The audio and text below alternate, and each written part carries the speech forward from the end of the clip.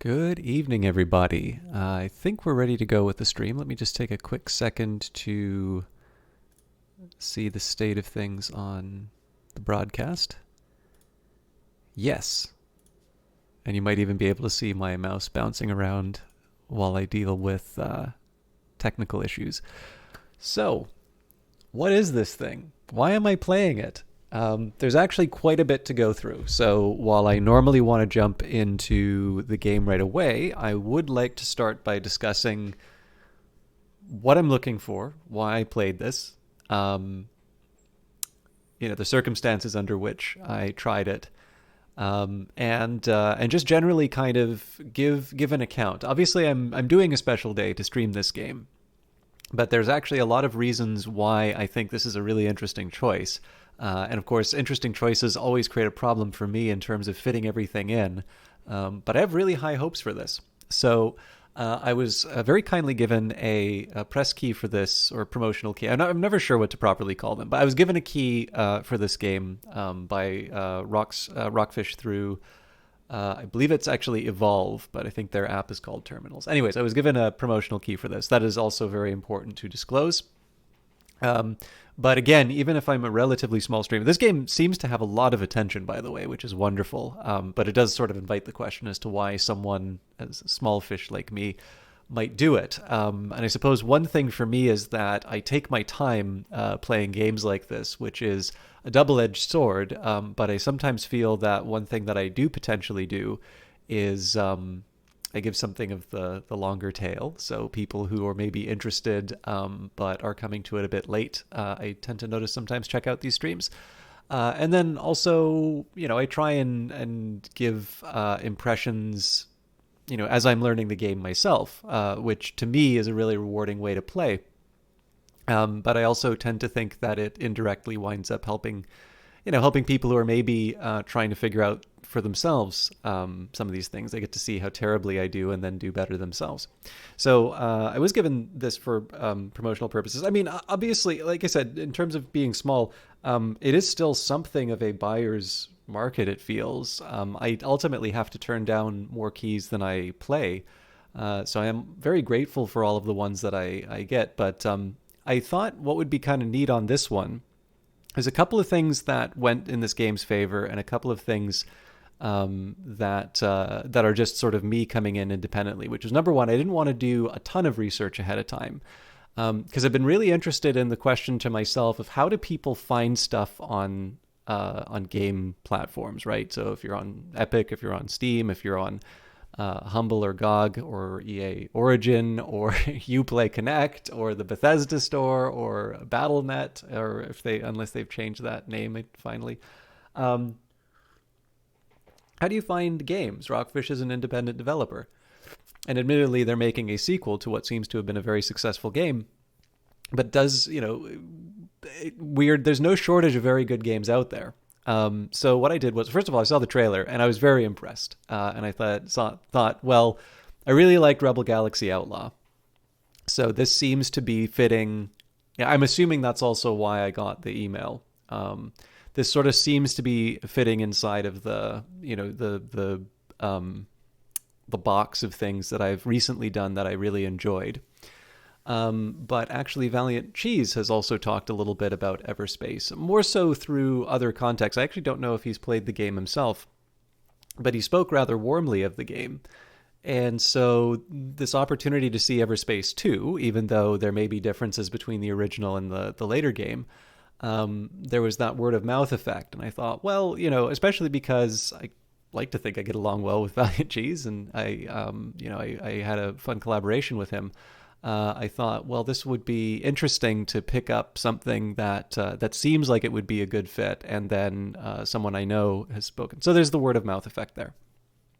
And then, but again, like, it was just a question of saying, it's like, okay, I've seen the trailer, I'm excited enough to try this out, so let's give it a shot. And so for me, this is kind of an answer to say, it's like, what is it like when somebody engages with something that they see, the marketing funnel or what have you. But on top of that, because it really does see, like, what I've described is probably enough for me to buy the game and play it privately. But what I also was interested in was how well it seemed to fit with the sort of stuff that I enjoy doing on stream, and I think people enjoy watching. And so I partly it's experimental to just see how well that assessment went. But it's also a really rare chance to go into a game which is about, going into space and being a pilot and such without knowing too much about it. Because that's, of course, the whole appeal of space games is that you get to go into the unknown, the final frontier, or what have you. So anyways, I don't want to filibuster too much. That's not really a filibuster. That's elaboration, maybe. I use filibuster too much, but let's get on to the important details. So, welcome to the early access version of Everspace 2. If you encounter any bugs, which is very likely, or have suggestions, please use the respective subforums on Steam. There's lots of social media for this game. There's a Discord, a Reddit, Facebook, Twitter, Instagram, Twitch, YouTube, and of course the Steam forum, which I believe, as they've said, is their primary source for bug reports. Important note, save games and key bindings will likely get wiped and won't carry over different versions. We are gathering gameplay-related data from your playstations. This helps us in balancing the game and identifying problems. We are not collecting any personal data and can only see averages and sums, not individual player data. If you don't want us to collect our data, you can turn this off in the settings gameplay menu. I always keep that on because as somebody who works with data, one, I know... I know how benign most of that work is, but number two, I also know that it works best if everybody does have it on, or at the very least, if there is, if the disabling is as good as random. So I don't know. This is one thing you can do that's free to help out developers, which is to enable the data gathering. But I also know that people have strong feelings about it. Finally, there's an epilepsy warning. Certain flashing images or light patterns may cause epileptic symptoms for a small percentage of the population. Even people with no prior history of epileptic seizures may be affected. If you experience any form of dizziness, twitching, or other kinds of unease during play, please stop immediately and consult your doctor. Now, you'll notice there's the continue sign here. I did check this out to make sure that it was working on OBS, so it's not a full I've never seen anything kind of playthrough. I probably did maybe like 5 minutes of sort of the opening tutorial, but we'll do it again just because I'd like to talk about it. There's one final thing I'd like to do. I'm a little disappointed that the music cuts out, but I did want to talk a bit about the early access statement because it's a fairly broad one, and I believe this game was actually the product of a Kickstarter as well. So I did want to take a minute here and just talk about what's going on and what their plans are, mostly because here it's sort of setting the table for me in terms of what to expect out of the game.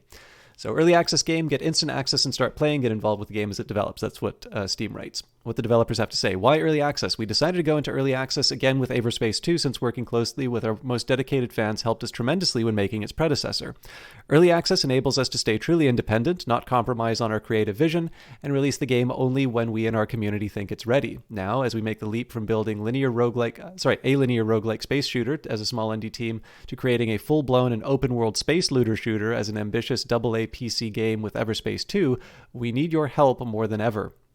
Open-world games with modern RPG elements, a variety of complex gameplay mechanics deeply interwoven with one another are arguably one of the most challenging genres in video games development. Combined with fast-paced 3D combat and exploration second-to-second gameplay in open space on planet surfaces as well as underground, and supporting first-person, third-person, and cockpit view as well as meaningful endgame content, adds even more dimensions of complexity not found in your average shooter. While we've been working hard for over 2.5 years to have all core gameplay mechanics and a good chunk of quality content in place for a solid early access release, there's still a ton of work ahead of us, and we look forward to getting your feedback and iterating the game based on that. Approximately how long will we be in early access? We look forward to working closely with you over the course of the next 12 to 18 months to make an outstanding narrative-driven open-world space looter shooter. How is the full version planned to differ from the early access version? Throughout early access, we will iterate on core gameplay mechanics, UI, UX, as well as world design and overall game performance on a monthly basis as needed. New features and content will be gradually added through quarterly updates. In these updates, there's a number of them. More star systems, locations, enemies, activities, etc. 8 star systems planned for version 1.0. More player ship subclasses and tiers. 9 subclasses with 4 tiers each planned for version 1.0. More ship customization options. More player levels. Max player level 30 planned for version 1.0. More items and resources, including legendary gear. More player perks. 6x3 perk upgrades options planned for version 1.0.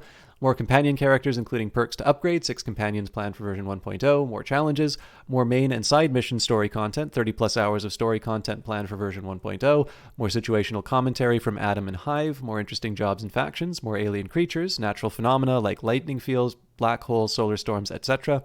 Fast travel system, different outlaw factions with different tech, better trading opportunities, price tracking, trade routes, quest inventory, codex, game difficulty setting, worthwhile in-game content and activities, achievements, UI and text language support for German, as well as professional voice dubbing, French, Italian, Spanish, Brazilian, Portuguese, Polish, Russian, simplified Chinese, Japanese, and Korean, and Mac and Linux support. We'll be sharing more about these and other features in development on our social channels and community updates. What is the current state of the early access version? This is the thing we're going to be playing. Everspace 2 launches in early access in English with full voice acting for the first 12 plus hours of the story campaign and several side missions that take place on the first 2 star systems of the final game. The initial version is good for at least 25 hours of gameplay while introducing pilots to Everspace 2's core gameplay mechanics of space combat, exploration, mining, puzzle solving, traveling, trading, itemization, crafting, ship customization, player and companion perks, as well as 5 different player ship subclasses. The game supports fully customizable controls for mouse and keyboard, gamepad, as well as HOTAS, including presets for popular Logitech and Thrustmaster joysticks hardware setups. I have a HOTAS, by the way, but it's not hooked up for this. I'm playing with mouse and keyboard. I might try it with a HOTAS, but let's ease into it. After multiple rounds of community testing by some 2,000 players and great feedback from various gaming outlets and content creators on the closed beta, Everspace 2 is ready for early access, and we can't wait to receive your much appreciated feedback on the initial release version. If anything does not feel right, is missing, or if you've got a great idea, make sure to let us know on the Steam forum. Rest assured, we read every single comment.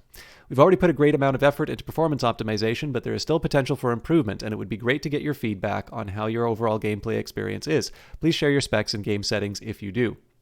Of course, there are various design issues and minor bugs already on our list, as the game is far from finished. That said, we believe that there's lots of stuff for you to enjoy even at this early stage.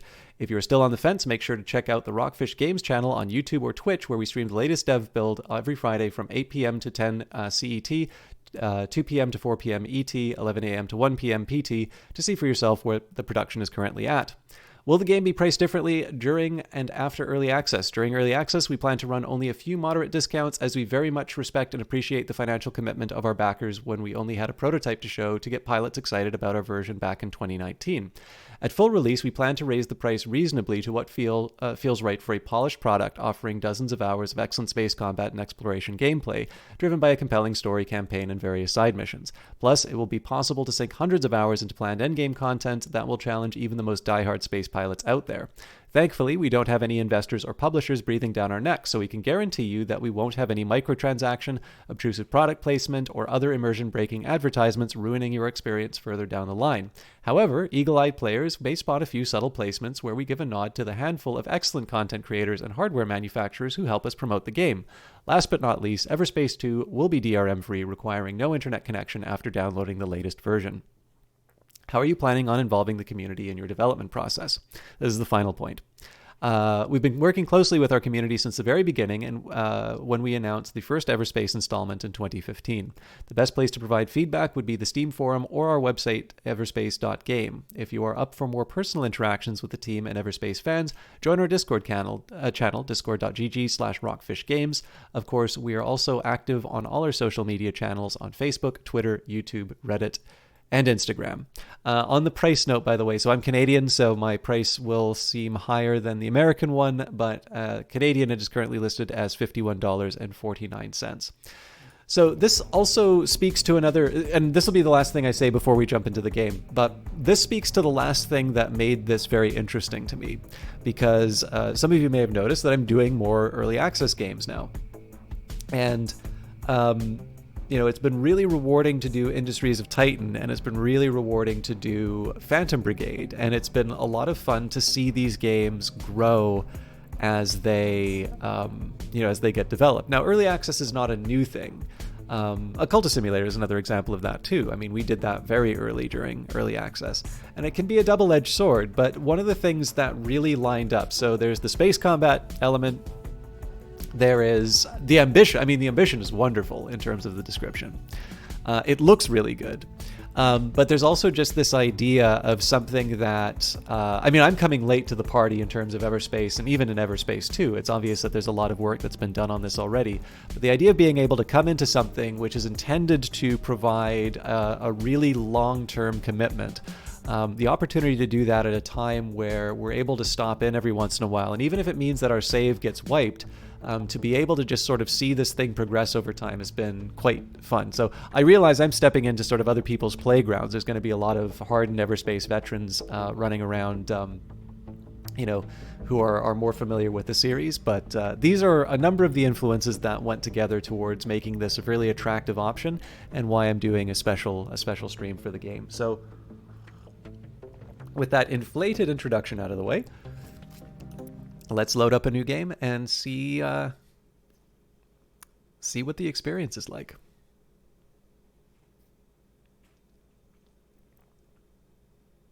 Oh, I should note, I didn't put this on my SSD because it's actually very full right now. So the load times will probably be a bit excessive.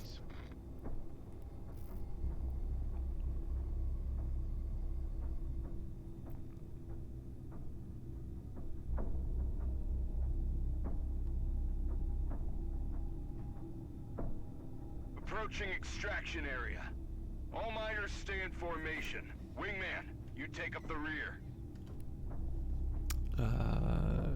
Well, it said tab for details. There we go. The Wingman, Part 1. I've been tasked to protect the G&B mining operation in the deep fields. System Seto, location G&B mining grounds, and I get 150 experience. Understood. Follow the mining convoy. Accelerate or decelerate with W and S.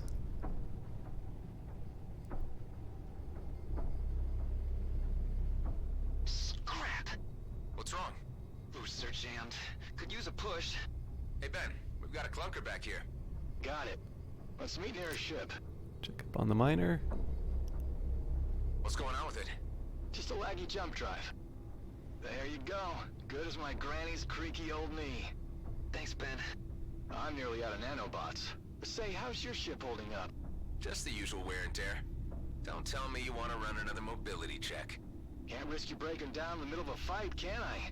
All right, knock yourself out. First, show me 2 nice healthy strafes, left and right. There. And there. What about your hover thrusts? It is kind of neat. Man, I can so hear your smile. Isn't it nice to have someone who cares for a change? It's actually... Now, some rolls. 1, 2. Finally, I need one last strafe, with a boost to the right.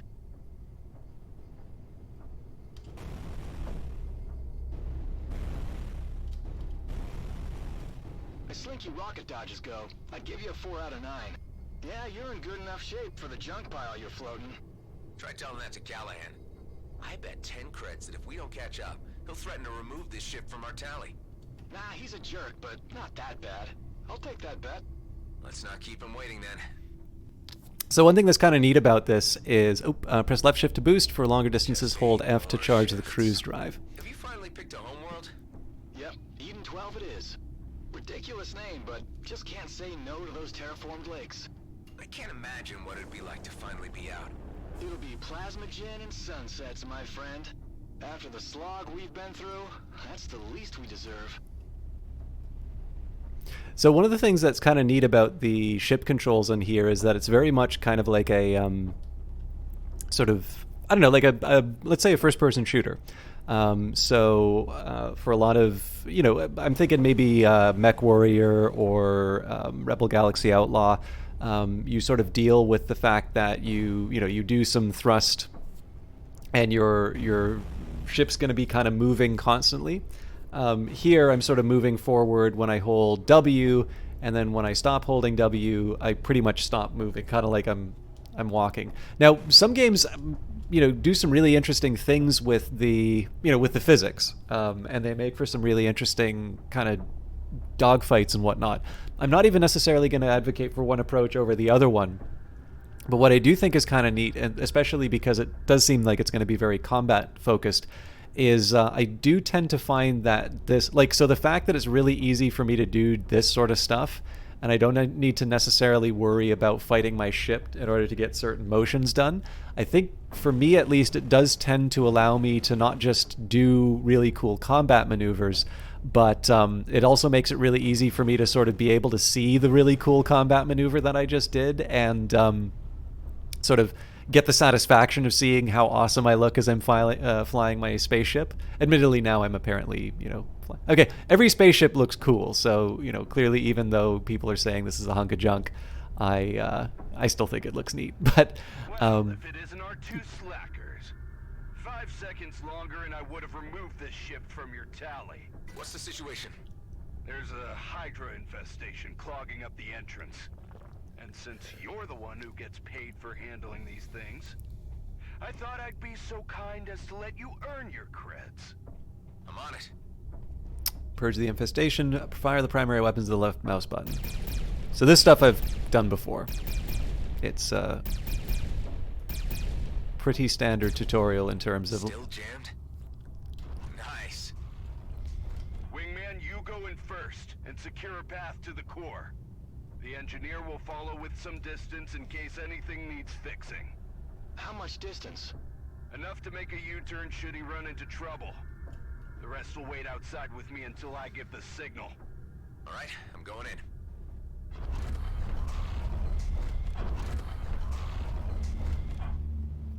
Reach the core. And of course, I don't need to be the one to say this, but this is a very good looking game.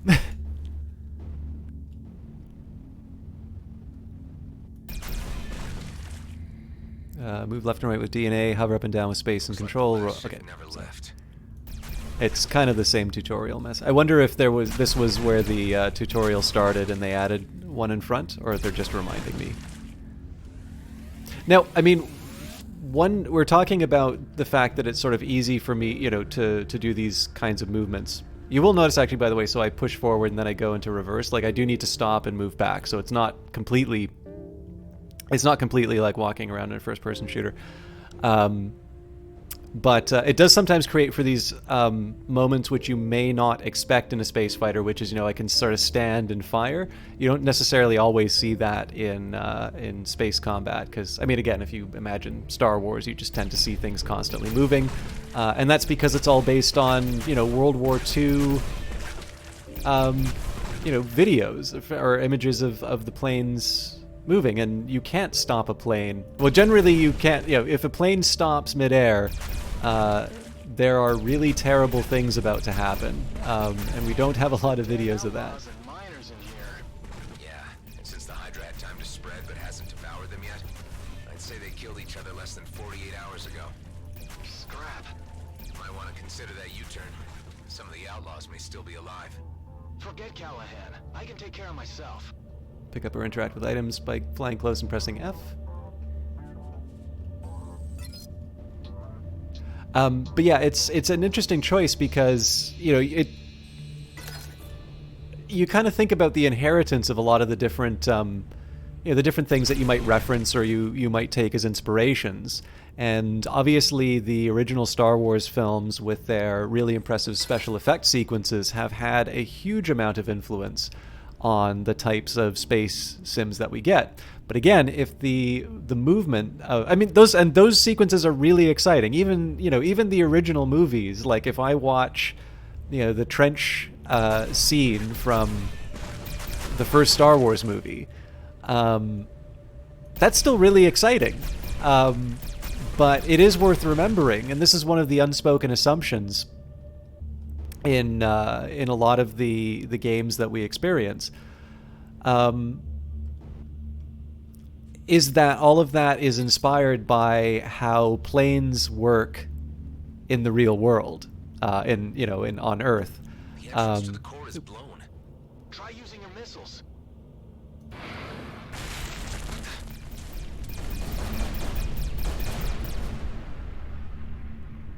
Whoever sent that might still be in there.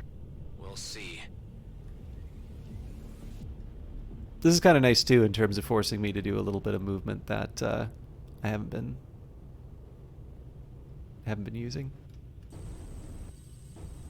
Wait here until I've had a look inside. Please be careful.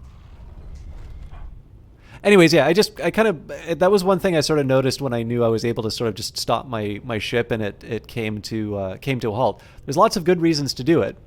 But I always just sort of think it's always interesting to run into a game that doesn't immediately ape sort of the previous successful entries. There may be some very good mechanical reasons for doing that in this game, which I haven't seen yet either, and it's certainly not the first one to do it. It's just one thing that I've been a little bit more conscious of the more I've been thinking about sort of space games, and particularly space games that I enjoy, and why they take the shape the way that they do. My rescue squad. I have no idea who you are. Hey, you're G&B scum. This'll take care of you.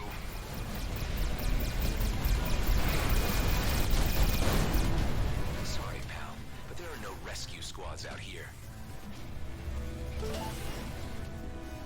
Everyone, the risk meter just went way up. There were outlaws here, and maybe more are on their way. So what? We've still got an armed patrol outside. They could be here any minute. All the more reason to work fast. Let's do this, people. Those crystals won't mind themselves. And that outlaw was from Bloodstar, not just some low-level grunt. He even had a custom-built coil gun. I'll keep an eye on the main shaft. And I'm gonna hold on to the coil gun. Let's hope we won't need it.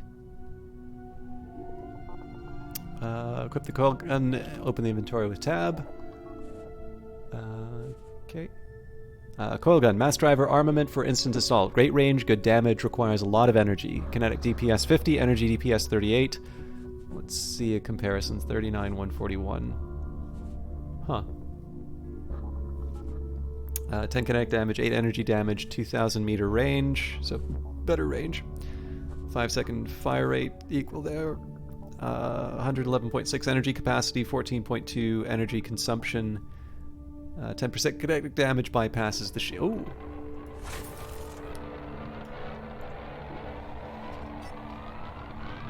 Keep an eye on the miners.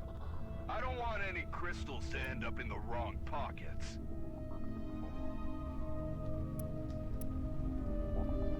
Hey, what's with the shaking? Could be the Bloodstar guys' rescue squad. And if they spotted our patrol outside, they won't just come in with medics. Son of a lizard. Alright, want everyone to stay calm and clear of the walls. I got this.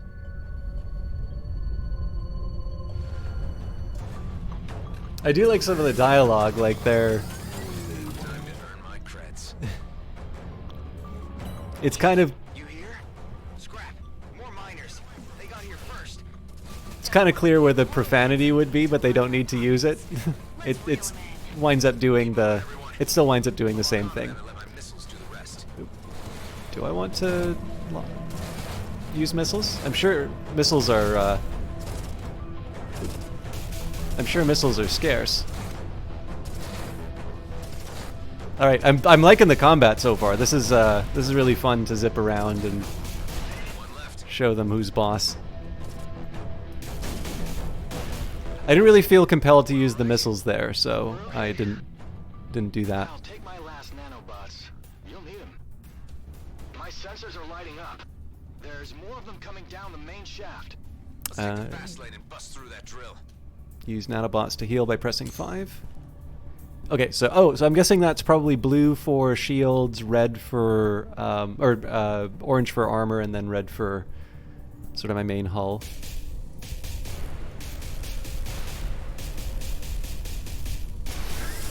Wingman, you go first.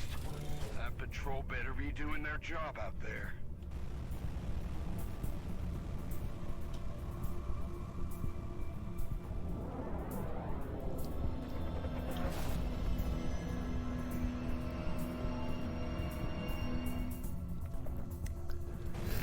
All right. Slaughtering the escort.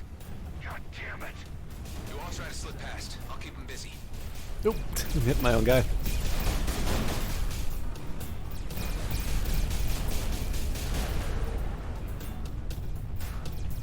More of them. I'm assuming that's a capital ship, and I probably want to avoid tangling with that. I did accidentally bump my mouse wheel, so I have a feeling I'm probably going to wind up changing weapons unintentionally a couple times. I can't jump. You'll fix it. See you back at base. Hey, you can't just leave me here. Sorry, Ben. How long till you can jump again? Engine's too hot. First it needs to cool down. I'll buy you some time.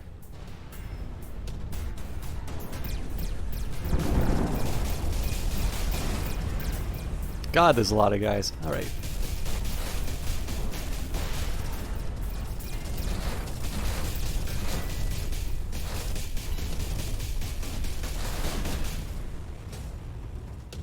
It's a little hard for me to find the person I was targeting, though. Oh, no, there he is. How's your ship? Cool down yet? No, it's still heating up. Oh, scrap! Scrap, scrap, scrap, scrap, scrap! What's happening? The engine's burning, and now it's moving all the way up to the cockpit. Use the extinguisher. Reduce oxygen. You got this. I got this. I got this.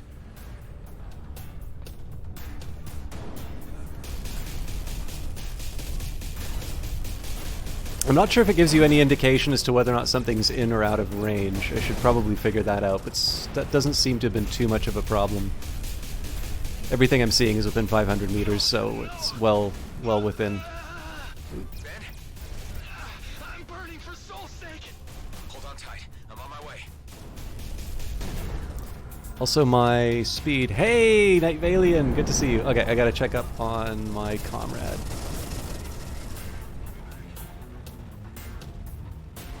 So the speed at which I was firing significantly dropped. I'm coming.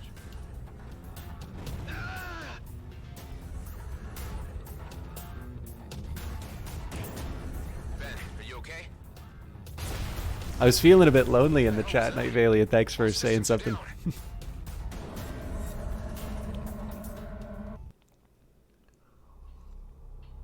Hope you're doing well.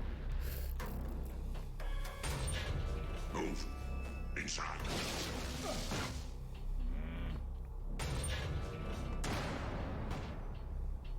Damn it. You're wasting your energy. We're locked in by a force field. I thought it was a Friday thing. Just sit tight and make the best of it. Looks like they threw you quite a welcome party. I've been here for quite a while already. Just a regular checkup on what I might know. Where did they grab you? Your outfit looks like GMB work crew. You guessed it. These jerks here got no style. Bunch of amateurs. They'll be looking to get the best price for you. So given your professional opinion, you know a lot about outlaws. Hell, I know a lot more than they'll ever get from me. You hear me? If it ain't Gas Mask, so where's your boss? Things have changed, Bashar. And because your cellmate here killed the chief, I am now in command. Did he now? And for your insults, I will make certain you suffer like never before. Where's my friend, Corbin Grendel? He's in the med bay, for now. Maybe he'll live long enough to fetch ransom. Your DNA scan showed that you're a military clone pilot. No wonder you bettered my predecessor. I wonder what your face value is. What if I broadcast your profile? That would be a bad idea. You may not like who'll come looking for me. Why would I heed advice from a clone? I know my business. Interesting. Station is under attack. And the turrets. Friends of yours? Yeah, the kind who want me dead.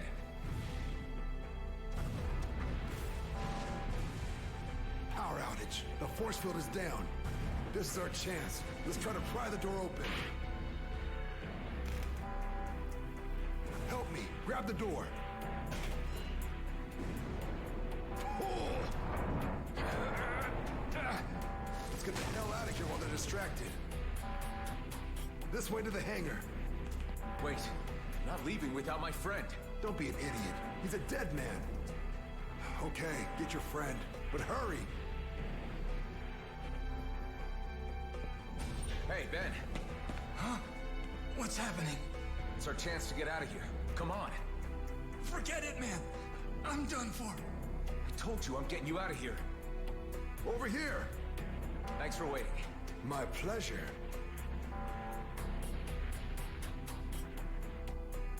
I might have more luck with a clone pilot at my side.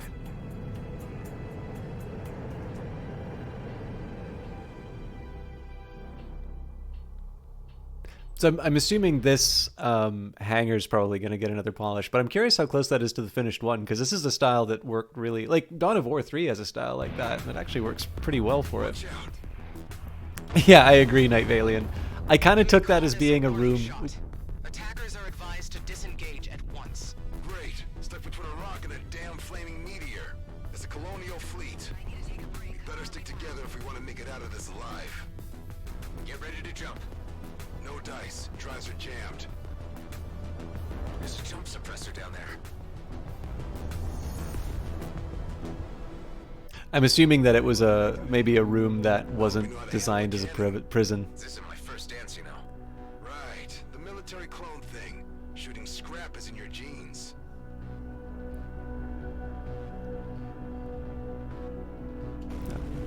There it is. I'm assuming, yeah, we got to deal with the turrets too. But yeah, so I think that tutorial did a pretty good job. I mean, we're probably still in the tutorial, but I think it did a pretty good job of sort of introducing me to what this thing's about. I noticed that a lot of the copy on I can't hit the... Oh. I know. I didn't know. It's down. Jumping is still suppressed. My sensors detect 2 more. Let's find them and get out. Just stay out of view of that cruiser.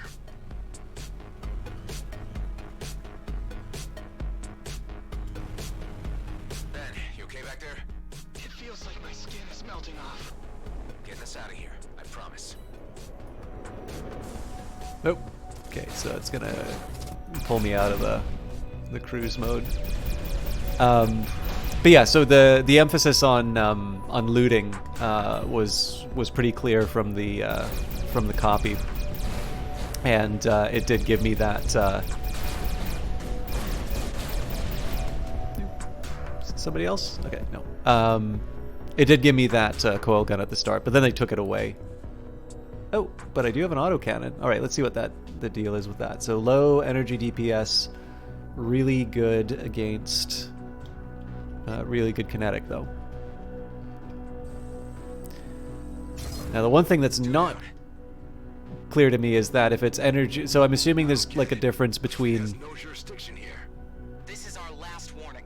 Scans are being initiated on all units. Harboring a military clone is a violation against the peace treaty. Hand him over. We will find him either way. It's you they're after? I told the gas mask not to broadcast my profile. Let's finish this and get the hell out. Okay. I'm just trying to see if you want to match the damage, so kinetic on kinetic, or if you're supposed to do it the other way, that energy is better at taking out kinetic barriers. So. We've identified you, Mr. Roslin. I'd suggest you submit your sentinel without struggle. Hold on tight, pal. We're about to enter superlight. Oh, man. Jump dry? Okay. I just push it.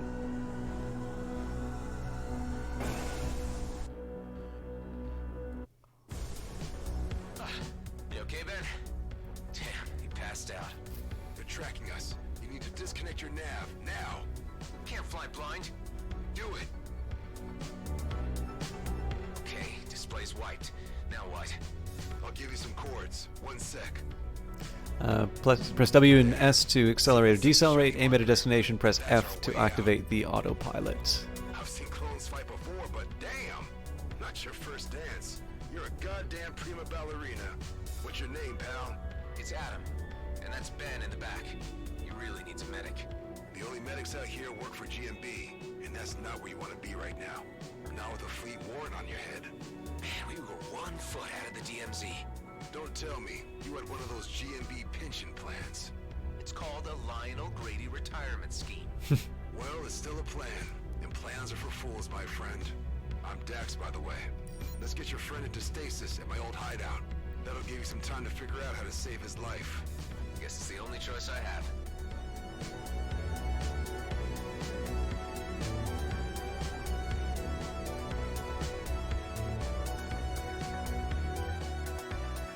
Sorry for the silence. I just don't want to talk over the dialogue too much. What do you think of this so far, Night Valiant?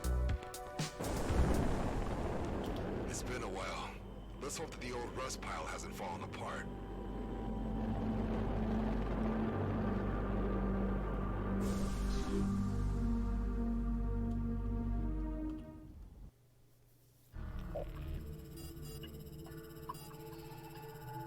Hey, buddy, we're here. Oh, man, you look bad. Ben's not responding. We need to do something now. There's a med bay, but we need to get to the control room first.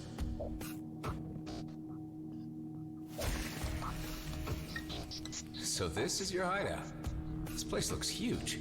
An old military post, found and decommissioned after the war. I laid low here for a few years after the DMZ was established. Here we are.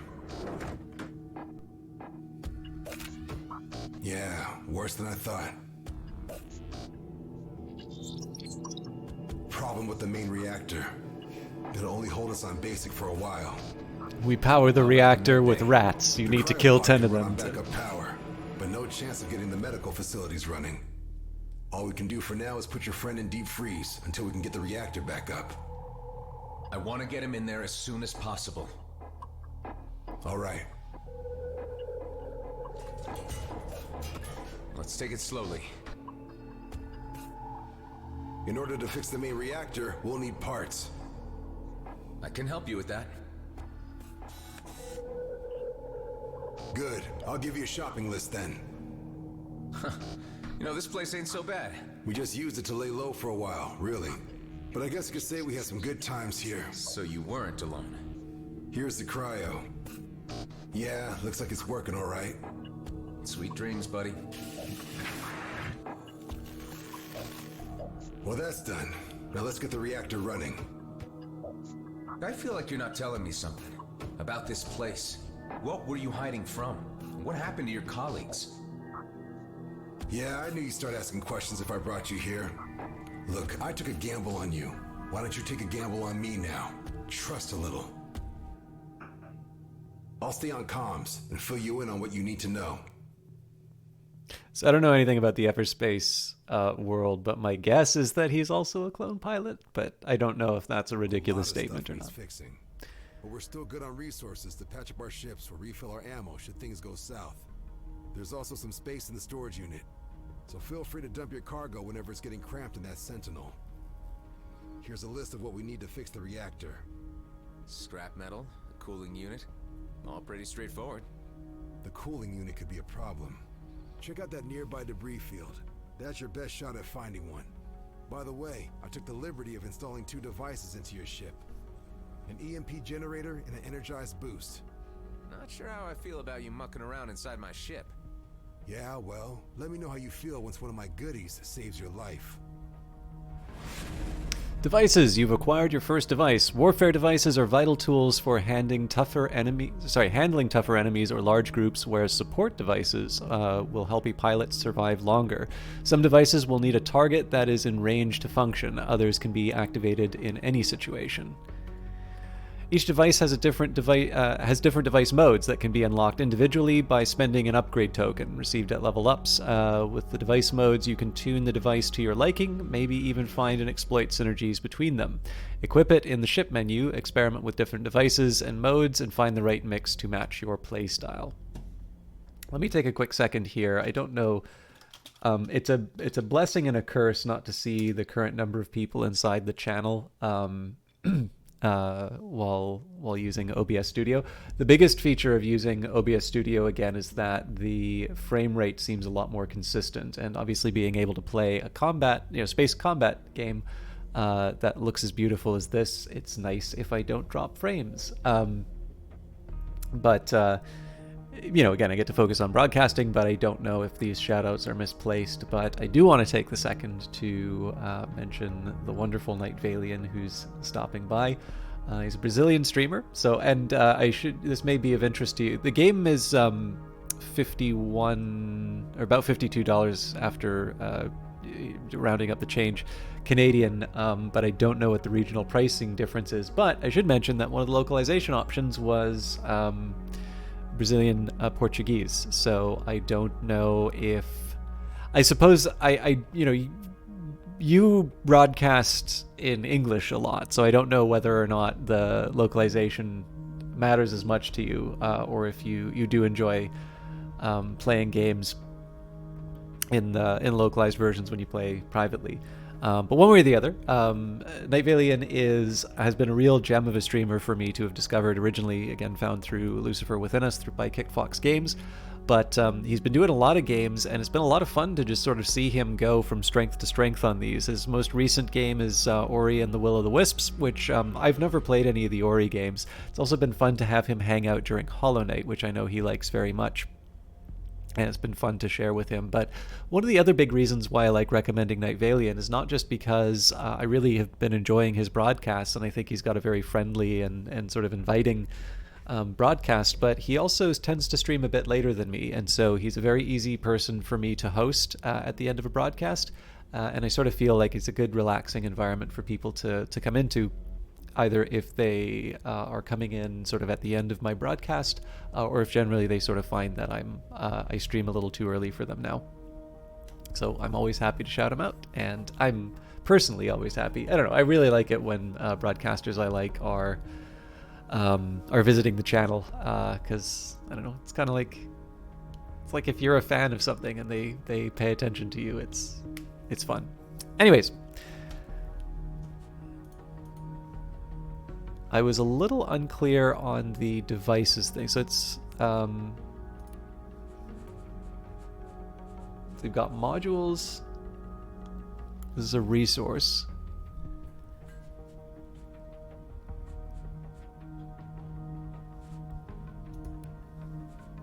Okay, here we go. Yeah. So this is the one drawback I've run into is once I go up to the tab screen, this happened with the missions as well, I kind of assume that the concept that they just introduced to me is the thing that I'll see on the screen. So my confusion was I was looking at this and I'm like, are these the devices? This doesn't seem to make sense. But I should be focusing on the ship screen. So I probably just wasn't paying attention properly. So EMP generator, warfare device, creates electromagnetic pulse in a 500-meter radius around the ship, disabling all targets for 8 seconds. I gotta sneeze. Excuse me.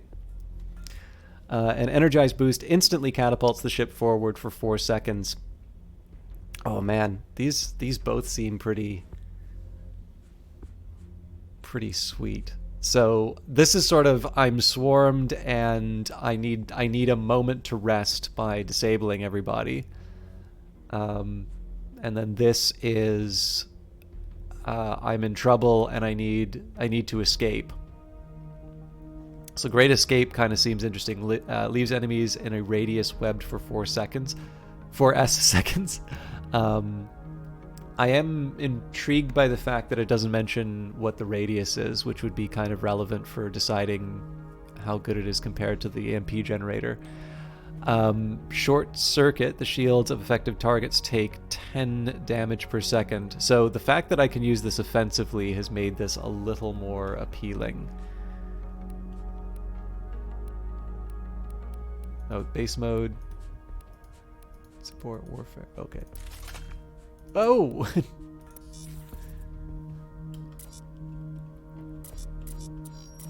Oh, okay, I get it now.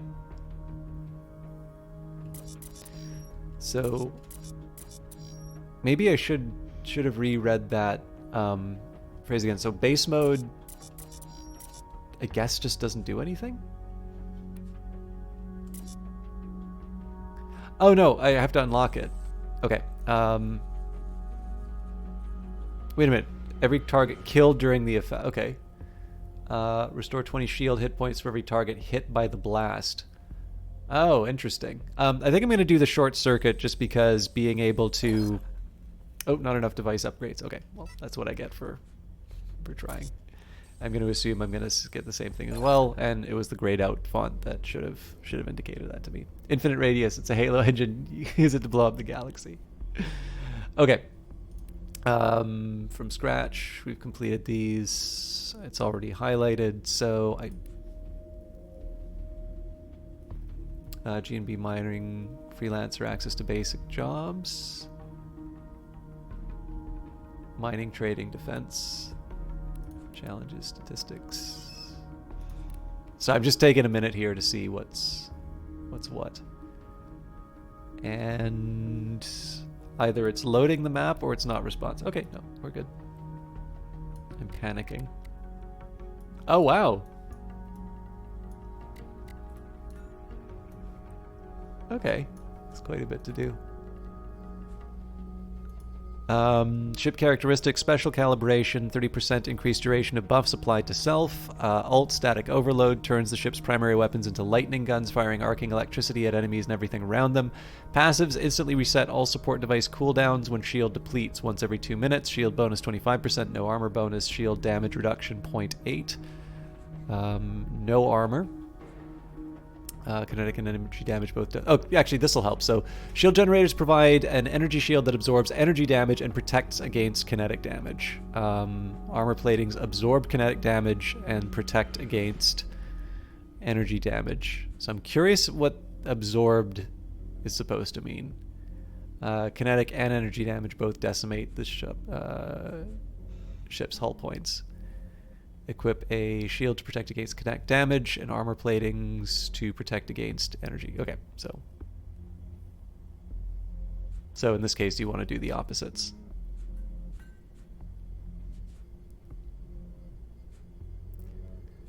And I do have a button here that says enhance. Cannot increase, need one augment to increase level 1. Okay. So I think I'm ready to, having gone through all the menus, I think I'm ready to go and collect some goodies.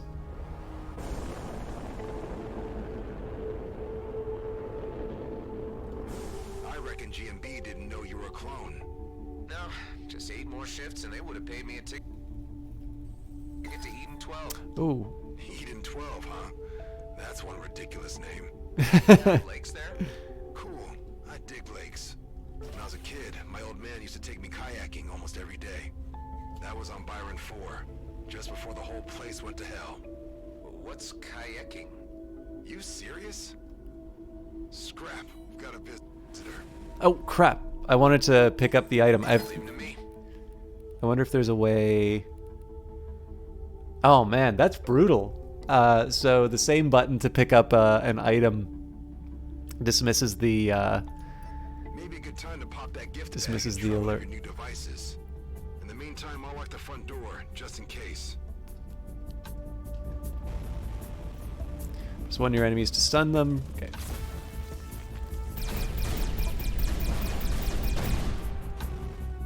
There, alone again. He must have detected us when we reactivated the hangar. So about kayaking. Kayaking. Best thing ever. Say, they never told us soldier grunts how you clones worked. But I heard they gave you guys fake memory fragments to keep you motivated while fighting. If kayaking isn't in there, someone clearly didn't do their job. My memories are fragmented, but not fake. They're a mix of random experiences taken from my clone father's life and every incarnation that came before me. All passed on from clone to clone, until they ended up with me. Holy! So you're some kind of body-hopping immortal soul. Well, not anymore. The cycle was broken. So this time when I die, I'm done. You know what? So one thing I'm not crazy about is the fact that the dialogue stops when you open a container. I'm curious what that... No, what prompted that choice, but... Kayaking. I really mean it. If I ever get the chance, I will. More outlaws. Make sure that the area is cleared before you head back. Don't want anyone to kiss and tell about this base. So I figure in this case I'll just try. Actually, here's one to try. Hey, Knockroach was right. We've got new neighbors. Let's give them the tour. I think I was too far away for the... There's quite a lot of traffic around here. Yeah, something must have happened to our cloaking system. Any luck with those resources yet? I'm still on it. Excellent.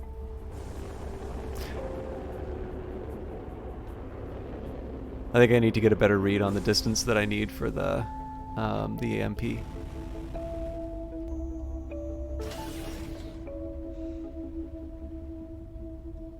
This is neat though. Like, it's really, I don't know, there's just something in terms of these space games, just being able to sort of zip around in a ship, and as long as it makes it very easy to do, I'm usually very happy.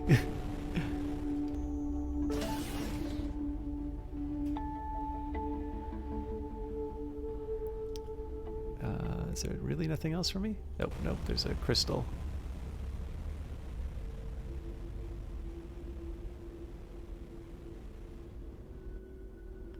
So we'll see if this gives me one or...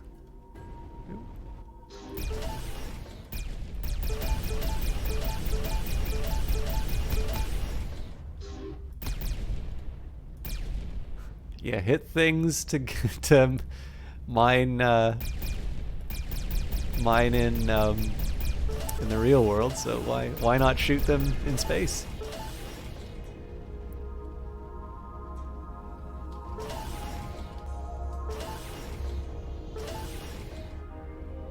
I don't know if these will be valuable outside of what we outside of this mission, but I might as well pick up what I can. Checked off everything on There the we go. list. Great. Now bring the parts so we can give that reactor a whirl. Nope.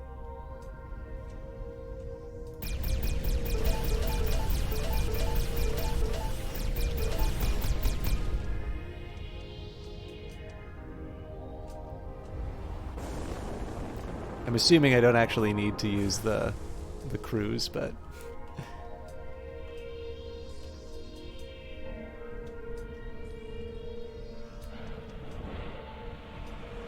All right, let's fix the scrapper. all right. Companion acquired Dax. Companion perks. Each companion comes with his or her own set of perks that can have multiple levels to unlock. Unlocking is done by fulfilling the requirements. Sometimes you will just need to provide some simple resources. Other times you are also asked to accomplish certain tasks. Note that all resources you are investing in a perk cannot be retrieved, so always think about when and how much to invest. Okay, repair the station's reactor to restore power to all compartments and unlock further Oh, okay, this is interesting. So, companions aren't just like something that you take out to space with you. This is sort of investing in the infrastructure. So, yeah, I absolutely want this.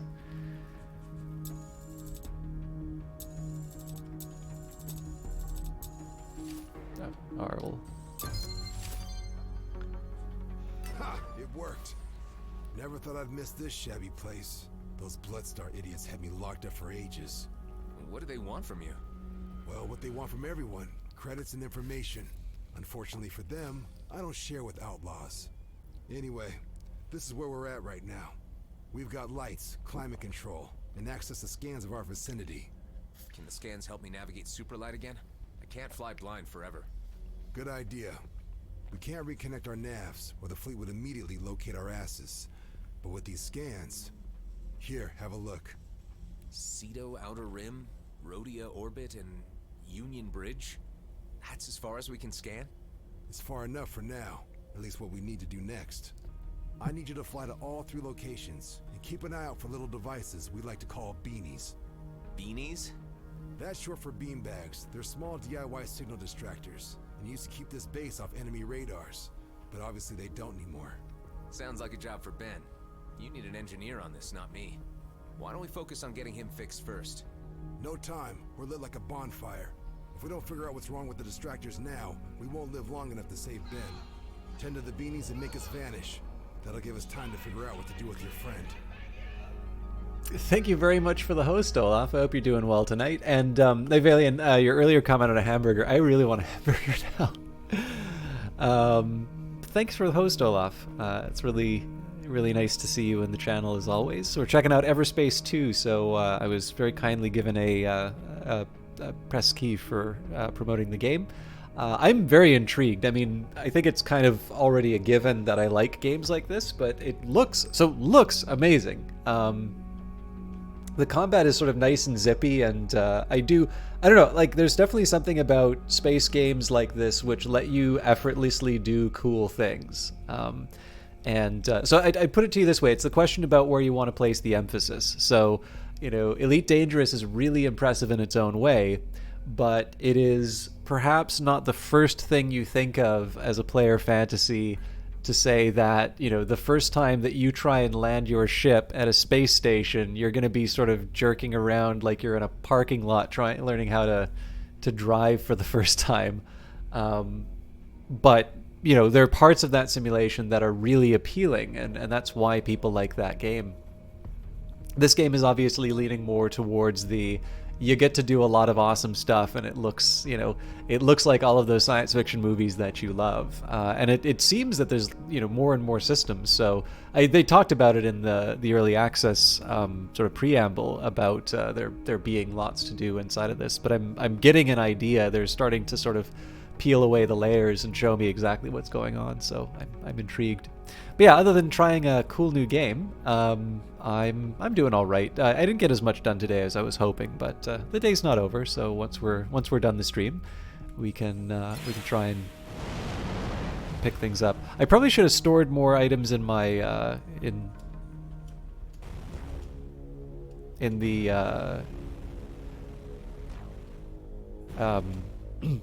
the hangar. Oh well. I know the mission isn't to... Actually, it doesn't list my mission. If I get a chance to pick up something, I'll take it.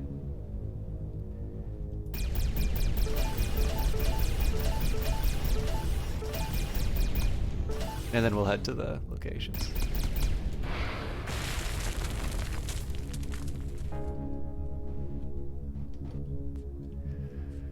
Calibrated scattergun. Multi-strike glowing firing projectile launcher, highly effective in close quarters.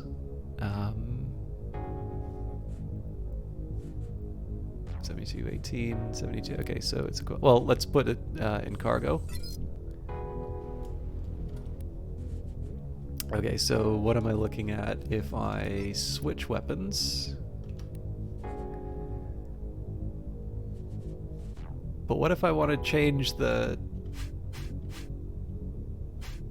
There we go.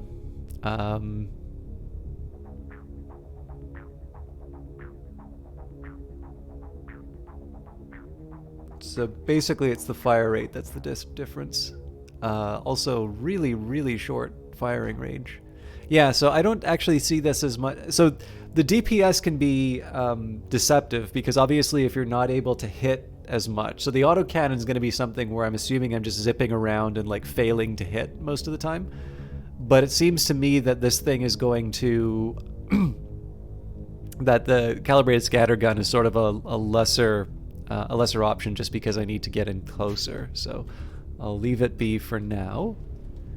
Oops.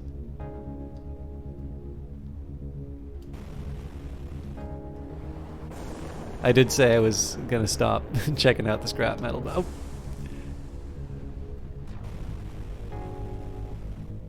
I can't help it. I really want loot. Out of curiosity, is anybody who's not just watching, but who's okay participating in chat, has anybody played one of the Everspace games before? This is new to me, but I am intrigued. Oh, this is cruise drive, not jump drive.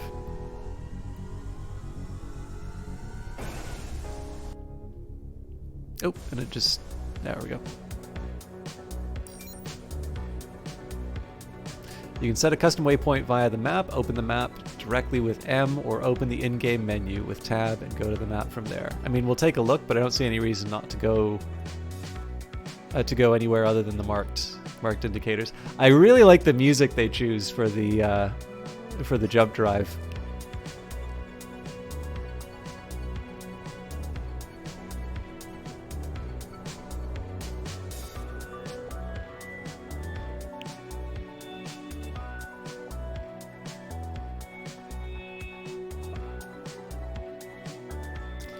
And again, I apologize for the load times. That's probably more of a...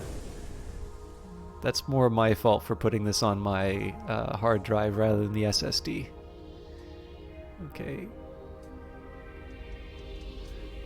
So do I want to mess with the Outlaws? Well, you know what? Let's practice a little bit. Oh, not what I wanted to do. Let's practice with our fancy gun for a bit. I also want to see if there is any kind of an indicator. There we go.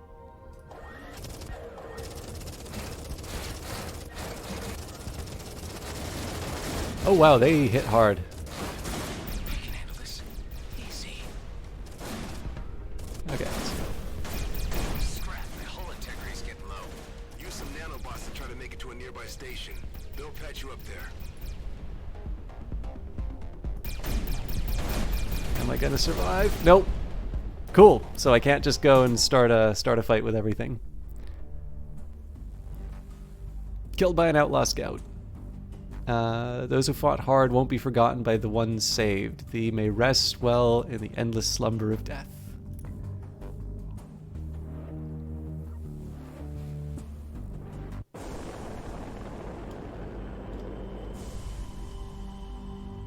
Alright, so let's see. Obviously, this is a reckless choice, but I want to see if I can do better.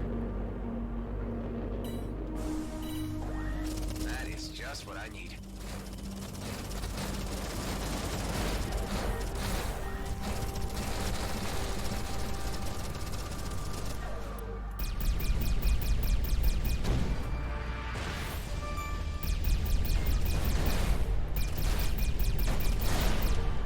Oh wow, so either the difficulty changed radically or I really blew that that fight.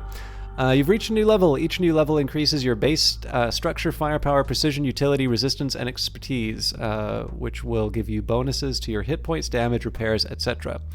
A detailed breakdown of these stats and their effects can be found in the ship screen. You've also received a device upgrade token, which can be used to unlock a device mode for any of the devices that you own. So one thing I'm going to need to get a little bit used to. Oops, looks like we got a railgun. One thing I'm going to need to get used to is using the mouse wheel to switch between weapons instead of pushing a button. Because you've noticed that I've kind of jumped a couple of times when I didn't intend to. That's purely a function of my. Okay, so it says G&B fighter. I'm wondering if I need to dodge these guys. It's just neat to see little details like fights going on in the background.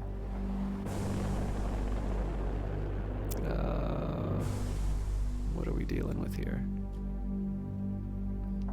I've tasted blood.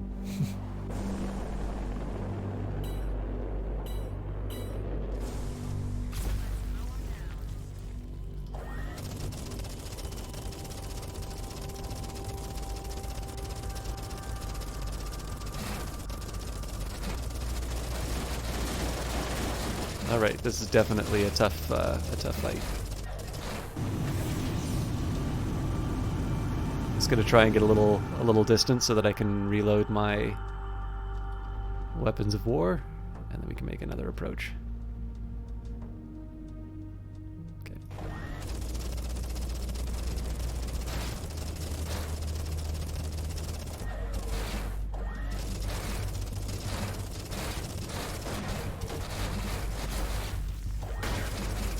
All right, that was not conducive to a.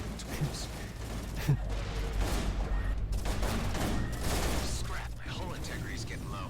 Use some nanobots to I'm try to blowing make it this to a like the nearby last station. time. They'll patch you up there. This is mostly about recharging the shield. Switch to the pulse laser.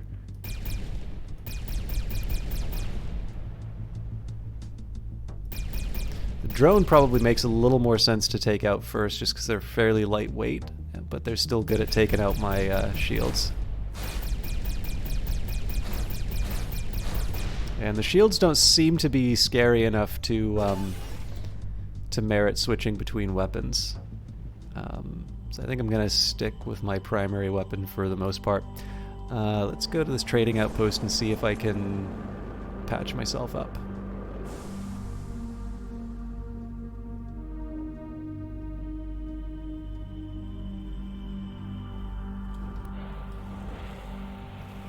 Welcome to Union Bridge Station. We have repair facilities and a storage container with ship parts and provisions. As long as you'll be paying, I am happy to share. Nope, I'm cheap.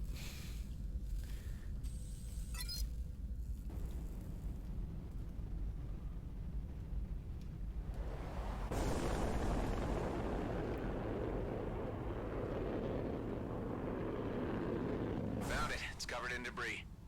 And its power core fell off. I'll plug it back in. No, keep your distance. Too late. Okay, this is going to be a little tough, but you've fully charged your ship's ults. Ults are special ship abilities that can be activated to unleash a mighty offensive or defensive power. They're usually charged by shooting down enemies, and have been used to be able to charge, and have to be used to be able to charge again. Be sure not to waste your ult on a single weak enemy, but at the same time, don't save it for too long, as it's just a matter of time when the ult is fully charged again. When active, you can stop the ult to preserve the remaining energy charge. Okay. 30% of duration, but no, that's not it. Turns the ship's primary weapons into lightning guns. Right. How did you know it was a trap? It's called scavenger baiting. Outlaws do that a lot. Besides, beanbags don't run on power cores. So, removing the debris should be enough. Done. First beam This is a back neat touch. online. Excellent. For a proper disappearing act, we need 2 more. That's a neat little way. I had no idea that I'd be able to move around debris. That's a neat little way of introducing that. Also, just a neat idea.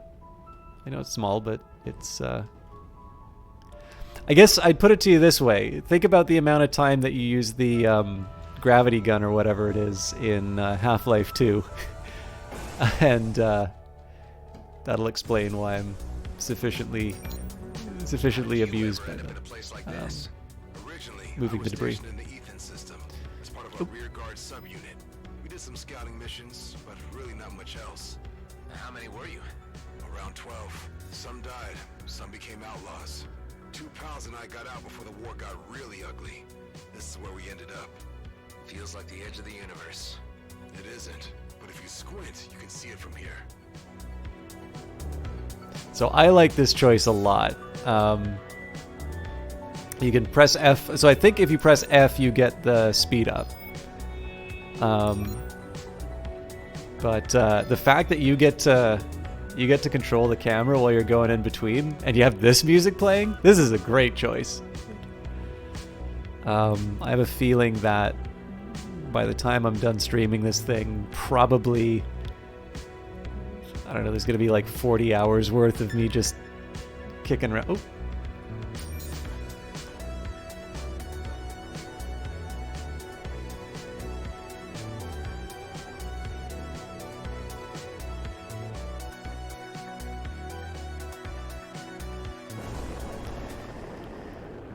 Get these outlaws off our backs.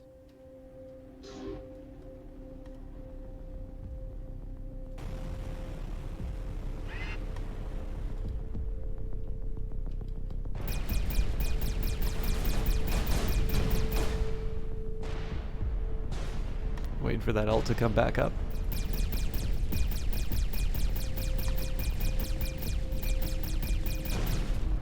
Ding!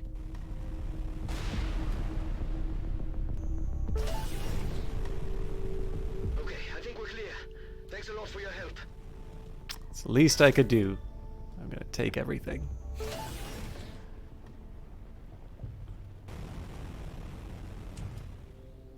I should also check about that coil gun, which is probably an improvement.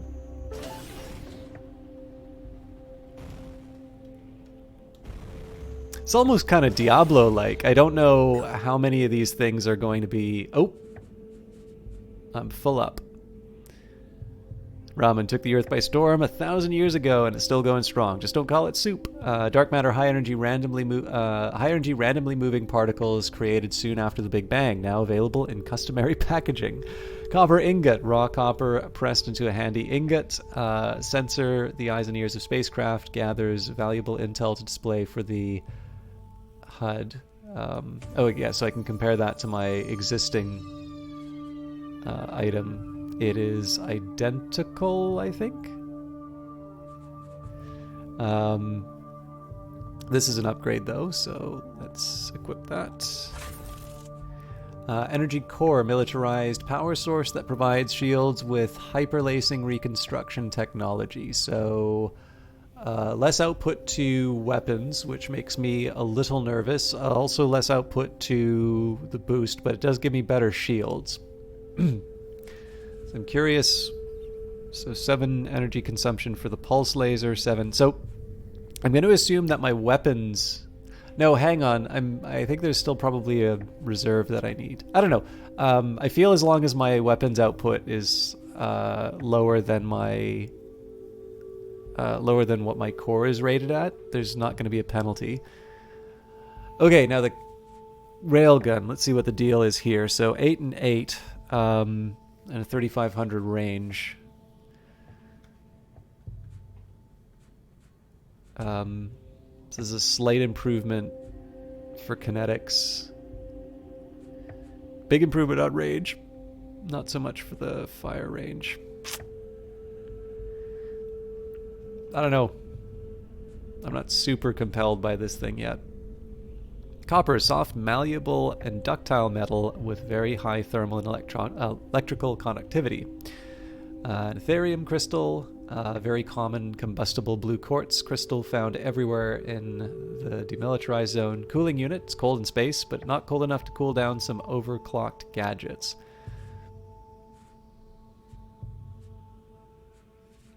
Is this something I can equip? Guess not. Energy charger. Charges energy fast, reliably, eco-friendly. Liquor, all kinds of distilled spirits, soothe the space explorer's lonely hours. Iron, a highly common type of ore that can be mined almost anywhere. Small nanobots, repairs 200 hull hit points in 3 seconds, so that I should be equipping right away. Scrap metal, worthless metal remain, so that you'll find everywhere in the demilitarized zone. Supergel, an indispensable component in any modern manufacturing process. And wiring kit. Despite great technological advancements, most ships still have thousands of wires in them. Okay. In the third millennium, it is still not socially acceptable to run around naked. The writing on this is really good. So I probably should be making... Should probably be making an effort to stop by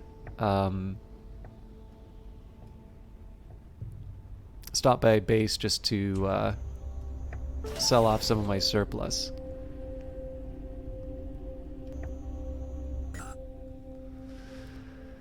Okay, I'm assuming I can't equip this into anything, so if it's 3 of them at 40, it's 120. Can I get anything better? Oh yeah, let's try a new energy core. So the boost is something that I'm maybe not crazy about surrendering.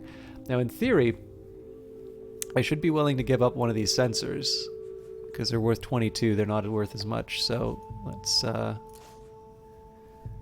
replace that.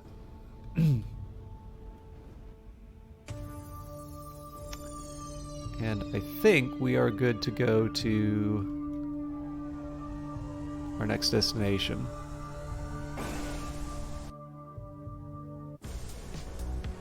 "51 light years," that's not the one I was looking for.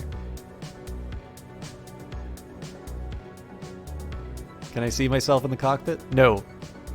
Feature to be implemented later, no doubt. So the other bit of good news is if I'm in a tight spot, I should still be able to use those nanobots.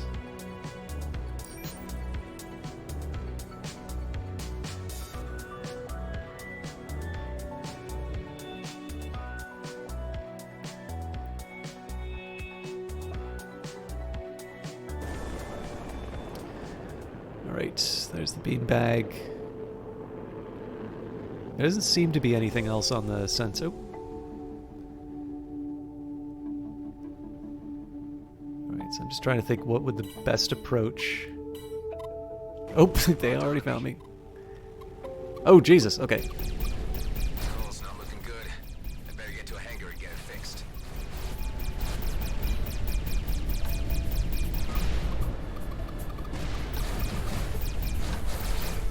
Okay, they are wrecking me.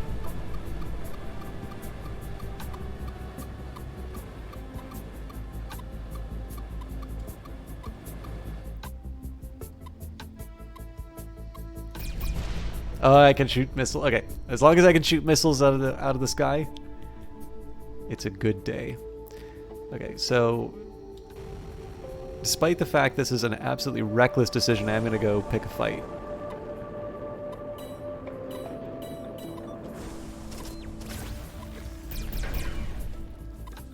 And then utterly fail to deliver on the EMP.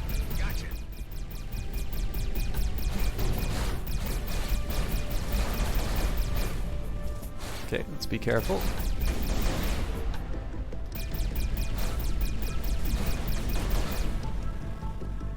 Almost enough.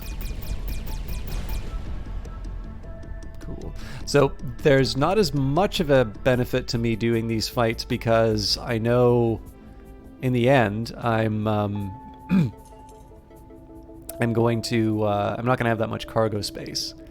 But there is some experience for my troubles, so.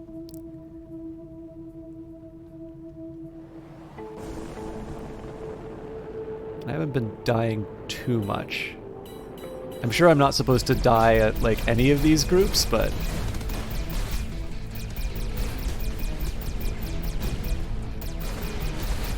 The music cues are really good on this. Okay, let's get a little careful. If I can, it's nice to avoid any hull damage.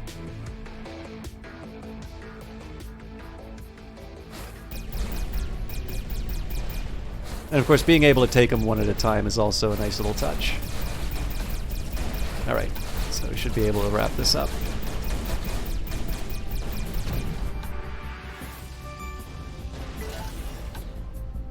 Level 3.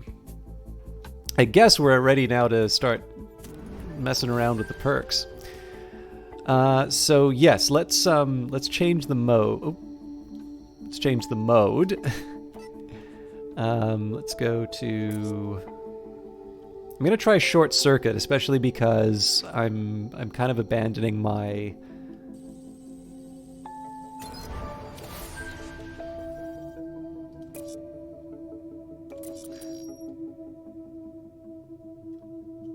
I'm assuming I can only have one unlocked at a time.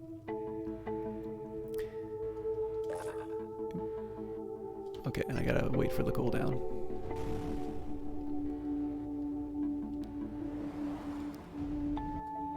There's more loot.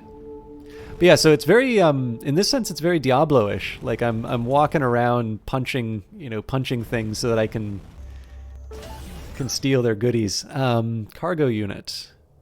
Optimizes storage limitations for more efficient use of available space needed for dismantling of equipment. Haha, the day is mine. A cargo unit enables you to dismantle equipment. Dismantling equipment will give you crafting resources that can be used to craft or modify an item. You will also receive crafting XP for the respective rarity needed to unlock blueprints. To craft an item, select Craft on an empty cargo slot. To modify an existing item, select Modify. I will give that a try, I just won't do that right now. Oh, and leveling up also seems to have given me health.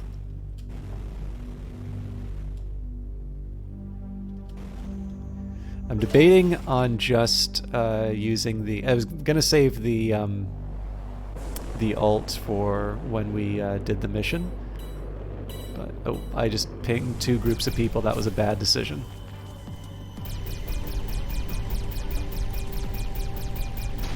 So I chose a specific upgrade that I did for my EMP because I've kind of abandoned use of the autocannon.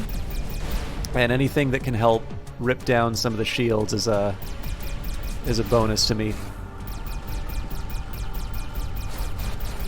I should have got my my boost upgrade. I could have webbed those guys. Okay, so we'll give it a second to recharge my shields. And now we can make them miserable.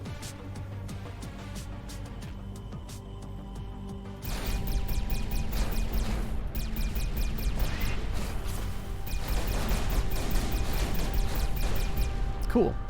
Alright, definitely getting a feel for the combat. Sorry, I needed to scratch my nose and put us into a spin.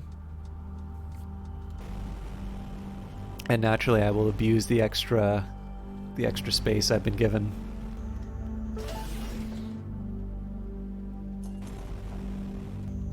Oh, let's get that upgrade before...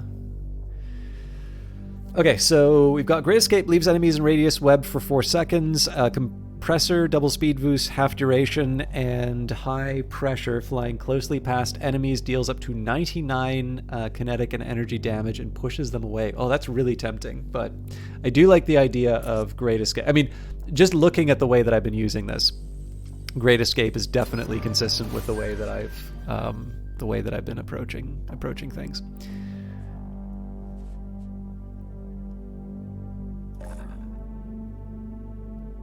Need 1 augment. Okay, so I need modules for that. Banked. High capacity rocket launcher. That's got to be something I want to equip right away. High capacity projectile launcher. No guidance technology. Strong at large, slow targets. Cool. I'm curious how I select this, because if the right mouse button is my missiles,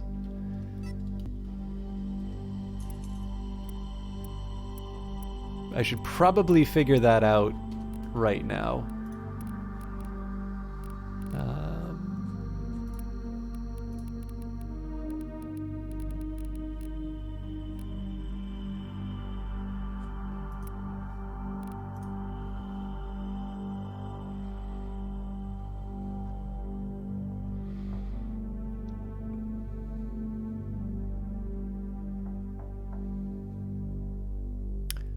R. Cool. Okay, any more goodies to pick up, or are we... Alright, here we go. I hope it's not too much of a pain for me to be... Oh, what's this? I hope it's not too much of a pain for me to be kind of messing around with stuff that's not the main quest. I'm enjoying being able to do some of these secondary things. So I know it's probably a little bit of a slower playthrough than what maybe people who are first trying to get an impression of this game are looking for. But it is also my first experience with this game, so I don't think it's entirely inconsistent with I don't know, like for me this is how I'm reacting to seeing this game for the first time. And hopefully some of you find that informative in terms of how you have at least the option to spend your time.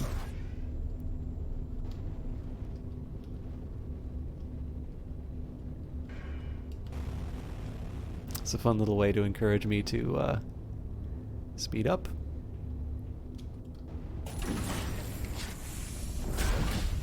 Oop. Interesting.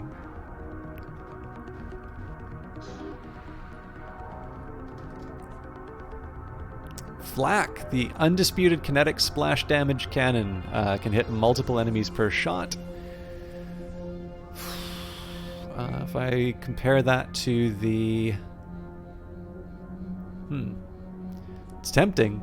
I'm definitely going to need to figure out what kind of weapons I want to pick. Right now I've just kind of been floundering with whatever I've got. And phase plating. Carbon phase armor that blends into the hull, protects against energy damage. So... plating is locked for some reason.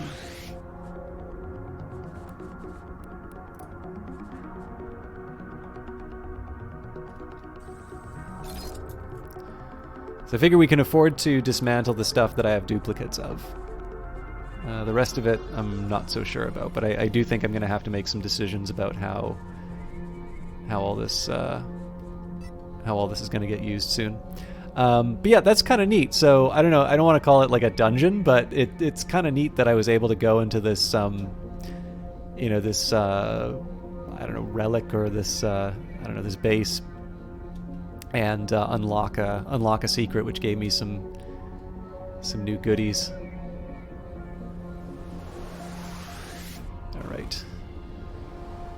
feeling confident.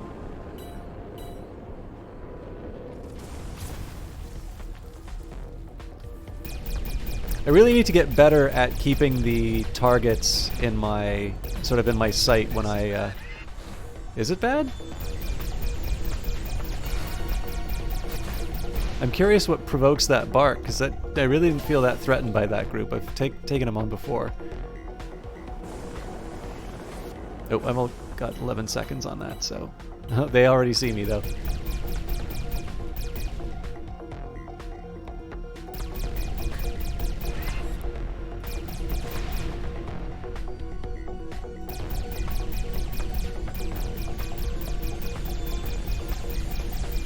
Sure we get in close enough to use our abilities, although the shield isn't as important.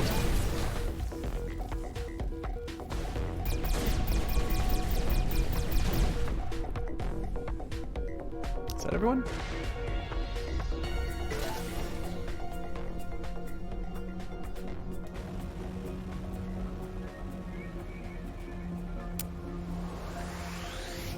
And I suppose if this isn't an upgrade, I can afford to scrap at least one of the energy cores that I've got. Okay, so for purposes of comparison though, 21, 37, 21. Okay, so we can sort of afford to dismantle. This is duplicate, so we can afford to dismantle it.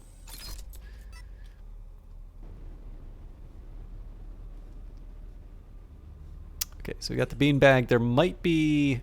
I get the impression that you don't get to see all the enemies in an area all at once. So we may find some new people as we move in closer, but I figure I should probably do the thing that I... Found one of your beanies. Looks like an asteroid bumped off half of its antennas. Maybe we're lucky and they got caught up somewhere. Oh, that's a neat... I guess it's giving me an indicator of where they... Scan to simulate the crash. And what do you think I just did? Smart man.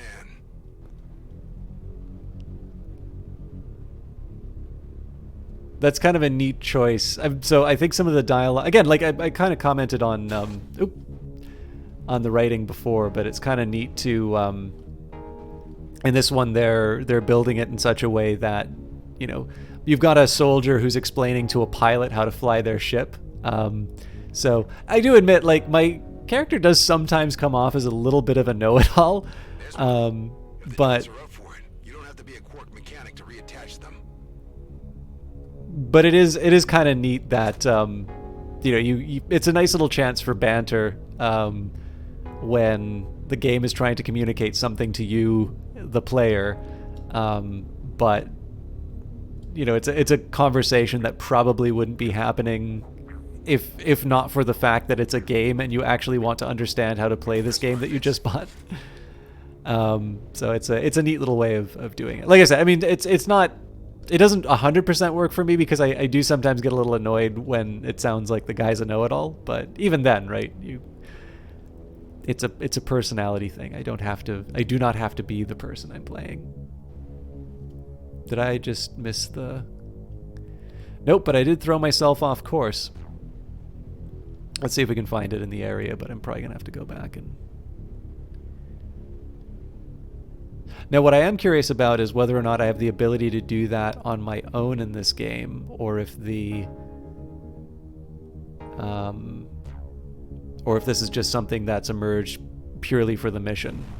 Because I can kind of see how you can get a couple of good puzzles out of this. I mean, I'm already doing it right now, and the fact that I let myself get distracted. I'm sure like somebody's gonna look at the responses on this is like, oh wow, even this simple puzzle was too much for this guy. Maybe we should make it easier. In aggregate, obviously, they specified that they won't be looking at individual details.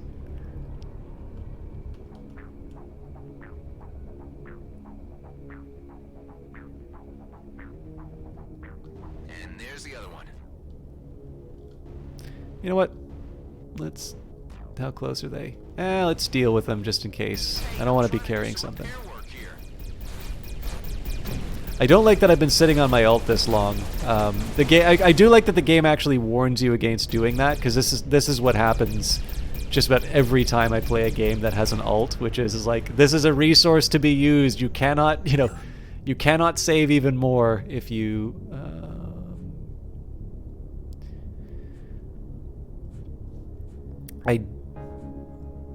I'm going to admit it'd be kind of nice if they gave me a clearer idea.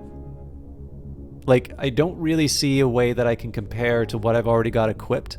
I'm pretty sure I want to dismantle this thing, but I don't have the hard numbers to figure that out. All right, let me get my... Anyways, yeah, number one, obviously I'm going to do combat, but number two, I'm going to, I figure it's probably better that I not be carrying some gear in the middle of a firefight.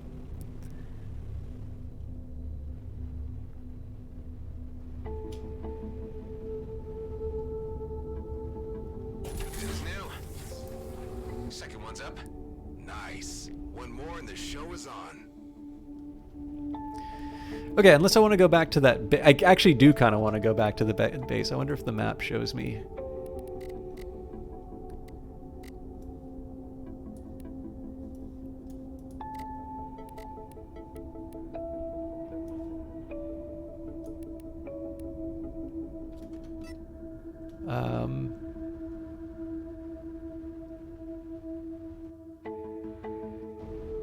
So that was the special items. Oh, well, far be it from us to leave the area without being a bit of a space jerk.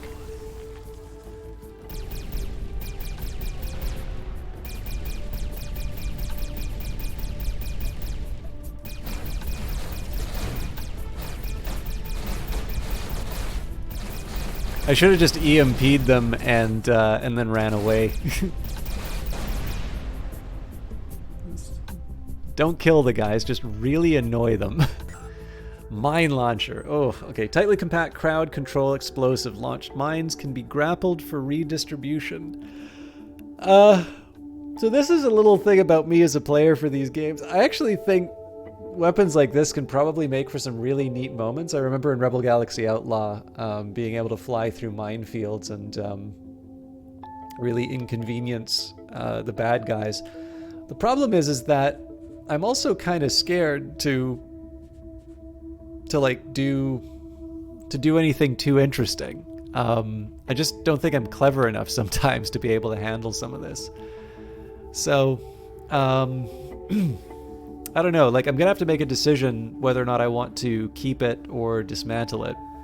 I think in this case here, I'll dismantle.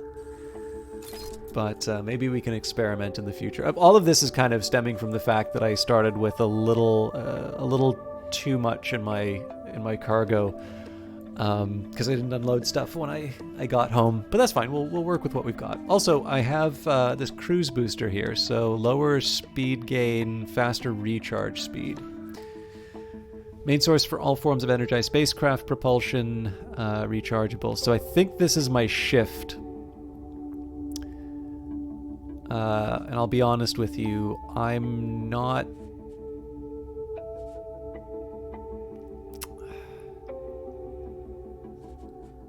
super convinced this is worth it.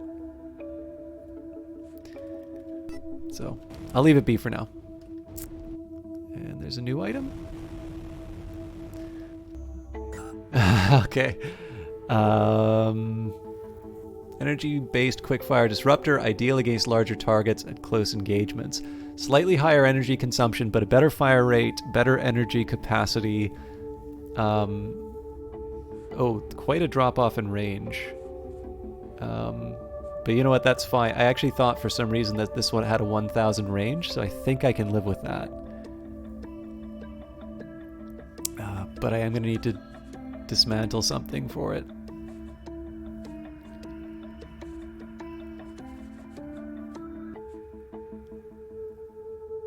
Oh man, I wasn't even thinking about the other weapon here. Okay, I got too much stuff.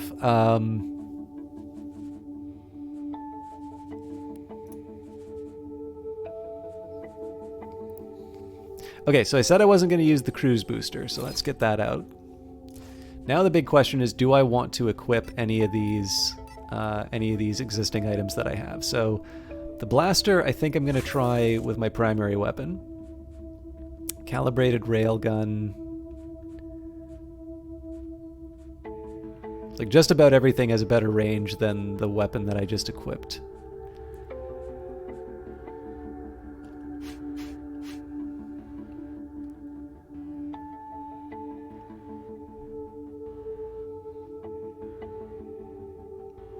It's a bit of a hog on energy consumption.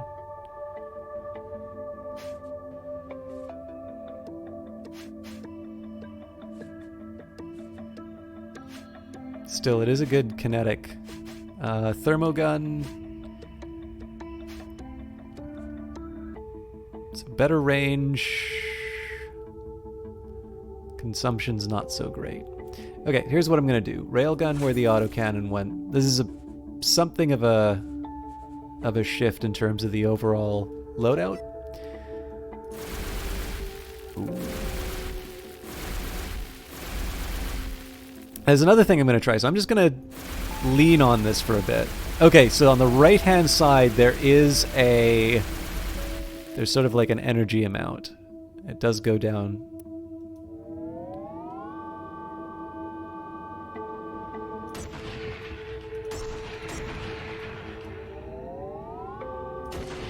Interesting. Okay, this will be fine. I mean, it's going to be a bit more of a brawling strategy, but I can see this working.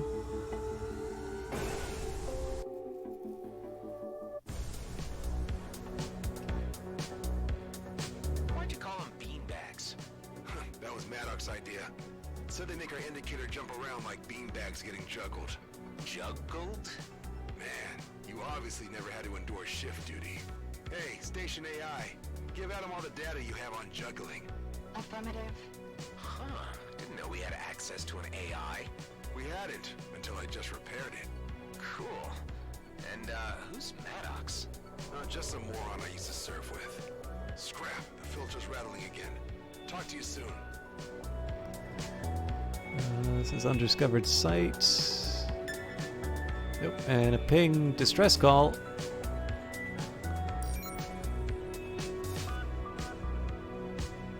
I know it's so minor, but these sequences, I'm actually a really big fan. They are a highlight for me, which is a shame because like this game is so interesting in terms of its combat and such.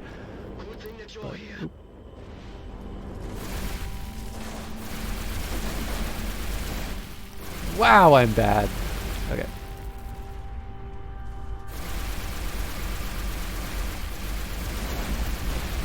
I've been detected.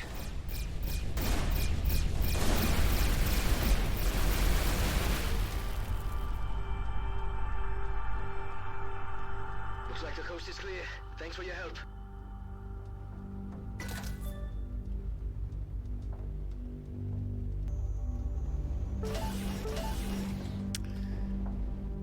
I just did it for the scrap, my friend. Alright. I think that's it. We can head back to our... But yeah, so like the combat and all that's really interesting, but I don't know. There's just something fun about jumping between the different areas.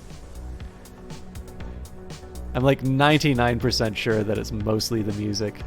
I fully expect that I'm going to have to look cool as hell in this cockpit when version 1.0 comes in to fit out the full experience.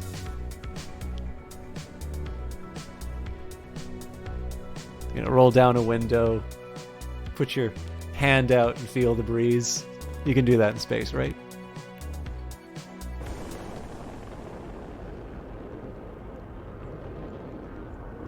Okay, let's deactivate just to see what we're working with here. Son of the beanie out there? Flying Got Duchess. this marker jumping around on my display, though. Could be it. Try to follow it and keep me posted. By the way, if you need better tech, there used to be a trader around that area. Calls her shop the Flying Duchess. Maybe worth checking out. How you doing, Debauchery Now? Wonderful name, by the way. We're definitely going to visit the trader, if anything else, just so that we can clear out some of the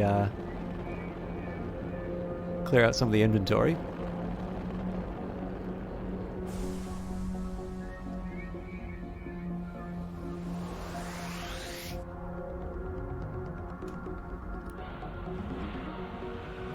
Oh, would you look at that?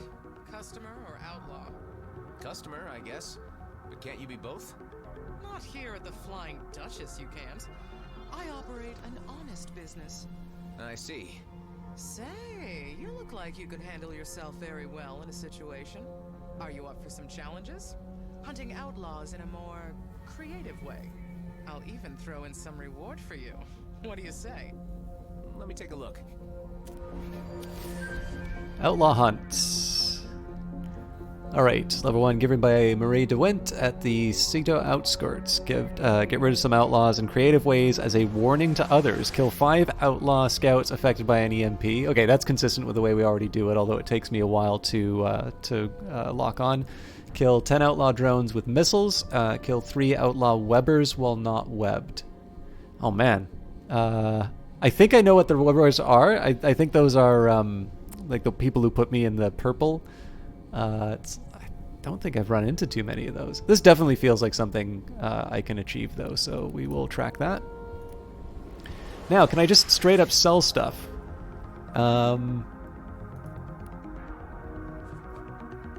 Yes. Yes, I can.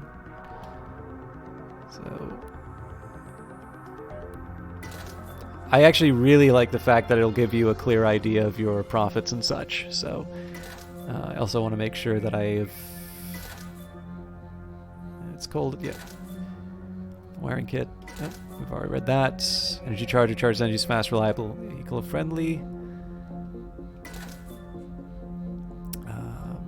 Power cell, your standard energy storage used in a great range of devices. Super gel, we already covered that. Worthless metal, we covered that. Copper ingot, we covered.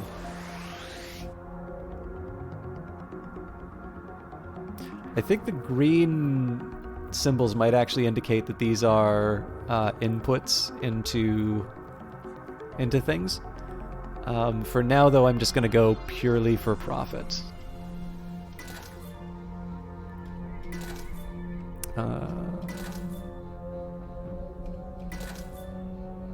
Increases damage. Okay, well, we can put that. And I really should. Oh, I need to be in port. Okay, that makes sense. Plating. Installing a plating item gives your ship armor. It protects against energy damage and is a second layer of protection after your shield has been depleted.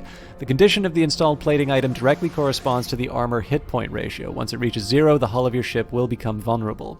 Plating items automatically repair a small portion after each kill. They can also be repaired on stations or through a special item and ship abilities. Good to know.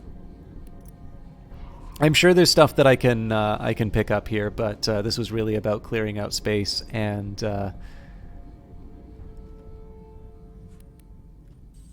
as it turns out, getting a challenge. So let's go find some baddies to inconvenience. I do like the little space battles in the background.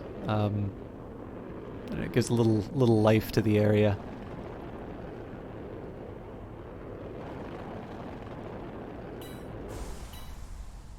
Okay, so we got more than one guy.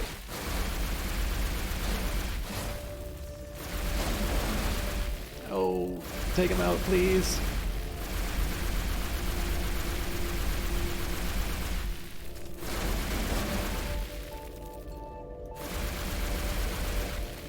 I could wait 20 seconds for the EMP. Yeah, why not? I also didn't realize that, so I'm noticing that there's a marker for the, sort of anticipating where they're going to be.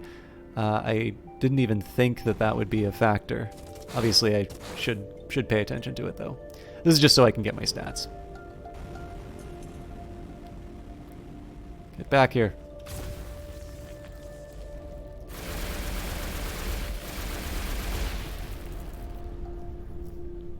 Three more of those to go. All right, what else are we looking at here? So ship. I'm sorry to do this. I am going to stop by that shipwreck, though. Like I said, I'm not sure Diablo is the first thing that you would think of in terms of comparing... Oh, this is neat. So it's hidden behind... Oh, no, it is the item. But yeah, I definitely get the feeling, you know, just picking stuff off of all of the bodies that I'm taking out. And just, you know, unlocking all the treasure chests and stuff like that. It's I don't know why, but it's the thing I'm thinking of. And much like in that game, I wind up doing a lot of sidetracky kind of stuff. Okay, so we need to kill the drones with missiles. Actually, this also gives me a chance to try my new high-capacity rocket launcher. I think these are dumb missiles, so I'm going to need to get in close. Oop. Oh, yeah, that's not going to work at all.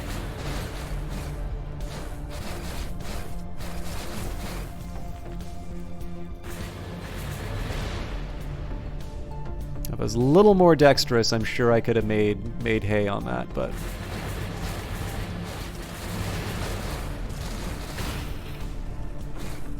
let's get out of here. This is just so I can let my shields recharge. Looks like we're up against an outlaw scout. So if I can hit him with an EMP, so much the better.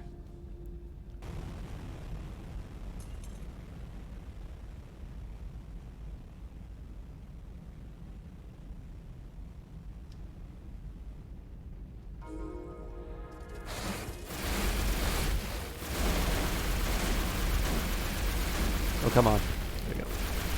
I'm probably not going to be able to get them while they're stunned. Oh, we're so close, too. Not worth the 25-second wait.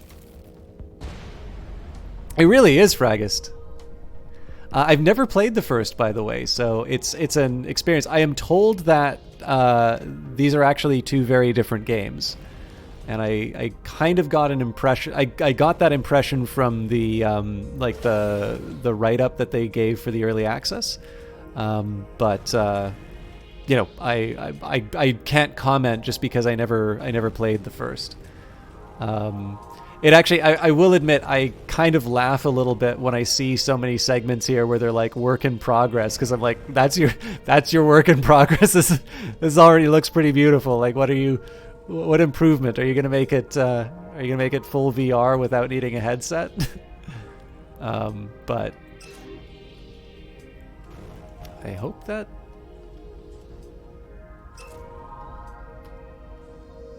I'm gonna blow myself up doing this.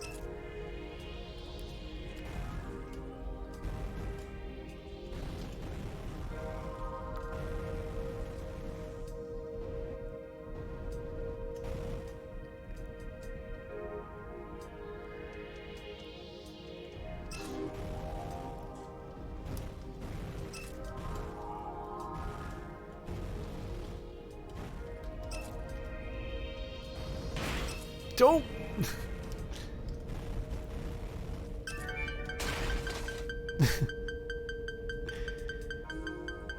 I realize crashing into an asteroid is not exactly part of the space combatant fantasy, but I suck, so. Mind you, that's kind of fun. Like, it's just neat to see how many different things you can do in space. Like, so obviously, the first thing you think about is just doing space battles and dogfights. But it's just interesting to see how many things they've come up with to be, you know, just to do in space. You just smack your ship.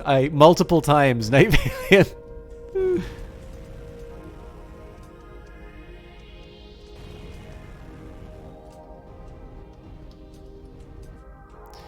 Another energy core, so better weapons output. I bet this is just like my standard one. So this is a 26, 26, 26, 25. Okay, so this is an improvement to my my original. And a Culver crystal shard. These shards are used mainly for making high-quality lenses. Yeah, debauchery now has got it right. Like as soon as I see that there's shielding in a game with with this kind of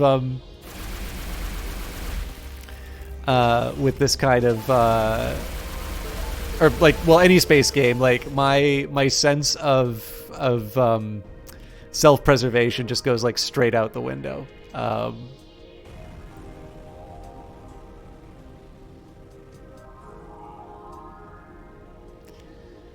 I played Star Wars Squadrons, which I thoroughly enjoyed, but I have not been above like playing chicken with enemy ships and just smacking straight into them, because in the end they wind up taking damage too. Okay, Insidium core, a valuable hardened core of Insidium, and credits. Okay, so there's more bad guys for us to take out. Looks like scouts. Oh, and we've got the attention of some already, it looks like. And they are drones, so it is to my benefit to hit them with the missiles.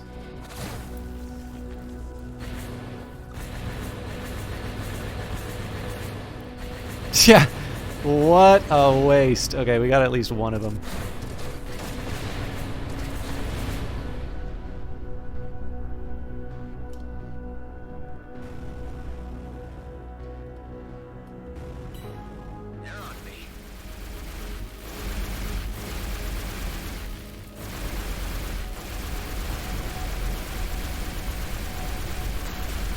There don't seem to be consequences for this really reckless decision yet.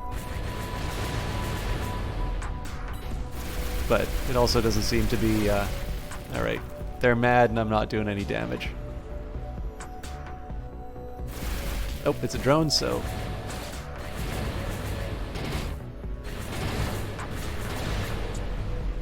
Only 3 more of those to go. Let's go find something out in the... I'm assuming if one of those things hits me, it's like game over, but... Actually, you know what? Screw it. But I can just zip through and... Doop!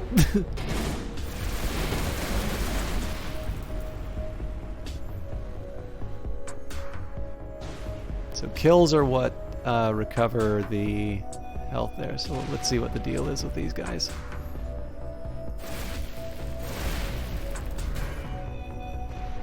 Yes, that was me crashing into something again.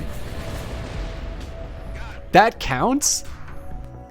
Alright, an Eterna bypass. An incomplete part of rerouted military-grade circuitry designed to amplify shipboard instruction, all while avoiding a connection to the Eterna network. A full stack of these will construct a mountable augment and a quantum entangler warfare device. Any damage done to the user will also be applied to the target with 50% increased intensity for 18 seconds. Cool. There definitely seem to be some neat abilities in here, but again, I'm very vanilla. Like, you'll notice I kind of suck at this stuff. So I tend to wind up going for very vanilla options. Okay, so the Gauss cannon, good kinetics, a slight loss on energy, better range, better fire rate, lower energy capacity, better energy consumption. It's actually very hard to argue with this item. I'm going to put it in cargo for now, but I'm probably going to wind up equipping it. Ooh, what else is going here? I can grab.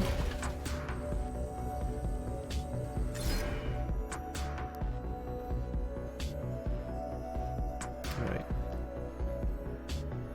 I gotta remember that there's a bomb thrower waiting for me out there, so... So yeah, this thing seems to have a bit of a spread. But the answer here, I think, is just run for your lives!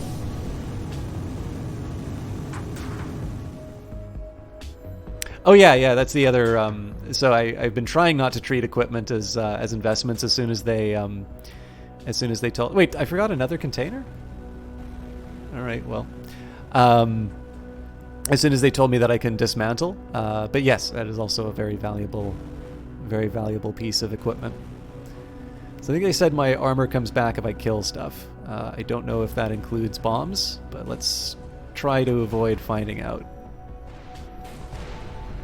Nope, this is the same place I already was.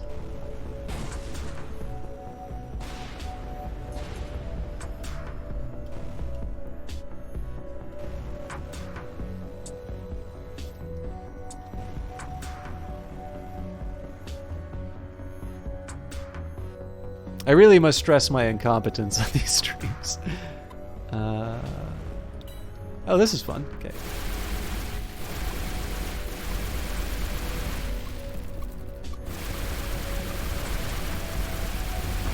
I saw that warning, like, just as the thing was about to hit me. Energy injector. Okay. And we've acquired a device upgrade. Okay, well, let's transfer everything first.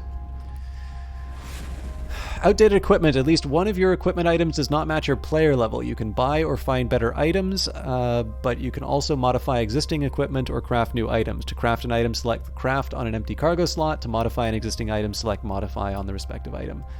Does it tell me which is out of the level? I'm assuming probably anything level 1 counts as out of date. So if I hit modify, increase to uncommon, upgrade level, or adapt. Couldn't hurt. I mean, they've served me well. I may wind up replacing these things. Okay, actually, let's make some decisions here about my other loadouts. Because my secondary weapon, to be honest, I haven't really been using that much.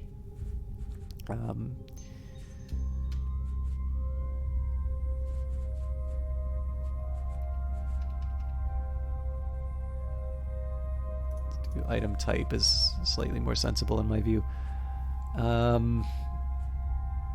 So yeah, it really just seems like the Gauss cannon is what I would be considering in this case. So if we change the slot, so other than the range, this is basically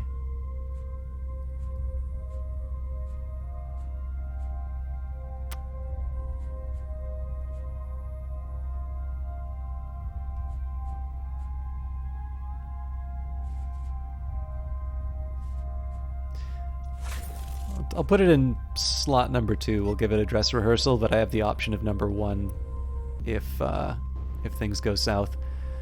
Okay, I'm sure there will be other side. Oop. I'm not alone anymore. Okay, not working for me at all. Oh, you know what? I bet if I hold the mouse button down. Oh, I get it. Okay, that is actually kind of cool. Also, it sounds like an electric guitar is shooting at me. I suck at aiming this stuff. Okay. Are you... There we go. As long as I fire a lot of them, I'm safe.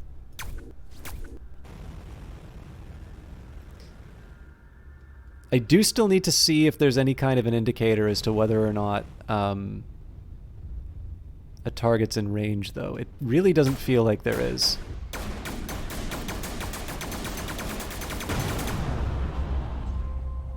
Yeah, so it takes a while to build up, but I can see this thing working. I'm going to go back to the primary weapon for now.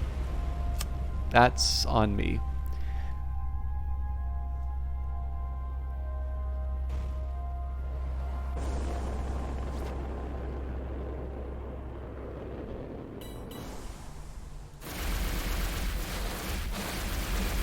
I'm going to try and do a little bit of chip damage before, just so I can get my AMP kill.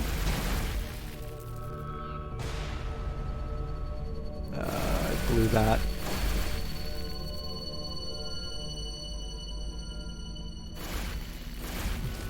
However, this fight may last long enough that I'm able to use it again. 9 seconds is worth it. Just keep them in the crosshairs. Oh, it was being close to the structure that did the hit? I thought it was the mine that did it. I'm sure you've noticed I'm not paying the closest amount of attention. But I also think part of the promise is...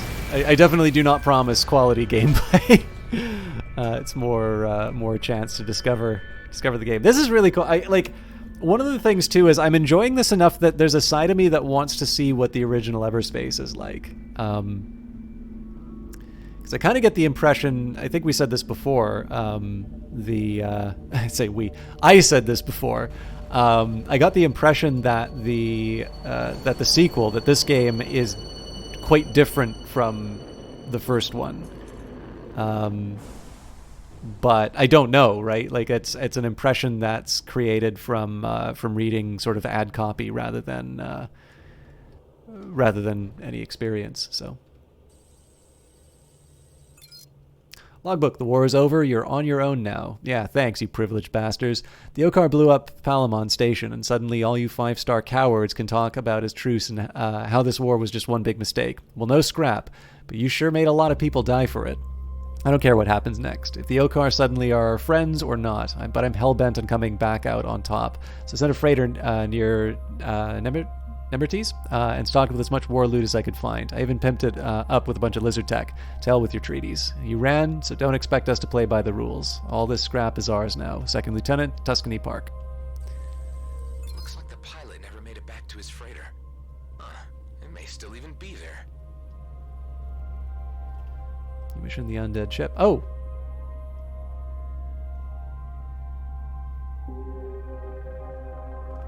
I don't know if this is sort of hooking into the main mission that I was already doing, I guess. Yeah, it sounds more like a location than a a name. All right, time for my favorite bit.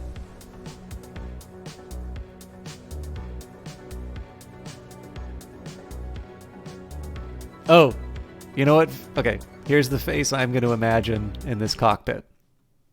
Nope, damn it. I accidentally tabbed the game out. Oh no. There we go.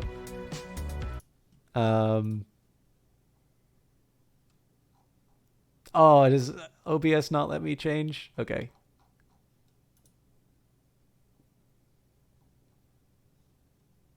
Yeah, that's fine. I just want to... This is so not going to be worth it now, but...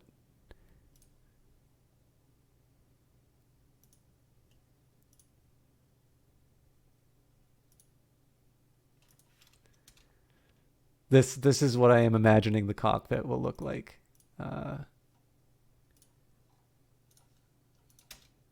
For those of you who are new, this is the original emote.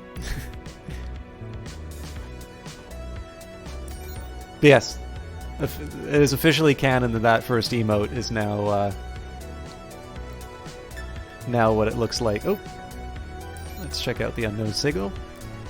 And sorry, I'm gonna have to tab out one more second. Just actually, yeah, some notifications were in front of the game.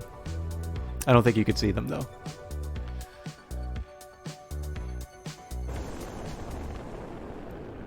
All right. More baddies.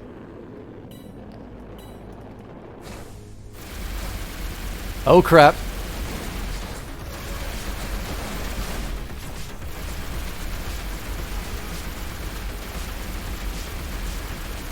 Please kill it. Okay, good. This could be a sticky situation here.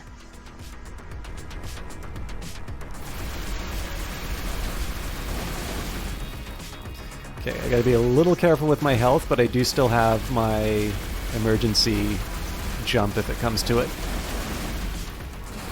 The combat ramp up has been kind of nice. So, like, obviously I just saw some new enemy types, and like they immediately presented some new challenge. Oh, I gotta try missiles with you. Okay, I wasn't paying attention. I gotta get out of here. Oh, approaching boundary, which I'm assuming is a bad thing. Anti-missile, huh? Oh, that's right. I got an ult too. So I don't really have any goals other than to find some Webbers. So let's see how I handle these guys on my own.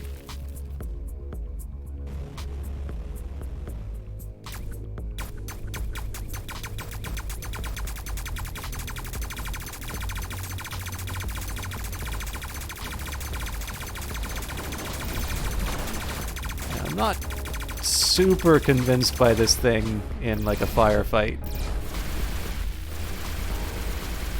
It's neat, but like I'm just not quite sure it's for me. I'll keep it loaded, but... And I do need to be...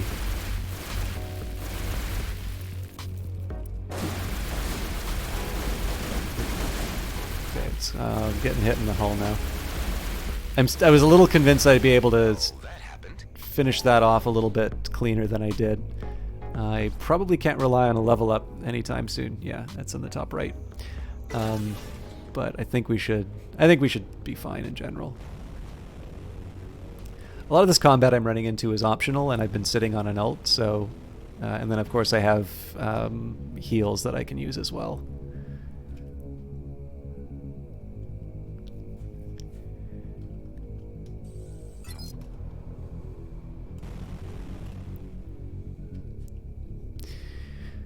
Okay, is this a better sensor? 511561 looks like it. Oh yeah, it had the pluses. I think that if that's not all my space, there's only one left, so I might need need to think about what I'm picking up. Okay, I don't think there's anything else for me to work with here. Dodge Viper GT, thank you very much for resubscribing. You're at 10 months? Yes, 10 months. The regular subscriptions are the ones that are a little bit easier because you can just take the number you last remember and add 1. Always appreciate it. How are you doing tonight? Okay, so it did say there was like an unknown signal or something in here. This is our main mission, but I obviously want to do this side thing instead. So let's, I guess there's nothing else. Let's go listen to some good tunes and imagine the emote. If I was a better streamer, I would change the angle and take that image of the emote and stick it in the cockpit, but I've already spent so much time doing silly stuff that it wouldn't hurt to make a little more progress. Yep.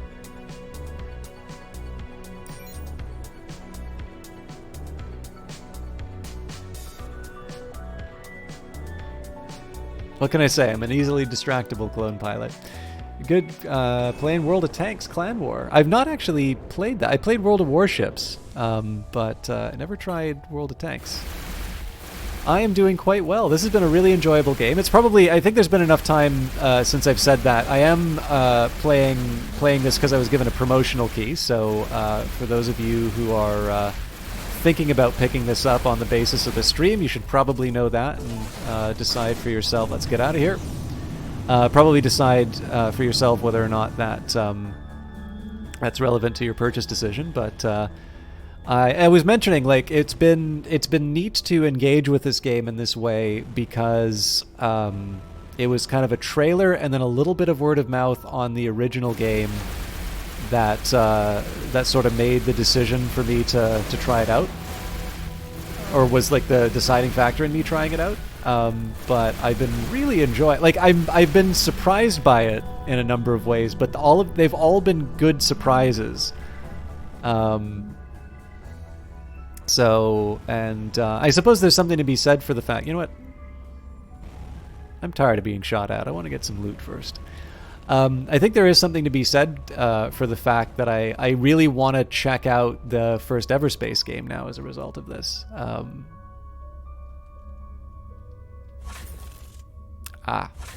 Okay, well.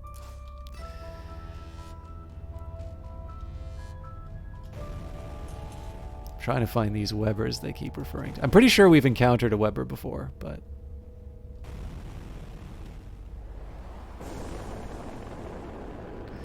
Let's see if I can get my usual attack pattern a little bit better, because these things are starting to mean business. Did I just crash into that guy?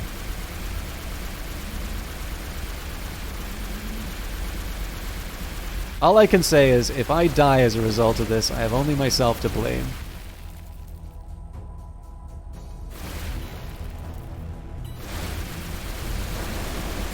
Thing is, though, I have nanites and missiles to as sort of a get out of jail free card if it really comes down to it. So, it's telling me I've used too much. So either I need to scrap something or I need to. Okay, well that's that's the easiest choice I've ever had to make.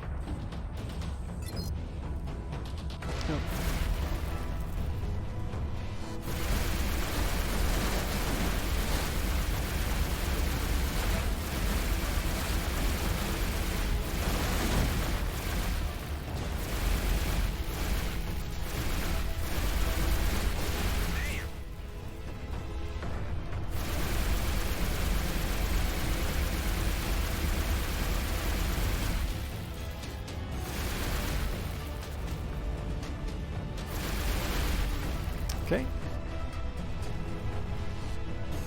I don't know if I'm just getting worse or if the... Oh, right. I'm probably going to be... Wait, but don't I already have...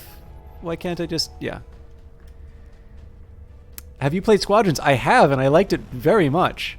Do you have any opinions about it, Dodge Viper GT? Okay. I think this is just the same, so...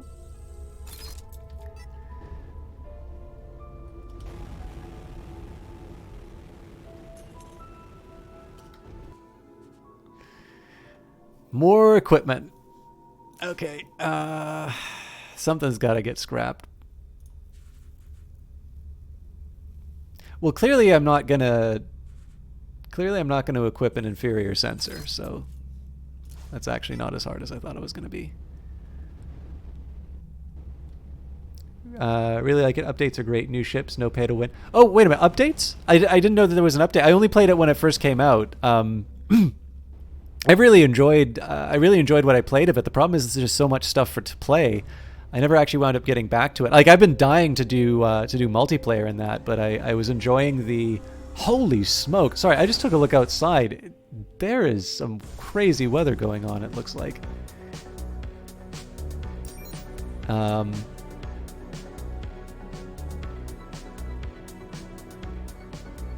But yeah, no, I really enjoyed the single-player campaign, and I don't know, like, I was thinking about it when it was announced. Like, it's really been a long time since we've had a space, like a proper, like, flight simulator as a Star Wars game. Oh man, it's got friendly fire? That's a cool touch. So I want to try and take out the scouts if I can, just because they have shields. They do require a little more effort, though, so sometimes there's some sense in taking out the drones just because it removes a source of damage. But yeah, so, like, you know, if you think back to sort of the history of this stuff, obviously Chris Roberts is a really big figure in terms of space flight simulators. And... he's been pretty public about the fact that a lot of that just comes from his dad taking him to watch Star Wars in the movie theaters when it first came out, and just being utterly blown away by... Okay, we've got multiple Gauss cannons. I'm curious if I can do a comparison. 4, 6, 4, 6, 12, 15, 11, 110. Okay, this is technically better because of the energy capacity. Now the big question is, do I want to scrap it for parts, or do I want to sell it? Yeah, I'll scrap it. But yeah, so you've got that origin in terms of the, you know, in terms of just being so impressed with Star Wars and its space battles. And I know I was talking about this before, just sort of inheriting the idea that all, you know, space battles are always sort of moving forward because they're drawn, you know, the original edits were these, you know, this combat footage of planes, but of course planes on Earth can only move forward. I don't know if I'm going to be able to pick up this. Okay, I'm going to see if there's another way around before I wind up smashing my ship into walls. You know, we inherit a lot. I mean, again, if you're going to be inspired by something, Star Wars is a perfectly fine, you know, perfectly fine set of movies to be inspired by. But obviously our ideas about how space battles work bear that influence, and it's worth remembering that that influence comes from things that we observe in the real world. So I guess I just need to blow up the generator so it clears out. Back to the war. I could still have so much power.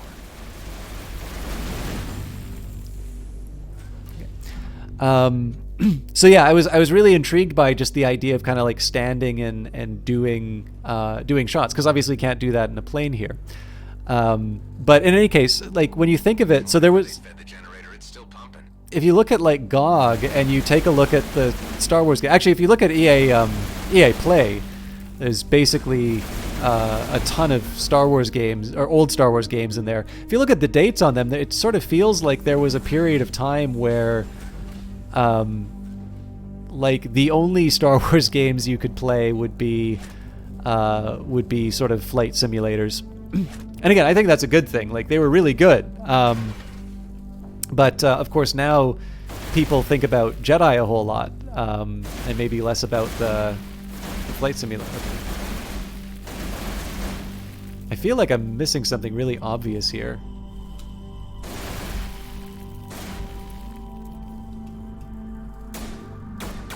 Okay, so I can't get the precision that I want in this area. Maybe it's wanting me to use a missile? I'm trying to see if there's any... Oh, that's what I was trying to avoid. I'm just trying to see if there's an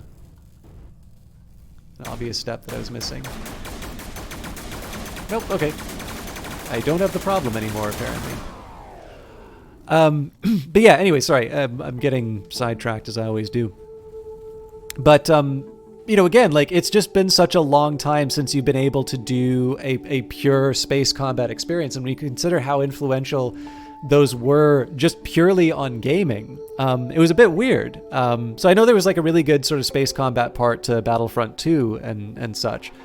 But it was just really encouraging to see sort of a modern, high-quality flight sim, get produced. So, and they added the B-Wing to the New Republic fleet, and they added the TIE Defender to the Imperial Navy for free. Very nice. Yeah, I know. So, like, I definitely think that EA is moving away. I will continue with the gameplay, but I just want to catch up a little bit with. I just want to catch up a little bit with chat here. Like, I definitely get the impression that EA is moving away from a DLC model. Because they have EA Play now, and EA Play is even available on Steam. I love EA Play, by the way, and like, this is not, I don't have any agreement with EA. Like, I just really, really like that service, because I've been trying lots of different games that I wouldn't have otherwise. And, if you look at what they did, so first of all, there is what people's general reactions have been to that company. And despite the reputation that it has, EA has actually been quite responsive to consumer and employee feedback, right? Like, once upon a time, there was EA Spouses, and EA has substantially changed their development practices in response to that. Generally, when we talk about crunch, we're not necessarily talking about it at that publisher. Although I don't have a lot of first-hand accounts, it may be that there's still a problem there, but it's not enough to have generated the EA Spouses letter again. The complaints about DLC, if you take a look, quite a few, and even microtransactions, quite a few of the major releases don't actually have that anymore. Ultimately, in Battlefront 2, they were taken away. They were never present in, the DLC at least, was never present in Battlefield 5, and the, everything that you could get inside of Battlefield 5 were cosmetics. And I think it's because basically the model has moved to the subscription model, that they probably would prefer to sell you an EA Play subscription. And one of the ways they can do that is just kind of to produce a very attractive game, or ideally a series of very attractive games, and to continue to provide free updates to them.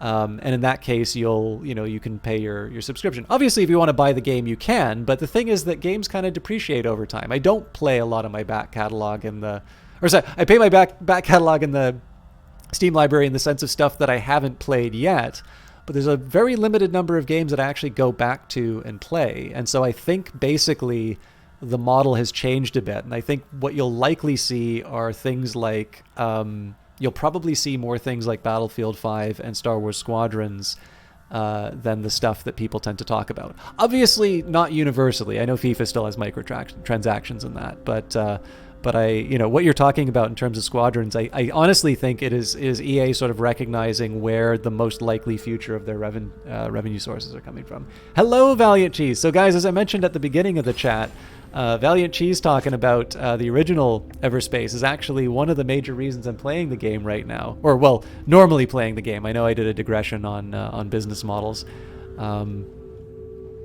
But I think... so did you play the original Everspace, Valiant Cheese? Or is it just that you knew someone who streams the game? You love the original Everspace. Okay, well, playing this has made me want to play the original game now. I know you mentioned a little skepticism about... I actually have no idea where I'm supposed to be taking this thing.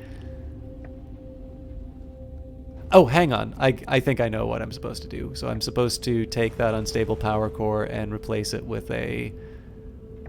Okay, well, if I'm going to do that, I know that's going to take time.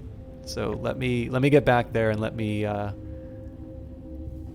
find a proper path. Otherwise, the thing's gonna vanish on me. You've stuck 110 hours into it. Okay, well, this is good. I mean, I was explaining that. I mean, obviously, I'll pay attention to something that I get an offer for a key for, but it is kind of a statement on how competitive things are that even I'm at a point where I can, I can't accept every key that I'm offered. Jesus, you don't see that in Star Wars.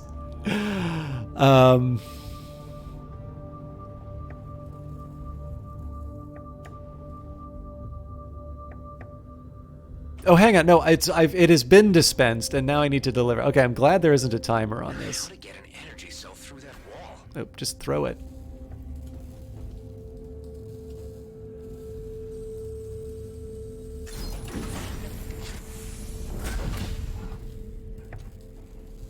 I knew what I needed to do. I was just slamming into things. Oh God, sorry. I meant to roll, not move down. But yeah, anyways, but yeah, I mean, the trailer was very attractive, and I mean, let's face it, like I played Rebel Galaxy Outlaw, loved it. I like games like this. Obviously, this is very different from Rebel Galaxy Outlaw and what I was expecting overall. But it was also kind of your mentioning Everspace and us talking about it a little bit that made me want to give this a try.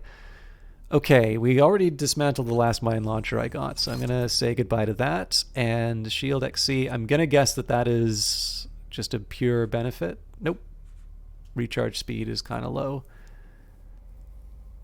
I'm going to run with it.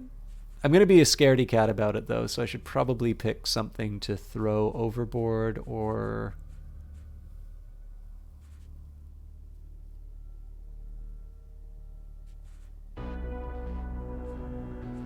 Surely at some point, surely at this point I need to, like, kill an item. I don't think I'm ever going to wind up using the scatter gun, so let's shard that. You play Everspace with cockpit view and a locked reticle, so it plays more like X-Wing Descent Free Space, which is a bit separate from the intended experience. You've spent most of your Everspace time doing pacifist runs as well, which is also outside the intended experience. That's cool that you get the variation, though. I mean, I'm still in kind of the early stages of the game, I feel, so I'm not...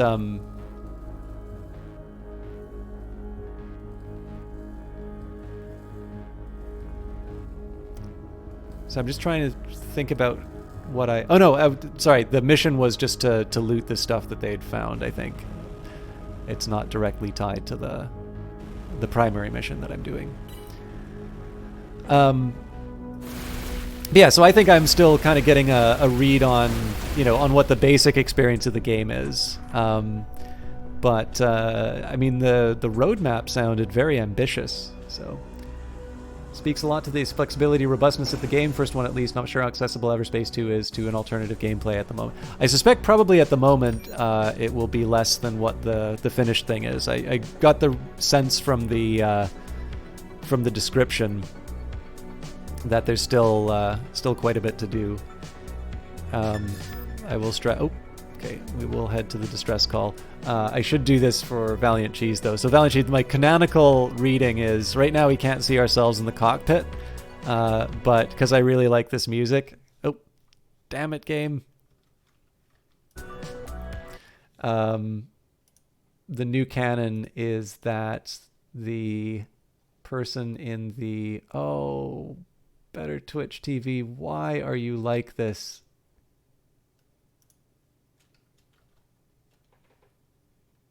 I just want to do the emote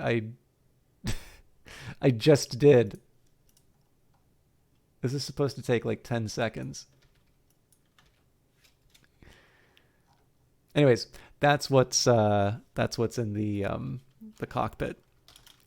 I will also mention that Valiant Cheese, in addition to being a strong advocate, and one of the biggest reasons why I'm playing this game is a game developer and a streamer himself. So if you like, particularly if you like game development streams, but I would say just in general. Oop. Okay, let's deal with these punks.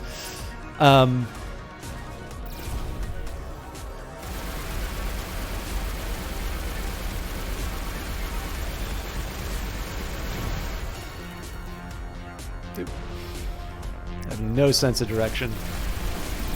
I'm really liking the music, by the way. Not just the travel music, although the travel music is wonderful. That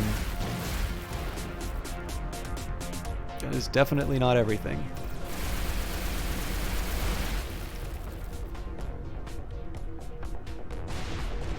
We've made it.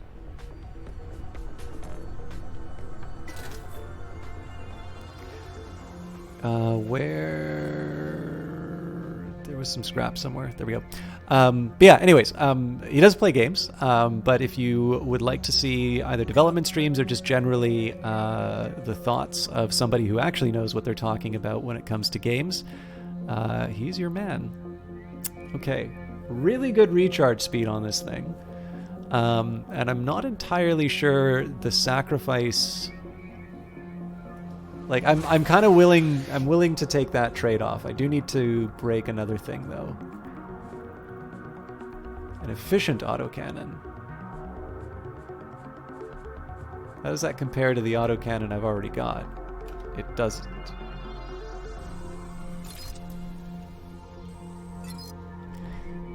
Games are pretty different in terms of their structure. Everspace 1 is more like FTL, where you're traversing your route through a bunch of sectors followed by an overwhelming force. The sequel seems to be pursuing more of a privateer, freelancer, elite-style open-world thing.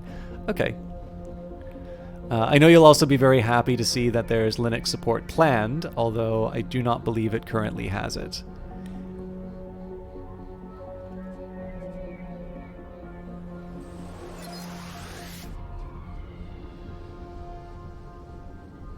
I figure everybody has like one deep shame that they keep, and we sort of tolerate them for, Linux's cheeses. Sorry, that's mean. I think the attention of yourself and a couple of other Linux users was that encouraged them to commit to... Oh, that's really cool.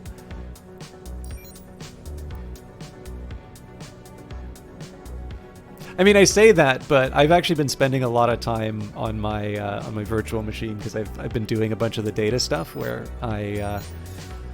usually I just kind of have my... I mean, it's a development environment setup. Sent them a care package of biscuits and cookies every time they shipped a patch for the Linux version of Everspace 1. That's great. That's actually a really neat way of doing that.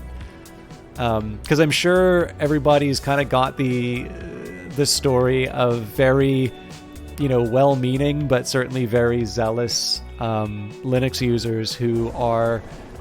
even very helpful on some of the, even on like some of the technical problems. But basically, the story being is like, yeah, we put a lot of effort into doing this thing, and it really didn't justify it. We now have way too many support tickets than we know what to do with, and we didn't really see that this thing was worth it, or just generally kind of people complaining about sort of the lower speed of updates. That wasn't what I wanted to do, but let's try and take it out. But obviously that's not the only story there, and it's really cool to have this idea of sort of rewarding rewarding good behavior rather than taking to forums and complaining about not having the thing that you wanted right away. So that's a really cool way of handling that. Oh, Weber's. Okay.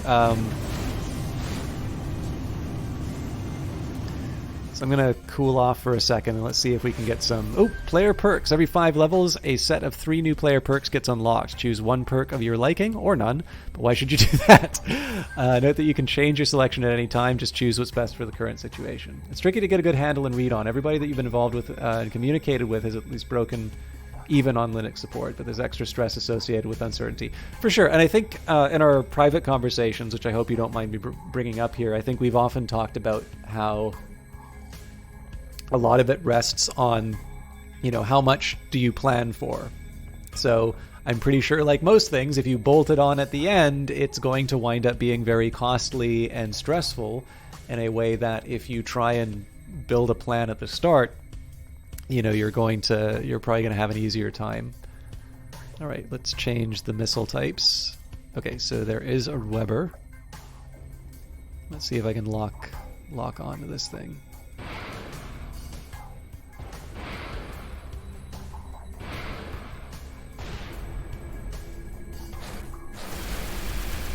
I thought there were 2 of them, but either I'm wrong or one was webbing me at the time. But yes, we did identify the bad thing.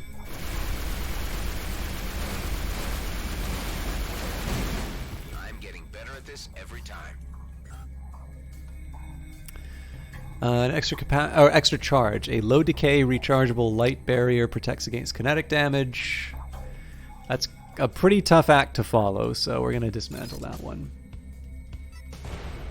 Yeah. Obviously, I mean, I sometimes have this problem where in trying to highlight a good thing, I contrast it with a not so good thing, and so I kind of make it sound like Linux support is terrible, or, the people who want it are very demanding. I'm not entirely convinced that they are any more demanding than what a normal group of gamers would be like, but I suppose it's the question of the stories.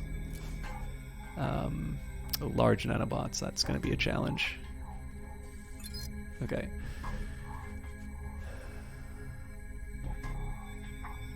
I really should just use one of these things. I'm sure I can probably... yeah, I'm not going to use a level... Well... I might want to level this one up, though.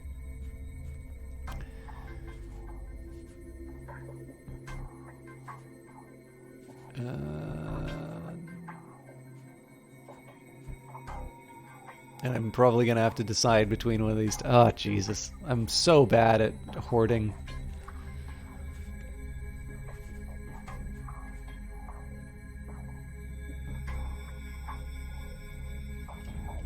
I think I'll say goodbye to the the thermogun. I should have stopped off in a place where I could sell everything, then I wouldn't be struggling so much with these choices.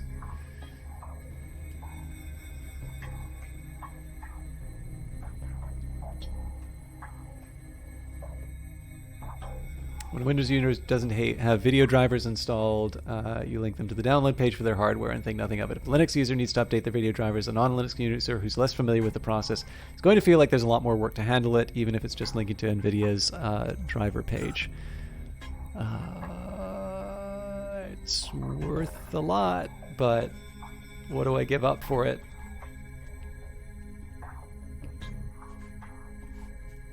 This is embarrassing. I really should have dealt with that.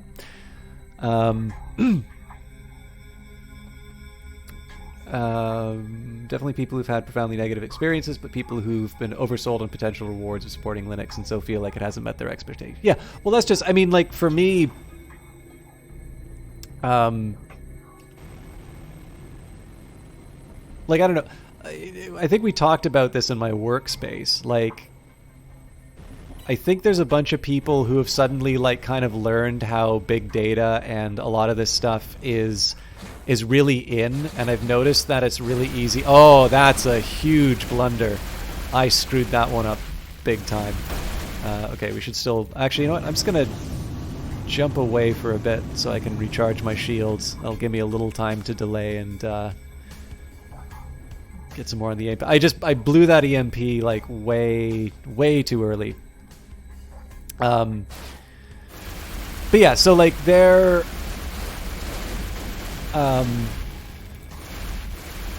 you know, they've kind of learned what's in. If you do something with like big data or machine learning in it, then it doesn't matter what nonsense you're proposing. Like, people are just going to do it. And so you know, you've got people also reading a bunch of articles, and so all of a sudden the big, like, the new hotness is that we need to use Linux for everything, where I'm like, and I mean, this is also the same group that we were talking about, you know, talking about using Git, and it was specifically so that, you know, everybody would submit and you know, do stuff in a Git repository so we could track what they were doing, seemingly unaware that sort of the whole decentralized, like, what they were kind of proposing was everything on the list of things that Git wanted to, like, move away from, like, completely undermining the decentralized nature of all of it. So this is the same group that's now sort of saying that, you know, we need to use Linux for everything. And it's like, well, why? And it's like, oh, because, you know, all of our R code will run faster. I'm like, well, first of all, like, R isn't really about speed. And second of all, that's not true. Like, I'm not entirely sure who told you that, but that's probably not the reason why you want to use it. And, like, I think the biggest thing is that, like, if I mean, again, I could give you a big litany. I think you get the idea here that I'm being somewhat annoyed by this talk. Because, like, for me, I'd been talking about wanting to get some kind of version control at work from, like, the first week I was there. So I'm actually reasonably happy that Git is an option now. I may be less thrilled with people explaining to me how Git works when I know perfectly well. But the thing that I keep thinking of on a lot of these proposals and a lot of this discussion in terms of about how, like, everything that we do needs to be Linux is that if people are genuinely expecting Linux to make their programs run faster, and that's the selling point, I'm assuming that basically we're gonna train a workforce full of people who really don't want to use Linux, because they had to spend a whole bunch of time learning something new for benefits that were never realized. I think I was gonna shard this thing. So, it's not a perfectly comparable situation, but you know, that's kind of what I think of when it comes to the idea of people having a negative opinion of something based on the sales pitch.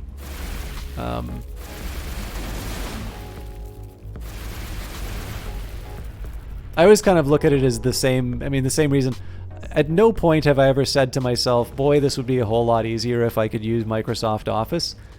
But I sure use it a lot.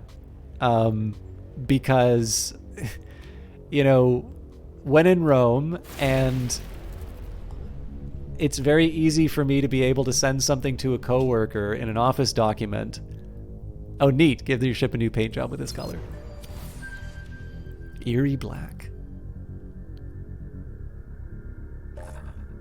No, I can't stack those?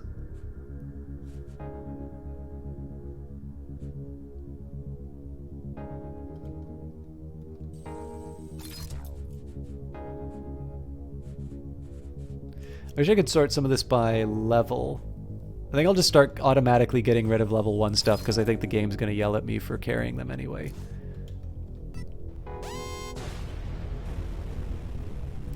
You see a lot of it within Linux. There's a culture of recommending that newcomers switch distros instead of actually identifying whatever problems and hurdles they're having.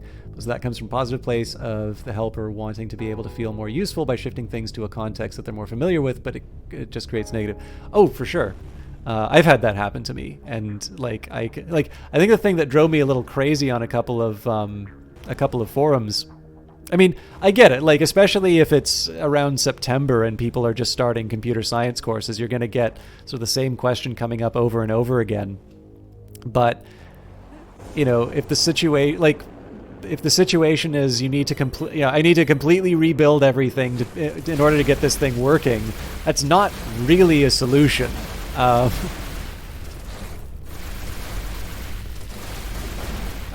But yeah, like, you know, if people are going, even like to a certain extent, if somebody's using something that I even think is just bad, if it's going to be like, if it's going to be something that everybody else understands and can work well with, I'm pretty sure there are very few gains from even specialized tools that are going to be able to replace what you gain from just being able to have an expert work with what they're familiar with. You know, so for the same reason, I'm not too freaked out about. I think I'm going to stop by the Flying Duchess before I go any further, just so I can sell off some of this stuff. I'm feeling really sad that I have to break up so many things. Just like the International Standards Organization's recognition of Open Document Suite of who are we to argue with the ISO angle whenever people insist on using Microsoft Office. It was actually really funny. I sent someone an RTF file recently, and they're like, "I'm not familiar with this file format." I'm like, "Oh, I just did that so because I didn't want to assume that you were automatically using Microsoft Office." And they're like, "Oh no, that's fine." And like as soon as they found it, as soon as they knew they could open it, but that was just kind of funny. Where it's like, "Oh, I've never had someone say, 'Oh, this isn't in the Microsoft format. I can't open it.'" Anyway, sorry. I know this is not at all relevant to the game, but I'm also just trying to another unforgivable oversight. Okay, anything level 1, I'm either gonna. You know what? I'm not even gonna bother selling. I'm gonna dismantle. Except maybe the high velocity pulse laser.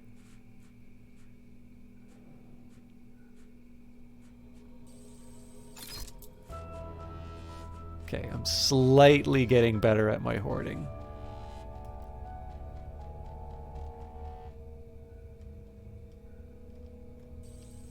Well, I mean, my view on that in terms of the power status thing is it's gonna happen at some point. Okay, there's a wayward marker somewhere, and it occasionally shows up, and then it like vanishes on me.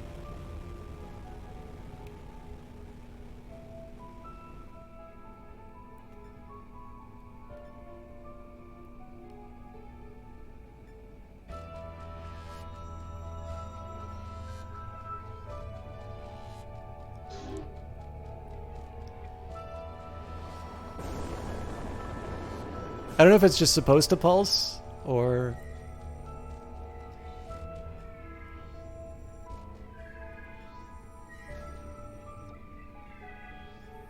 Okay, yeah, so it's supposed to be like that. Is the distractor hidden in a giant shipwreck surrounded by mines? I do remember a wreck, but it's been a while since we had the beanies out there. I mean, these things aren't bothering anyone, right? Found it. Oh, never mind. It's infested with hydras. That could explain the weak signal. Can we negotiate? Oops. But yeah, no, like I kind of feel like at some point, you know, being the top of the pack because you're, you know, relying on a place to keep a particular technology. All beanbags are back online. That's a when, not if. Base marker is now everywhere but here. You can come back to base now. I found something that can make life a lot easier for you. Like what you're effectively waiting for is the technology transition to happen at some point after your retirement, which is something of a dubious prospect, I feel.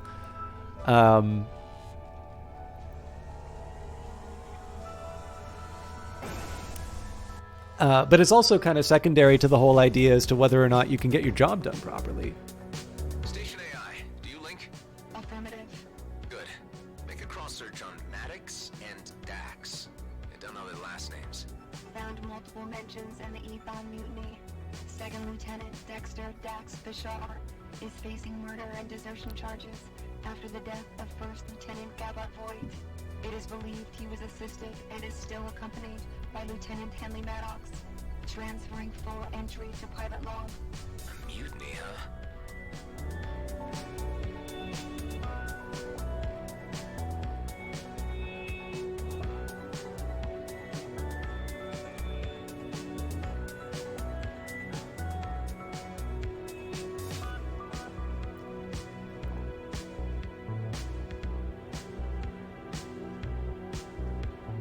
So one of the reasons I've been holding off on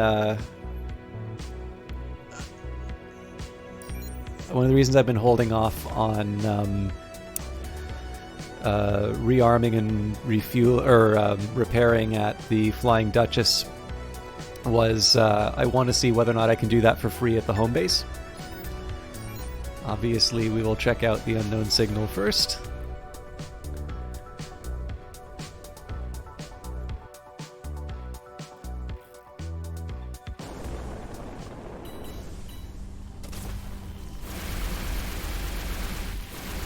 I really need to start paying attention to that targeting guide. I'm still shooting where the enemy is as opposed to where they're going to be.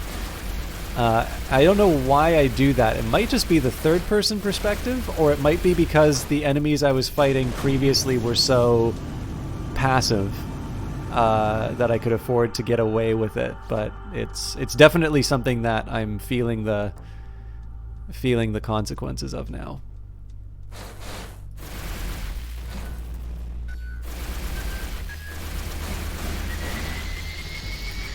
I don't like the sound of that. Go away! That hurt. They just keep coming.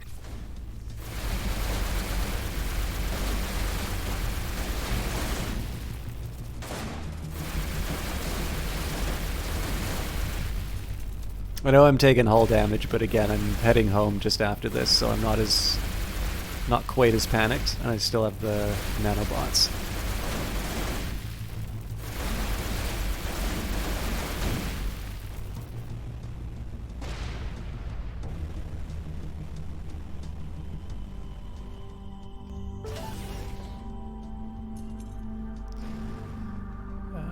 I guess that was it.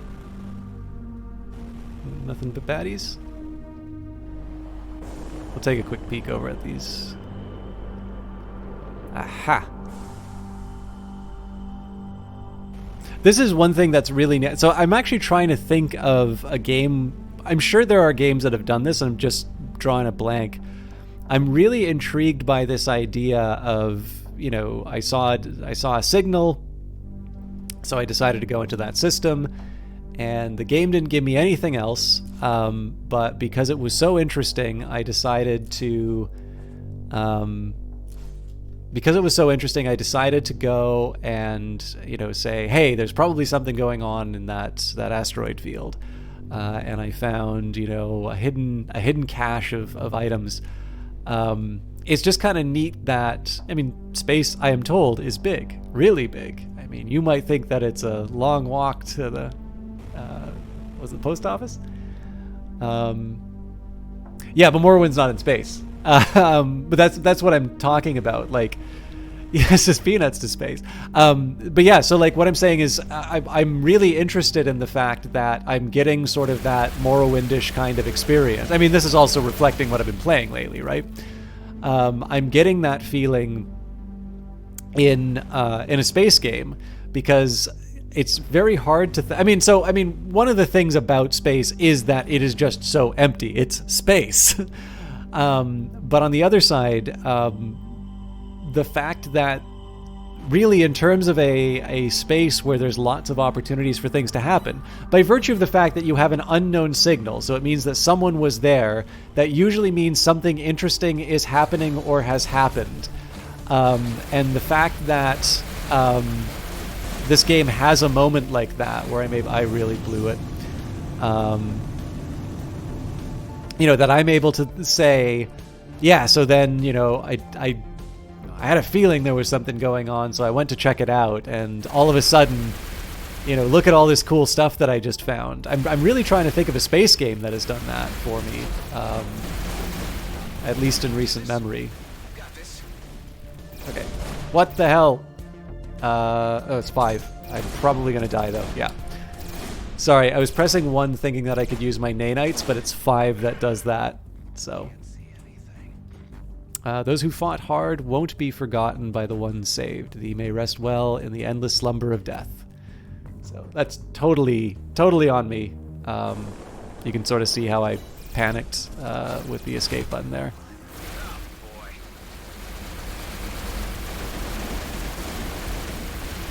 I don't mind taking damage for the heals, but I do kind of need...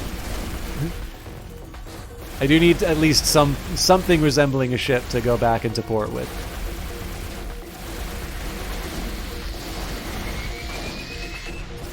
I don't know what that was, but it sounded painful.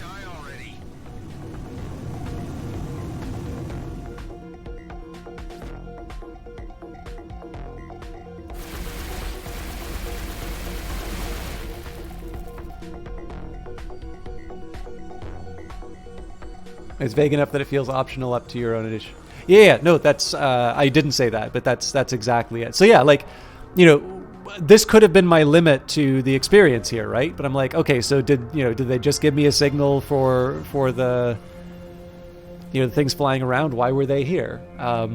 There could be any number of very sensible reasons why people are meeting in space, and I discovered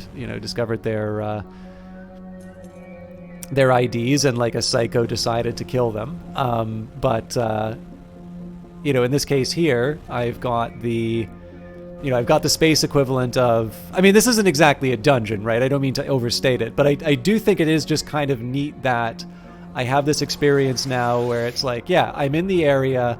There are things that I could conceivably check if I so wished. And I think that's a really interesting approach that I haven't seen very much in a space game. So part of this too is just vocalizing things that I'm finding interesting in the game, or things that are unclear.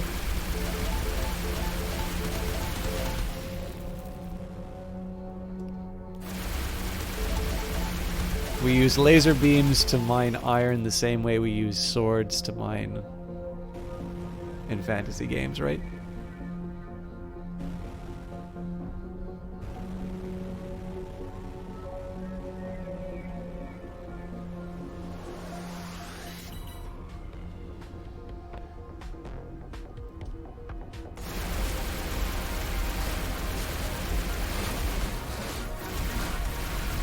Okay, I'm already in trouble, so...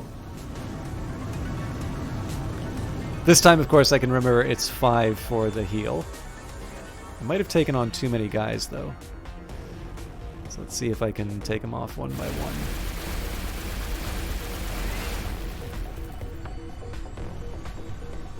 It is really interesting to see how, if you get swarmed, like, just...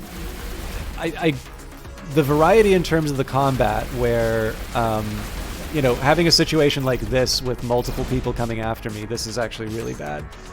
I should have checked on my, actually, you know what? That was cowardly and stupid, so... That's more like it. Although probably the stronger of the enemies, so not the right one for me to be targeting. But yeah, just, obviously you're going to take a lot more damage if you're surrounded anyway.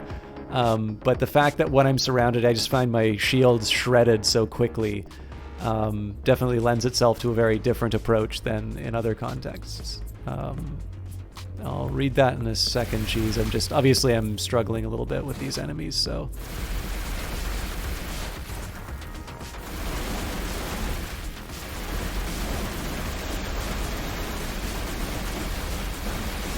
So I'm wondering if there's just something more effective against that that defense, or if that just happens to be a really beefy enemy. Okay.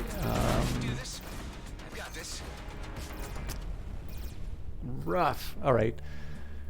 So I've not been using missiles. I think I'm gonna have to go to the second order. Oop. Hopefully not spoiling anything. You have no idea if they appear in this game, but the first game also had sectors that are ancient ruins of an unknown race's stuff, and don't know whether or not you're going to stumble across that or not when picking your destination. Interesting.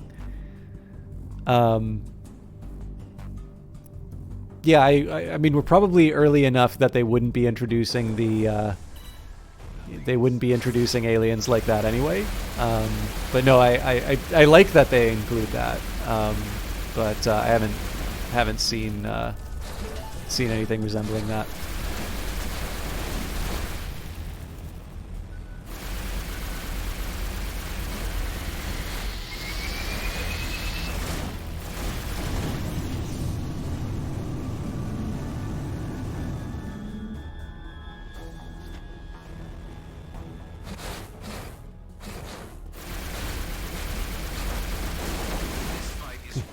Yeah, clearly I needed to escape so that I could just go flying directly into the lasers and shred my shields again.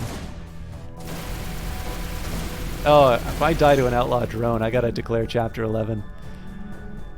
Okay, this is not a great place for me to be starting against that fight again, but I would really like to try and improve a bit, so I'm gonna make an effort to get through the challenges like last time, but I am going to have to be a lot more cautious. Yeah, so it seems like there is the you want lasers against. Yeah, so I guess technically the Gauss cannon is slightly better against the hull. Well, actually, it's strictly better in both senses, as just as raw damage output.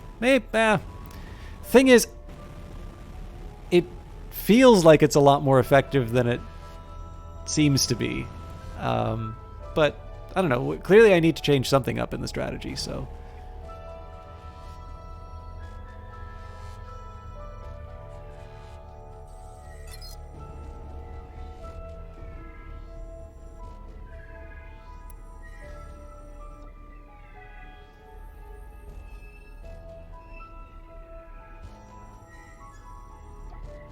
okay. That's 3. I mean, they're 3 fair fights, so I shouldn't be surprised that this is...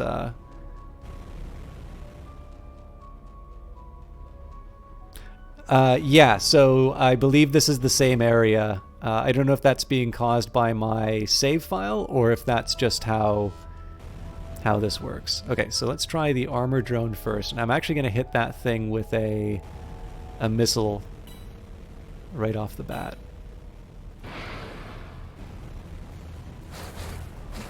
Okay, not enough to take it out, but...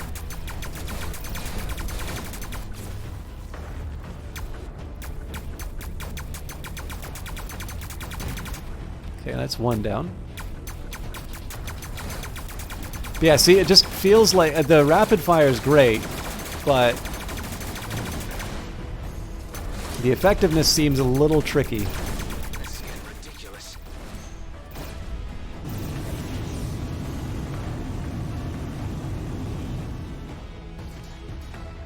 Yeah, and that's it. It's an interesting weapon, but I'm not entirely sure it's the one that I need for the moment. This is an ad, by the way. Like, this is not one of the main ones I'm after. Okay, here we go. So now that it's one-on-one, I should have an easier time.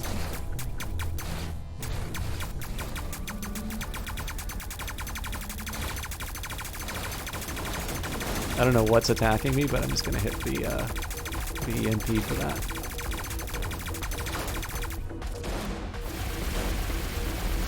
Unbelievable.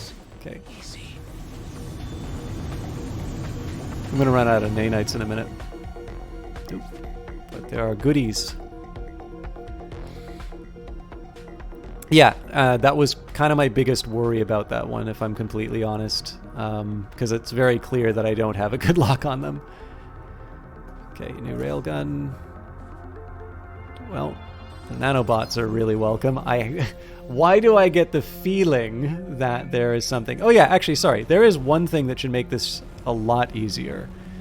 I'm going to try it in just a minute. But not before getting some loot.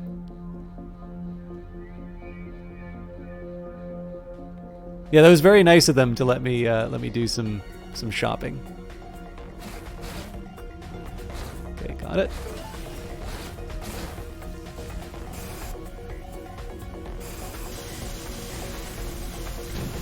Okay, let's move on. It's the Palpatine solution.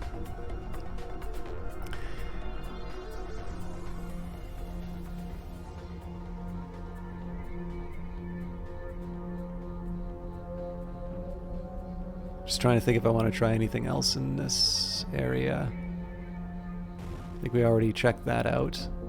I had the feeling... So I think this is where I found the container. I had a feeling that there was another...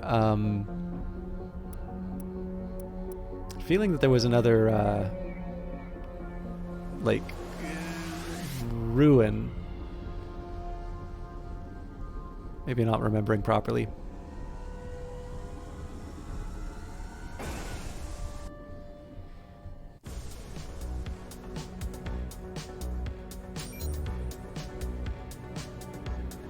Anyways, this should give me a chance to see whether or not I get free repairs.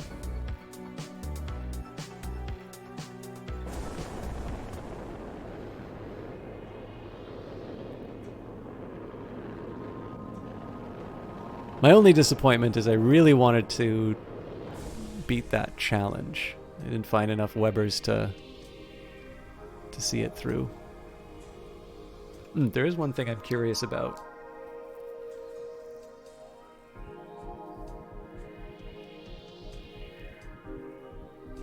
So these are grayed out, and I'm a little curious why. So I've got a yellow, like, armor thing above. I'm not 100% sure what's going on with that. So we'll see whether or not that gets... Check this out. While going through okay, so we do have to pay. I found some protective plating for your ship. Might give you an edge in an upcoming fight. I put it in our storage. Thanks, but I already have my own plating. Dax? Who was Gabbard Voight? I wondered how long it'd take for you to look me up. They say it was a mutiny, that you killed your superior officer. I didn't kill him, but I didn't stop it from happening either. That war, the things we all did, it wasn't right. My friends and I, we had a plan to get out and make it all mean something. But Voight was hell-bent on stopping us. And there I was, thinking plans were for fools. Never said I wasn't one myself. Look, I know how hard it can be to trust someone. Maybe you'll find it easier if we focus on fixing up your friend and see where it goes from there. It's really all I'm asking.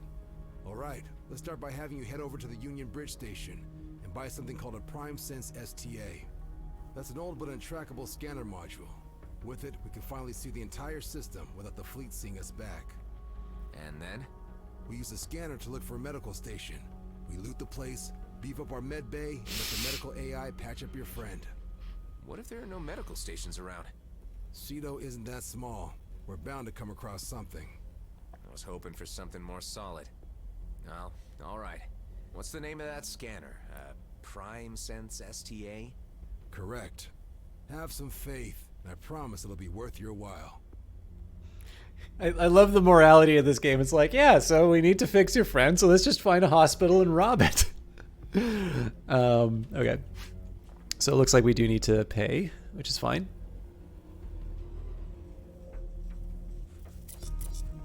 Nope. Yeah, just everything. So yeah, that may be the case with some equipment. It hasn't been true yet, but both of those, the items that seem to be in an odd state, were ones that they were ones that had worked before. So I'm assuming just because there was so much hull damage that they're basically permanently down.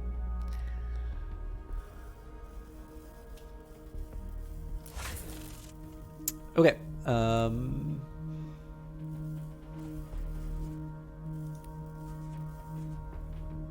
So this plating isn't as interesting. This is going to be like the full settling of the family business. Oh, hello. I will hang on to that.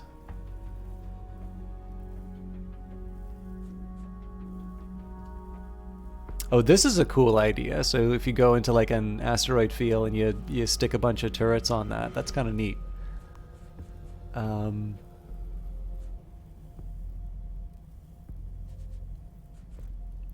I definitely should be thinking a bit about which of these I'm using. So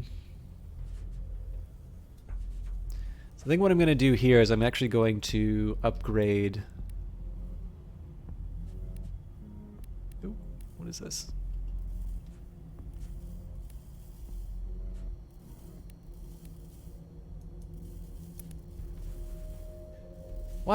No! What are you doing?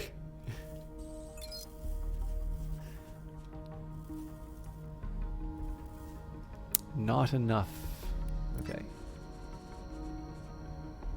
So where'd that other plating go?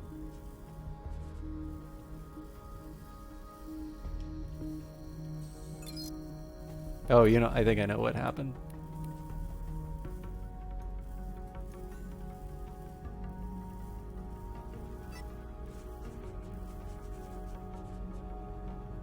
Nope, that still doesn't quite make sense. Oh, here it is. Okay. I mean, it's actually just the repair. It does have the structure. Okay, you know what? I'm going to put the better plating on.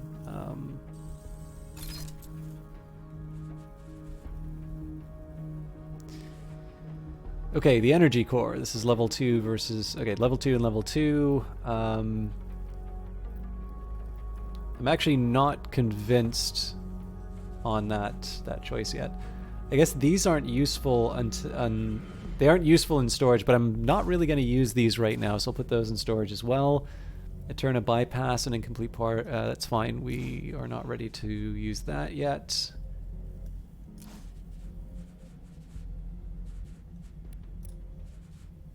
And before I go any further, not inventory. Oh, so I can't sell... Right, I don't have anything to sell here. Or I don't have any place to sell here. So, okay, that's fine. These guys... this is generally a... Okay, I might equip it. I'm not going to equip it now. So now really this is a question about me picking what type of weapons I want to work with. So how about I start by... I'm going to try and do this systematically, and I'm going to say which ones are focused on kinetic damage and which ones are focused on energy damage. So kinetic, energy, kinetic, energy, kinetic. They're already divided that way. Damn it.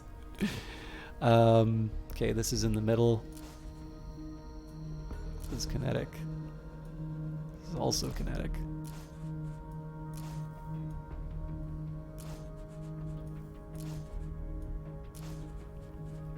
Okay. So right now I've got two things which are very energy heavy. So the thing is for me right now, the blaster's actually kind of doing what I want. So let's take a look and see if I've got a high fire rate energy that kind of does the same thing that I want.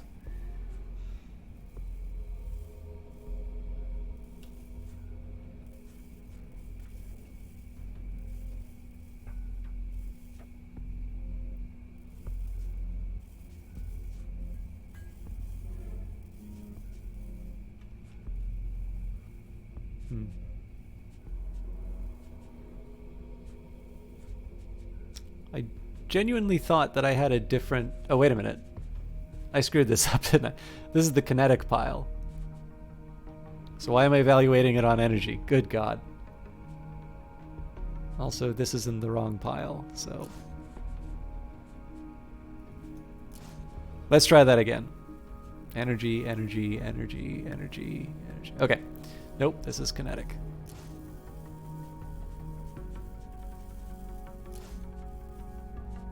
Okay, I'm just going to have to remember that the railgun is a little bit of everything. Let's try that again. So, the blaster is a rapid-fire energy weapon. I want to see if I can find a better rapid-fire energy weapon or one with longer range. So the Gauss cannon, its base damage is... Yeah, this is the funny thing, right? Like, it says on paper that this is basically a better overall weapon. The only thing is that its base damage, its initial hit, is not as good. The high velocity pulse laser, lower rate of fire, better energy damage, although its energy DPS, I'm assuming because of the fire rate, is off. Better range, lower energy capacity, which I'm not as worried about.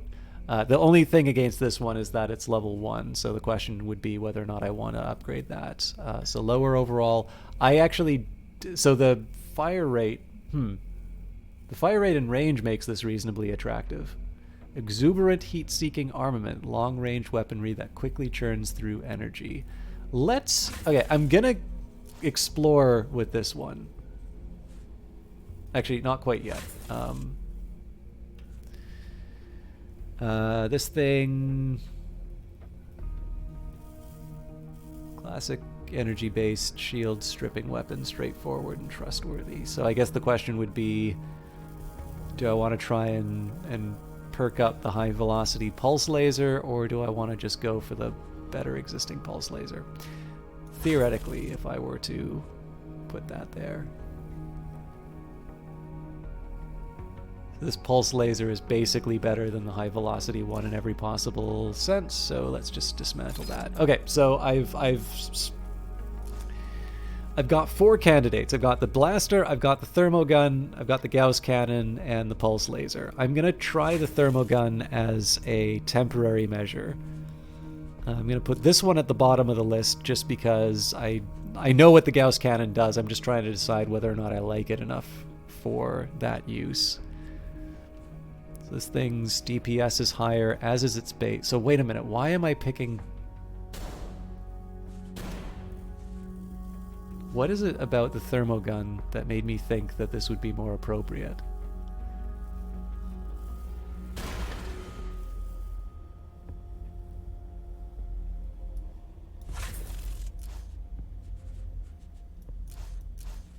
Okay.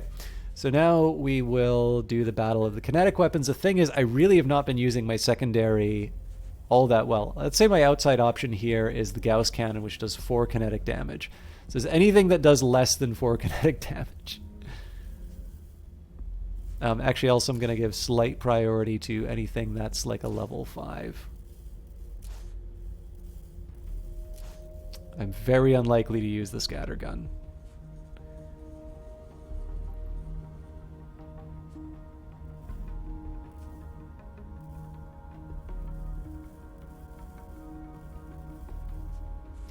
So this thing is 1700 range. The coil gun would be equal. The biggest thing is that I feel in my own mind that the probably the kinetic one should be the one with the longer range, because I'm going to be using it to take out I'm going to be like using it to take out shields, which will be the first attack that I make, and so I want to have the maximum range. This is why the scattergun doesn't seem too appealing to me. The railgun is, except that there are other... Well, yeah, so the coil gun here... So what exactly is the argument for the coil gun over the railgun? Tactical sniping armament used to keep your distance damage output increases when fully charged, versus mass driver armament for instant assault, great range, good damage, requires a lot of energy. Okay.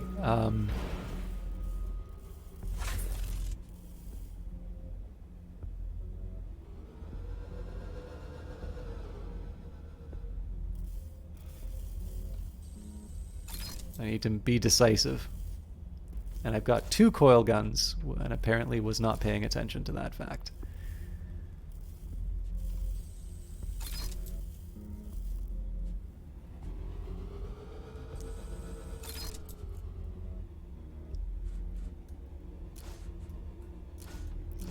I'm gonna slightly adjust the placement. Okay, so basically, this is the energy column. This is the kinetic column, and this is kind of the audition for these things. I'm gonna need to wrap up, by the way, but I figure I can do at least one more mission before I call it a night. And obviously, I'm really trying to learn to be decisive in terms of the loadout decisions I'm making. I am mildly curious. Oops, that's not what I meant to do. I was mildly curious about the paint jobs. And then there was another thing we'd gotten at a higher level. Well, I guess we can take pay only 7% for hull repairs, increase the tractor beam range. I feel like the tractor beam range is more useful overall. Here we go. These are my perks. So exit strategy, receive 25% reduced damage while boosting. Oh, that's interesting. So this is funny too, because the way I boost, I tend to boost into the fight. But that's still good, because if I'm going to be shorter range overall...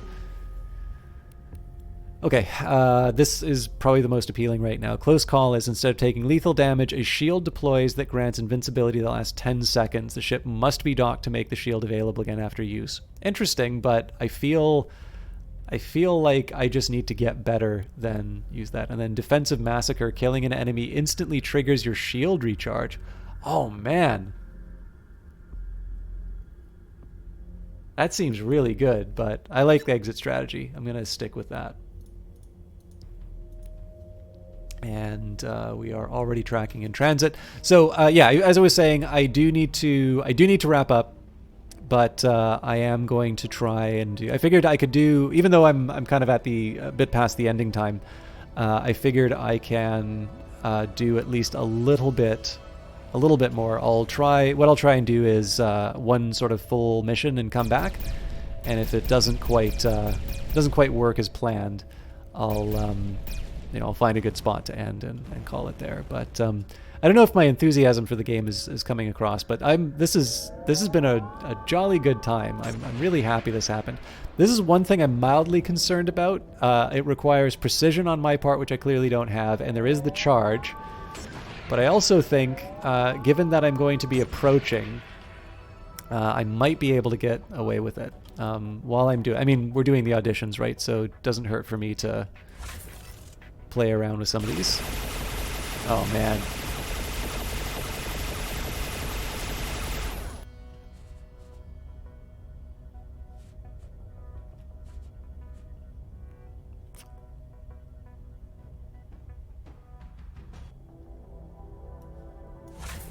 The numbers say this is the better one. Although it says the blaster's better than both of these.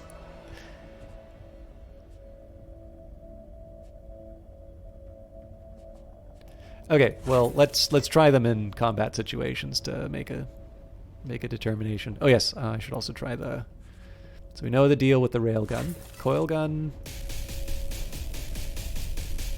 Well, I mean, it's familiar, I'll give it that.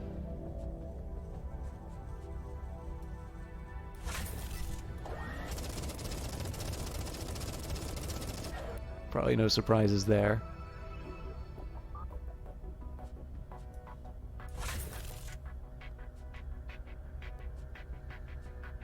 Apparently the autocannon is better... Wait a minute, really? By comparison to the... No, that's more like it.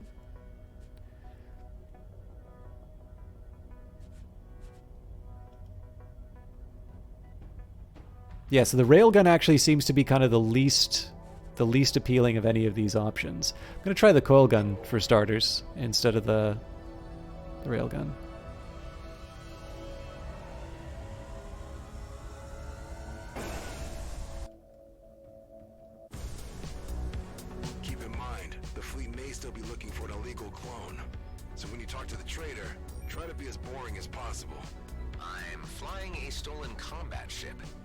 You'll think of something.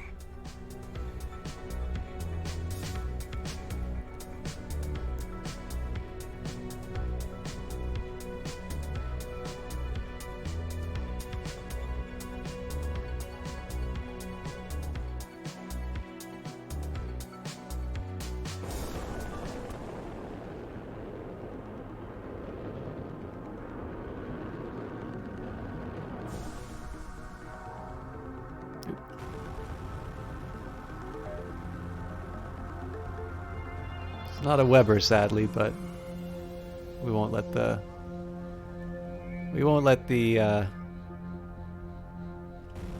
G&B people have all the fun. Assuming I can make any kind of distance.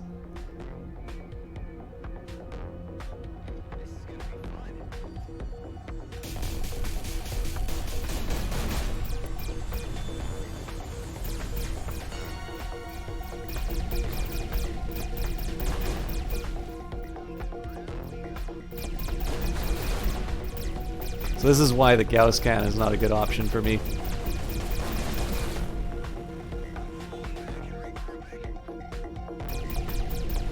This is also level 3. I probably shouldn't be struggling this much on this guy.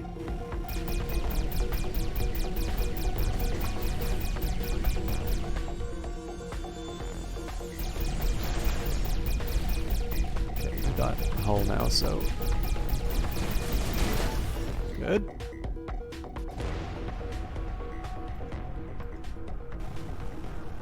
Okay, that thing's pretty close to the end, but I don't know if I got credit for that.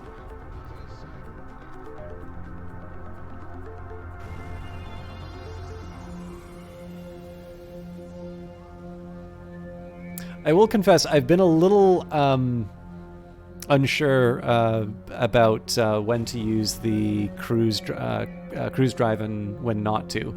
I know there's no real cost to it, but it sort of feels like I tend to get interrupted more times than not whenever I use it. So I've been reluctant to. Although earlier on, I tended to use it a little bit more often. So I'm sure if I can, I'll get comfortable again. Okay, I'm going to assume if I try and destroy that thing, there's going to be... Oh, hang on. I just need to... I get this. I just need to find a source of energy.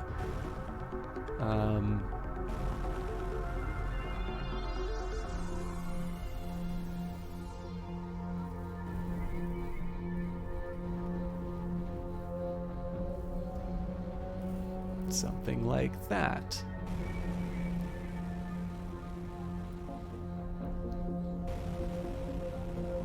Again, it's neat to find little details about the game that lead you onto interesting adventures, and it gives me, more of a chance to. Oh, that's gonna be. All right, I think I might be able to make it, but it's gonna be a tight window.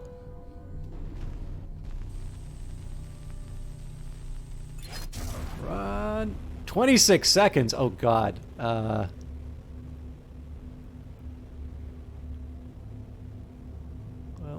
Let it not be said I'm not optimistic. This is going to be close enough. I'm going to be upset if I don't make it.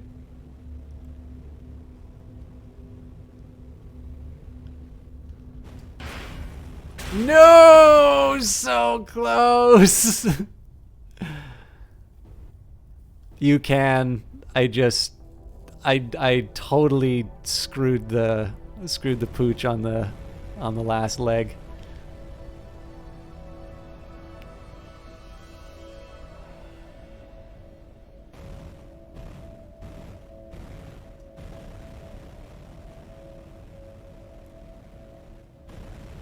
I feel like up and over is the correct approach. Let's see if I can not be stupid this time. Well, the answer is no.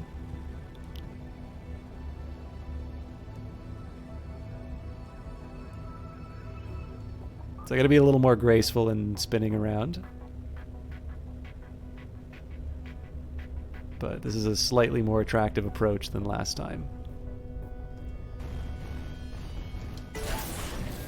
I was not gonna throw that because I figured that's just an excuse for me to screw it up again. Oh, hello. That is actually an upgrade to what I currently have. So this whole business might be rendered obsolete.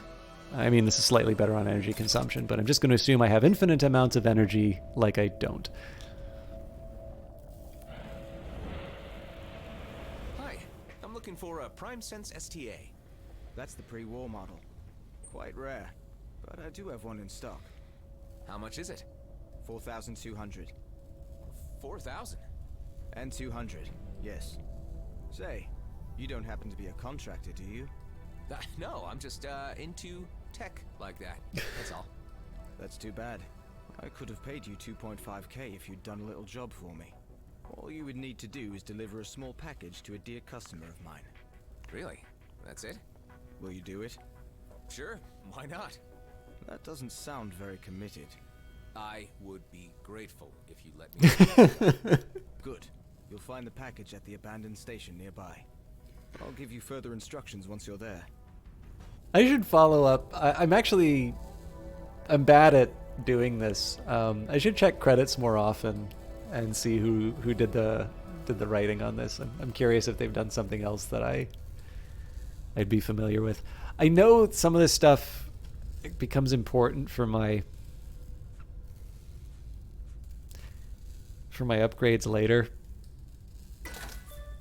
I'm gonna sell these for now. I know I shouldn't.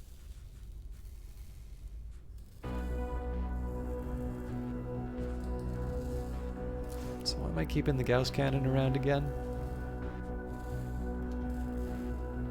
Right, because it claims that it does better DPS than just about all of my other energy weapons. Okay.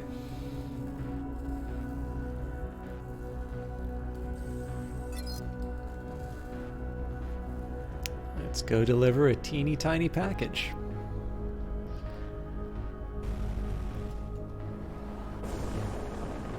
Oh, hang on. Is there anything interesting to kill there? Scout, Mad Cat. Well, you know what? It's inherently interesting to kill these things. Oh, boy. Oh, nuts!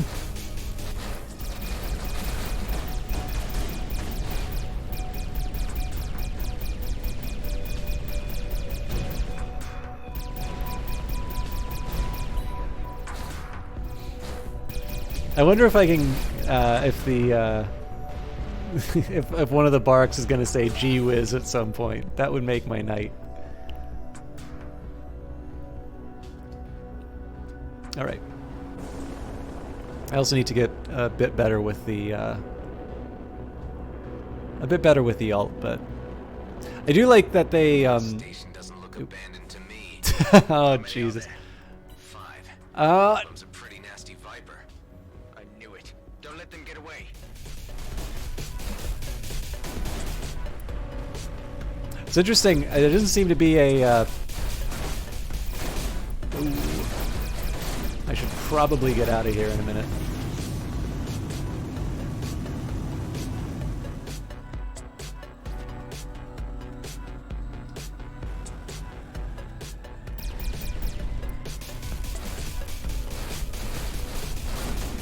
Good Lord. Okay.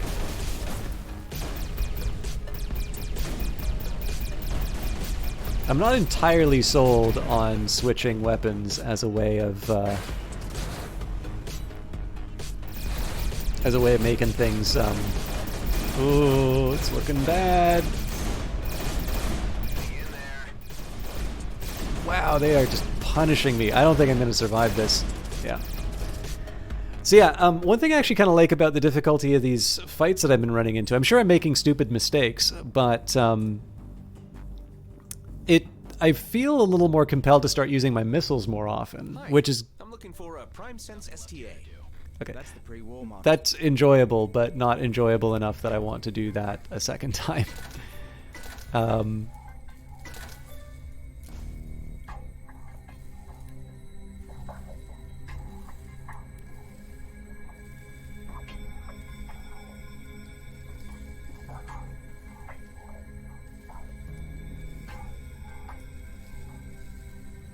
This is the Johnny Big Time model.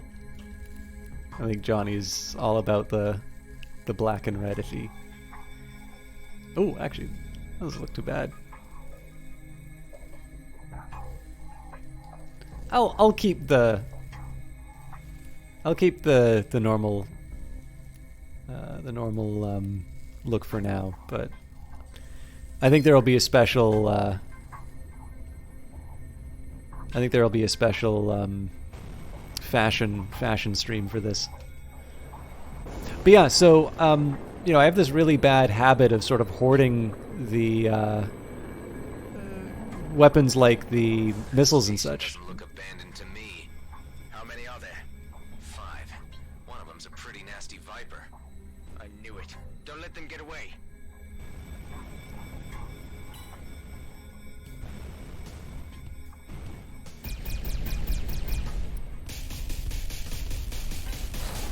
It's doing some respectable damage on its own. I should actually get an idea of which one is more...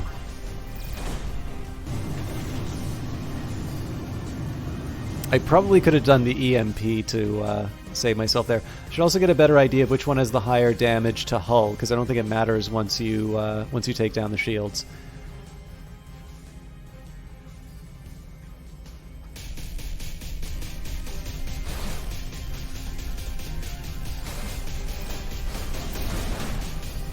Almost enough. Problem is he's freeing stuff up for his ally, who did a bit of a number on me.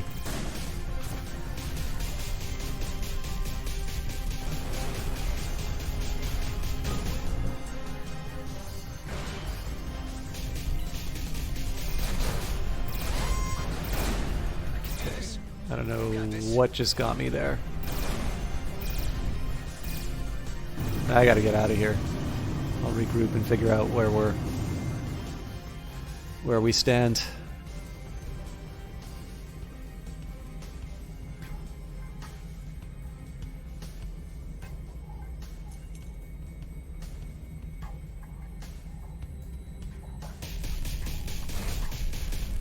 Got 4, but the Viper jumped out. Is the package still there?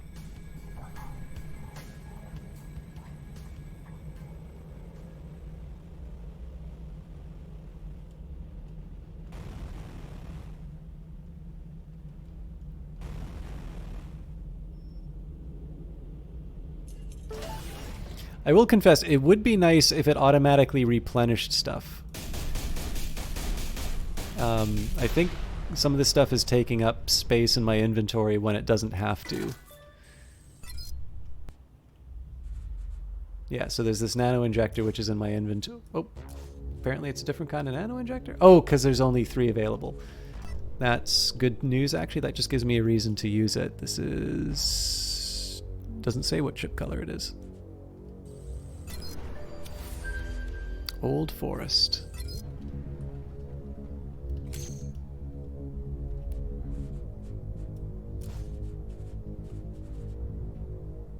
But that's 3 of 4, so the problem still persists.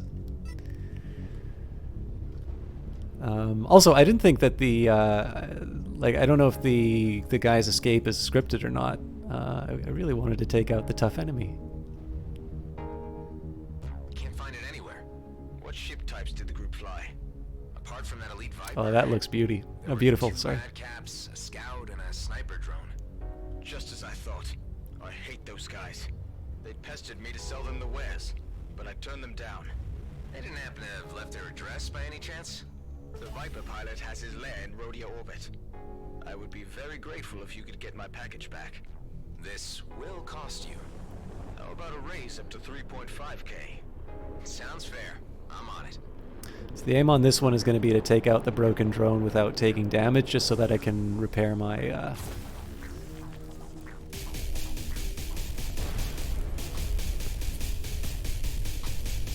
repair my armor. That is kind of embarrassing that it takes this much effort to take the thing out. Executioner, that sounds promising.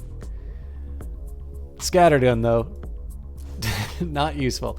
Okay, so the expected DPS for both of these things, 18 to 68, 70 to 53. So the coil gun should basically be my primary weapon when I'm dealing with hulls. That's right, dealing with a hull.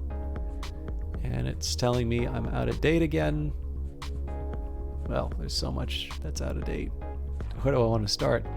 Okay, let's start with the energy core. If I can upgrade the level, got plenty of it. I'm going to just try and move these things up to 3. Oh, has already been modified. Cool.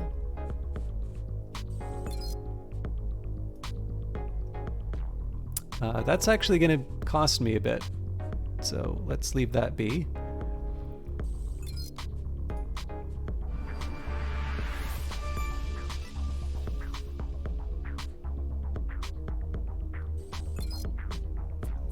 Yeah, I really don't want to mess with anything that has like a meaningful cost behind it. I really don't want to mess with. Well, I don't know if I'm going to be keeping that yet. Homing missile. Oh, already been mod.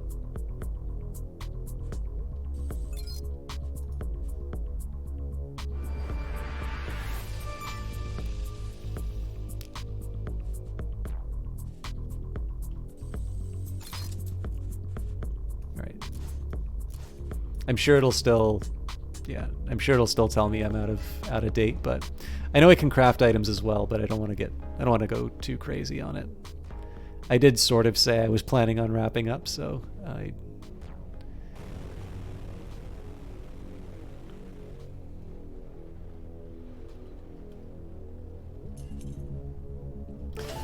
So I have something of a guess that the fact that I'm doing these jobs for this guy is going to indicate to him that I am a little bit more than just an enthusiast or whatever I said I was. And this might tip off the bad guys as to my location. But who knows?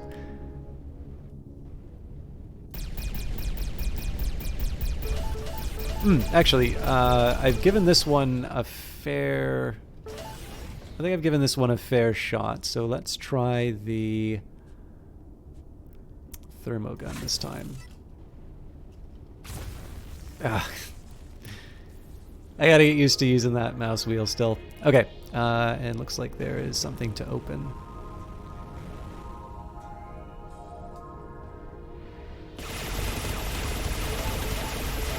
I mean, the fact there's a lot of it is really appealing.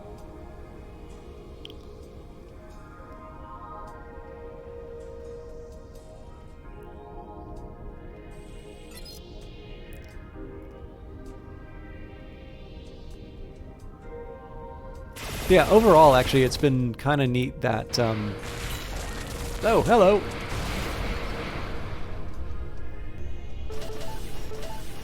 I think one thing that I wouldn't like put it as like a headline feature or anything, but I think one thing that's really been working for me has been how, you know, I'll run into something and I'll definitely have the feeling that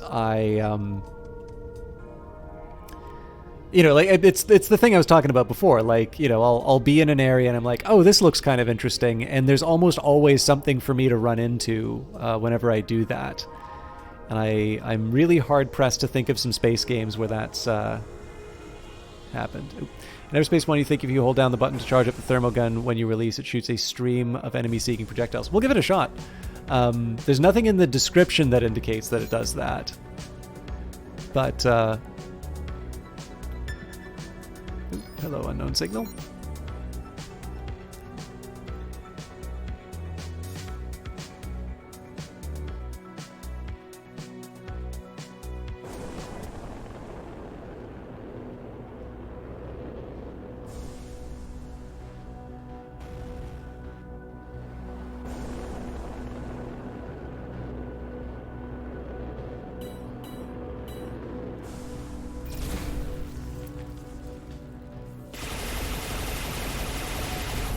Okay, so it seems, yeah, so it does seem, man, that's going to be weird.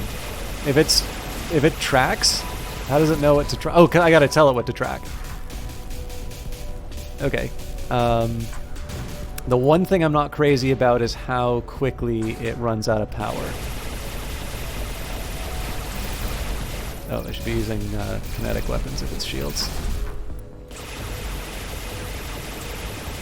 So, I mean, I think there's a DPS increase just by virtue of the fact that I don't have to aim as much. But the fact that it finishes kind of quickly might be a deal breaker. I'll give it a shot. Like, I'm intrigued.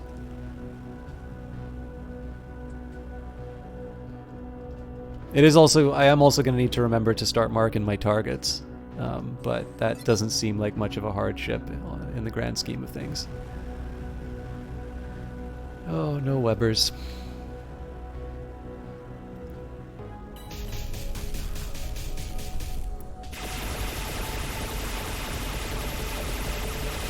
Yeah, so like this armor should be melting, but I have a feeling I'm gonna run out of power before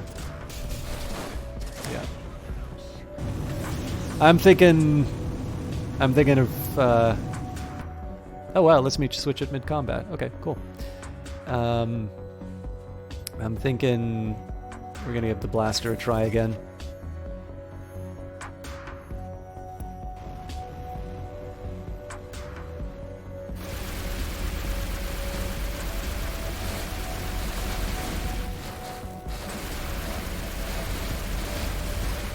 Oh, I'm messing up big time. Gave me a brief reprieve. Oh man, it didn't.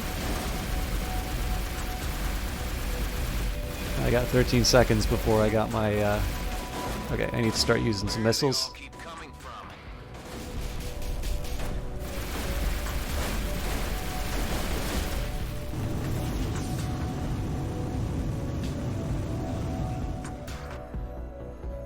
All right, that was a bit of a clown show.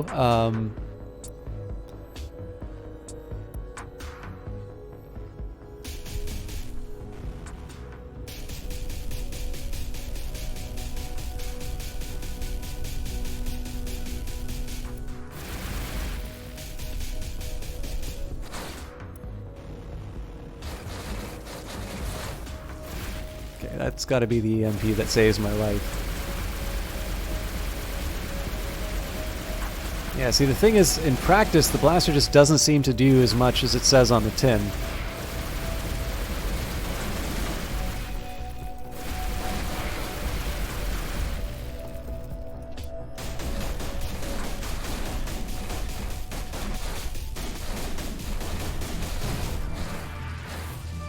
Okay, that's a much needed improvement in my health.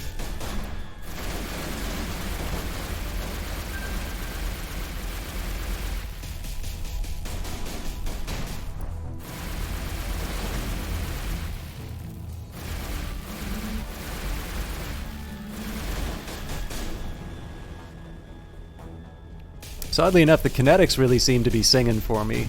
Some of these others, not so much.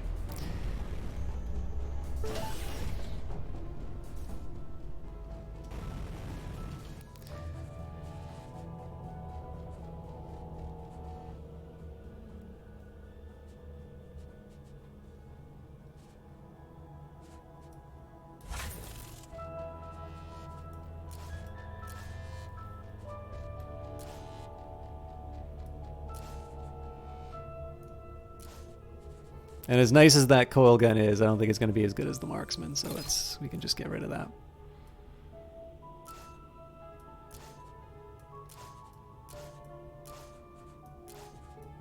I don't even know how I'm supposed to organize this anymore. That'll do for now.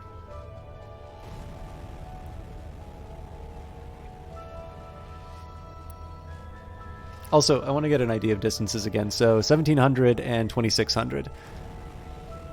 Hopefully the extended range will help me be a little bit more survivable. Okay, somebody's mad at me, but I want to loot.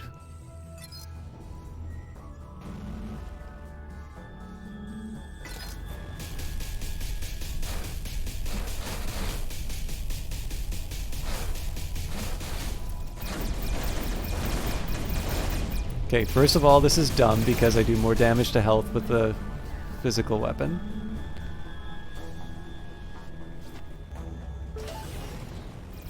Second of all, I have a perfectly functional EMP, so there was no reason to take any of that armor damage in the first place.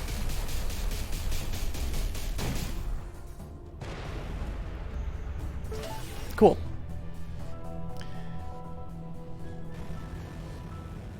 I know this is still the unknown signal, but looks like there's still goodies for us to pick up.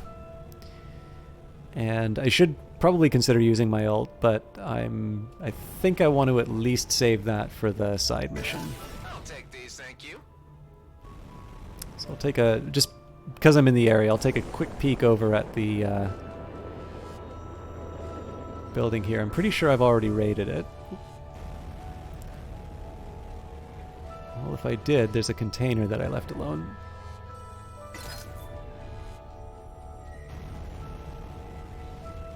Doesn't seem like there's much else here, though. So I can, of course, I mean, again, this is the thing that's been probably my biggest sort of surprise and delight. has been the fact that I can just go to so much stuff. Actually, I'll try one more example here. I can usually go to something in the environment and there's something that happens. Actually, that's a lot smaller than I thought it was. So that is appealing. I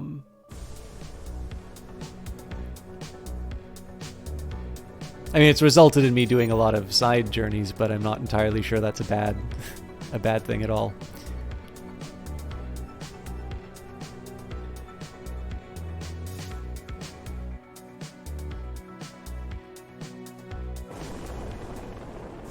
All right, well, there's the target. His allies don't seem all that close, so let's close the distance a bit. Once we get within 3K, I think.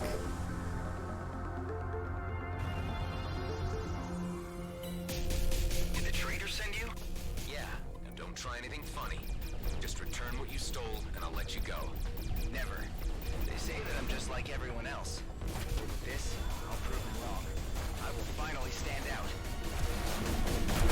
Didn't even give him a chance to give his villain speech before. Hey, it's me. Did the package contain some Viridian paint by any chance? Yes, that's it. The recipient is already waiting for you at the outer rim. You know that Viridian products are illegal. I'm sorry, but I'm not paying you so well to ask questions. Point taken. Okay, this might prove a bit costly, but let's try it. I needed to pick a target. That was a waste of the MP. Let's recover.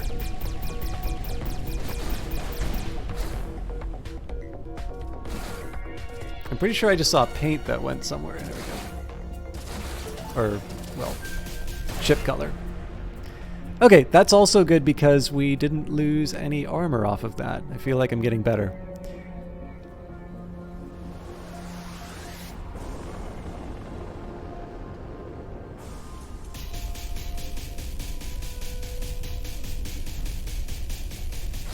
Should have got a little bit better at picking a target, but we can still probably make this happen.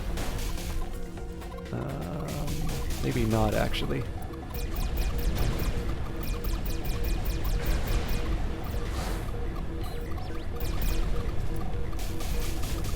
That EMP really does make all the difference. Just in terms of the opportunity to recharge the shield. So this is definitely a lot sloppier than what we did last time. Public enemy number 1 for me right now is Mr. I've got all the shields.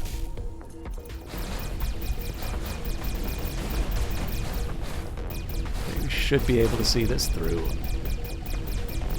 Come on. Yes. Down one. I just wanted to prevent more damage to my armor than I already was getting. Okay, so it looks like there's some goodies to pick up. That tuned energy core might be an upgrade.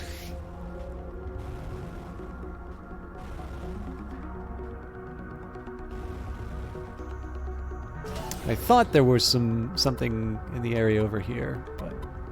Oh, that's a missile. Ooh. Being able to shoot missiles out of the sky is wonderful in any game. Okay, well obviously I'm going to go back there because there's something to pick up, but let's take the low-hanging fruit first. I think they said that a lot of this is sort of designed by... Adam's got no time for bad guy monologue. Sorry, I missed that. So...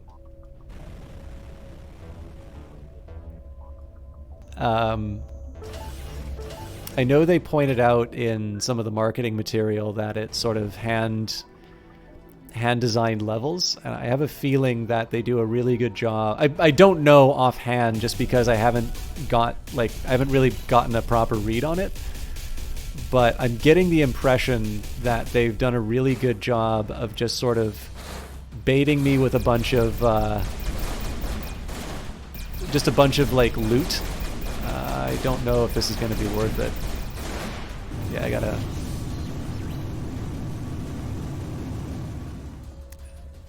It's need a little rest to get my shields back. Did I wind up in a different part of the level than I intended? It feels like it. You know what? This guy is not worth the trouble. Let's get rid of the other people who will strip down my shields first. I'll have EMPs in a minute.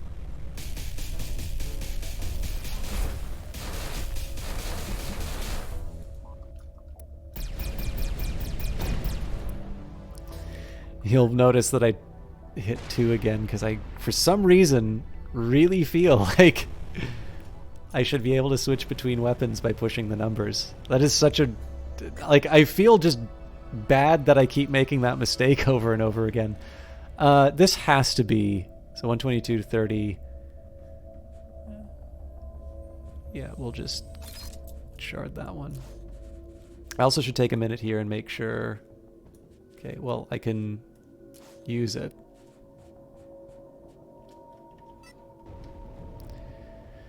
I need to remember when it seems like I'm out of space, there's probably a couple of cases where I can stack up some items. That might be something I actually mention in the forums, but probably not tonight because I actually have stuff to do. But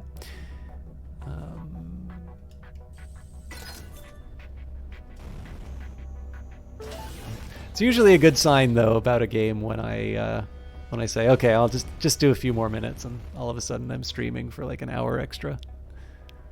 Okay, so we got the Proto Scout and the Armor Drone. I think in this case, even though the Proto Scout will be the one that I want to hit with the... Oh, there's 2 Proto Scouts. Trap.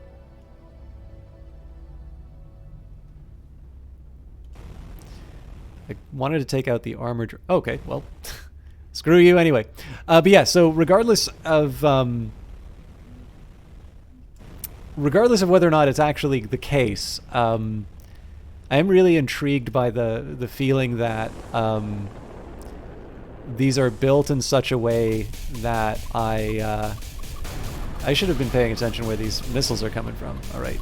I'm going to get roughed up a little bit, but I think just getting rid of the sources is the smarter thing to do right now. Well, it is up to the point that I'm out of shields. Okay, good.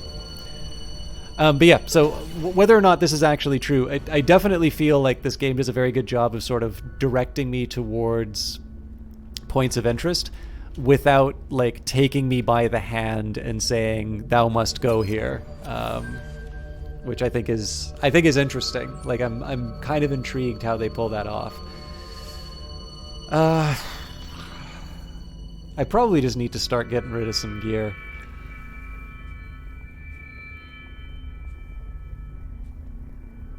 Okay, well, I've got 2 pulse lasers, so this should be easy. I wonder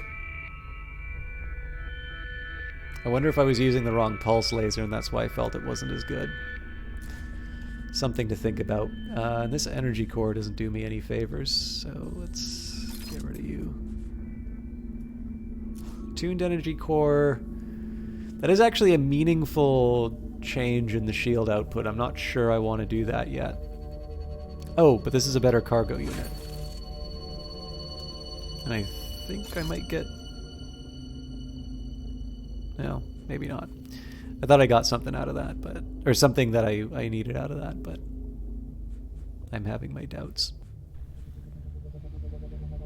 So I'm going to hang on to the tuned energy core just in case I have a change of heart, but... I got what I wanted out of this. Oop.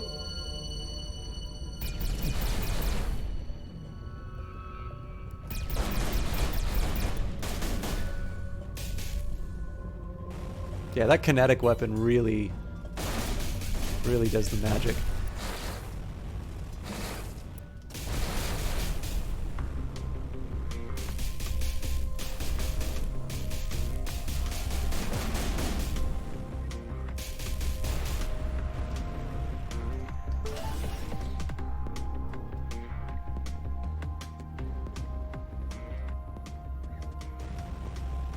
I'll confess, like, I generally like moving around in the game. I think the controls make a lot of sense. I do occasionally find, I think you can see this in the way that I play the game, I do occasionally, like, lose stuff and find it a little difficult to sort of catch up and get my bearings again. But I think that's less of a game thing, and that's probably more of a me thing, and I'll probably get better the more time I put in this game. I probably suspect the origins of that were how convenient it was that Rebel Galaxy Outlaw gave me something that just pointed me towards my target so many times. I didn't rely on it probably as much as you might think. But I think I've already been here, but I want to double check. I've definitely not already been here.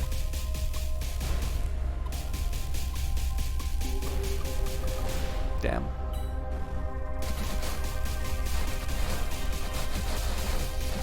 Okay, I gotta be careful. Yeah, it's not enough to have shields for the approach. You also need it for when it doesn't turn out your way.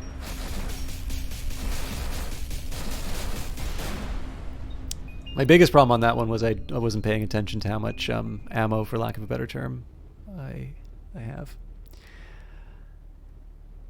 What was I talking about? Yeah, so Rebel Galaxy Outlaw had this really helpful sort of it would point you in the direction of your target without giving you so much precision that you didn't need to aim anymore. And what I found that the most helpful for was when they would sort of go into some like totally like unrecognizable spot. Okay, there's clearly a better angle I can be taken on that. Oh wow, yeah. It's designed to be accessed from inside. But I think what happened was I didn't use it very often, but I would use it when like just a really dramatic move happened. And I feel like that's that kind of spoiled me, so that when somebody moves really far away, oh, curse them. Okay, well, I guess I could have got a couple free rockets out of that. But,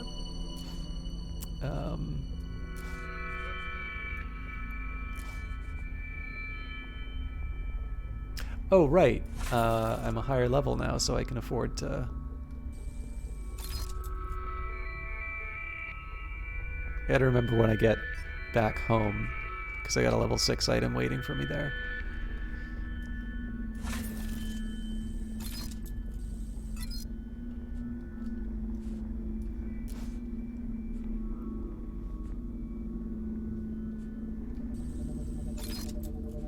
You know what? I screwed that up. Oh no, I didn't, because this is a new one, so I'm going to be able to upgrade it. I can probably do that right now, actually. Oh, that's a swap, not a...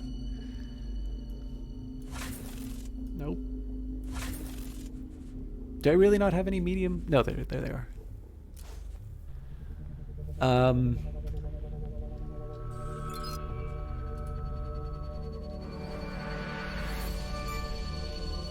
So yeah, even if I have a level 2 of something, it's actually still to my advantage to... Oops. It's still to my advantage to... Okay. So I gotta find an energy generator now. This is gonna be a hard target. Oops, somebody's mad at me.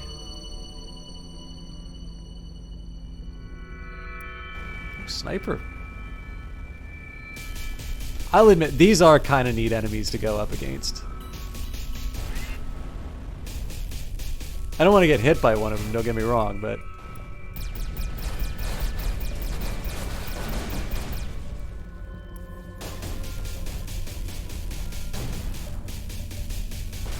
That was more about just putting the damage out. I know I was working down another enemy, but I wanted to get the maximum amount of damage out, because that other one was close enough to being taken out that I didn't feel like I needed to worry about it. Okay, what do I want to scrap next? Maybe we should just do this by level. So like the Executioner's nice and all, but am I really going to use a scattergun, number 1? And number 2, am I really going to use a level 3? Although the same argument could be made about my blaster.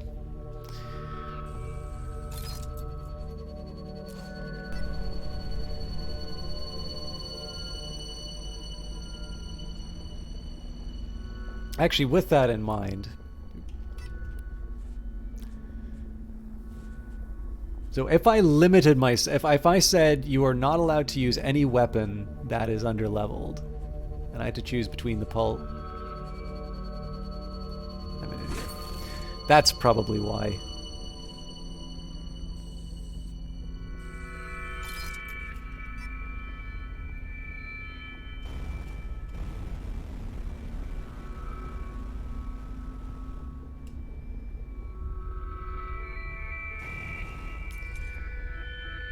Okay, so I guess the most likely... Well, there's two possible locations for the energy now that I... Or three, so there could be energy over there, there could be energy over there, there could be energy over there.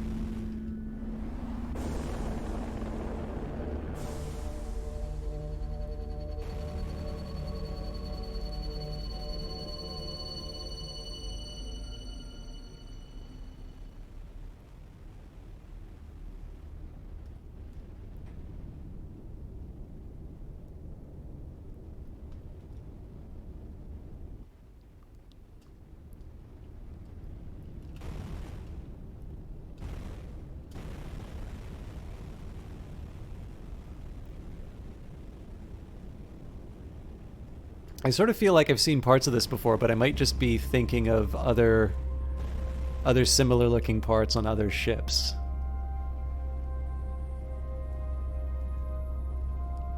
Let's follow this as far as we can go and see if anything comes up.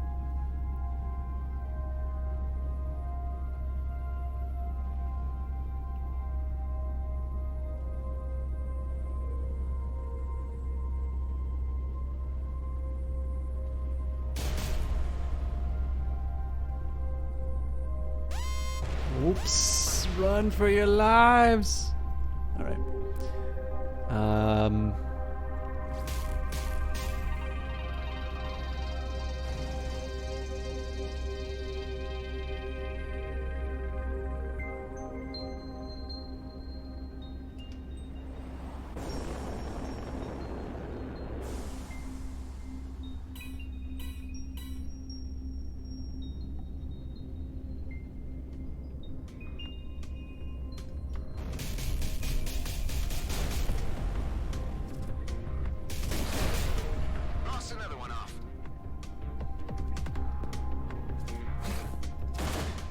A drone got the upper hand.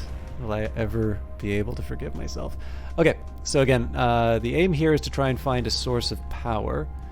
I'm not really convinced that this is... Oh! Whether or not I'm convinced, this is where it is.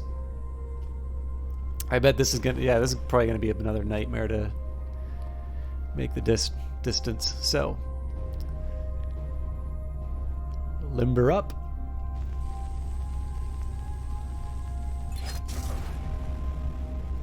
So what I am curious about is... Yep. That makes it significantly easier. Not perfect, but...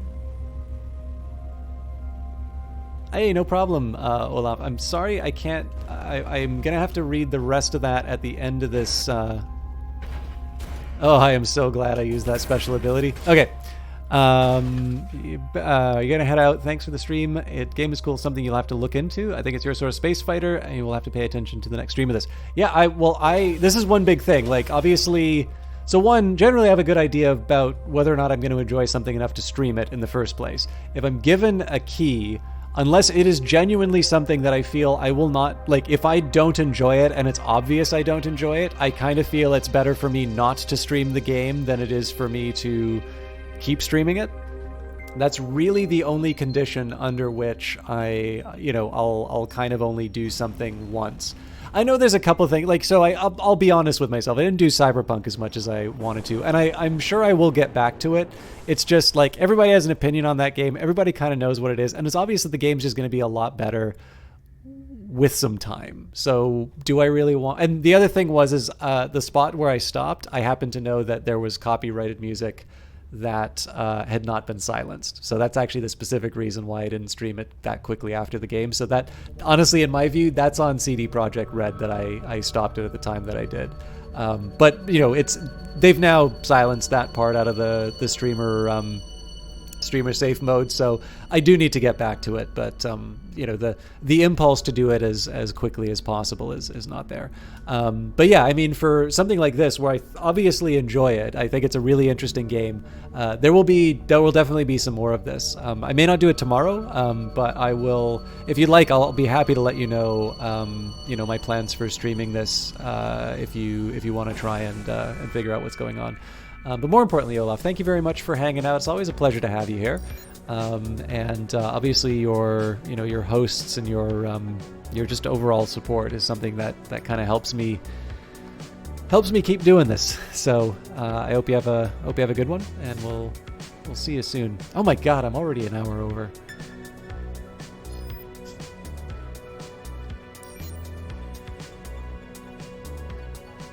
That doesn't stop me from exploring unknown signals, though.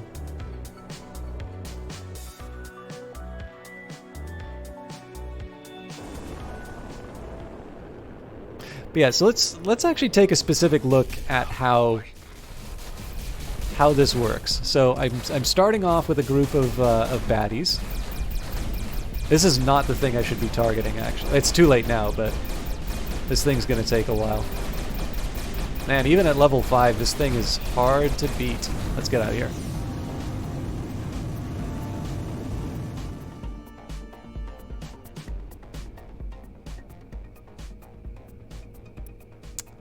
These guys are definitely ready for a fight.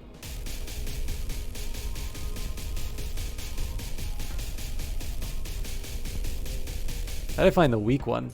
I just don't know which one that is.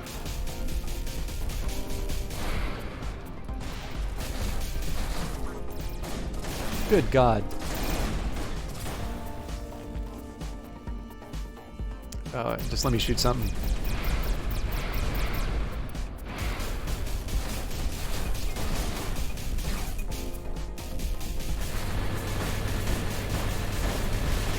I'm gonna die.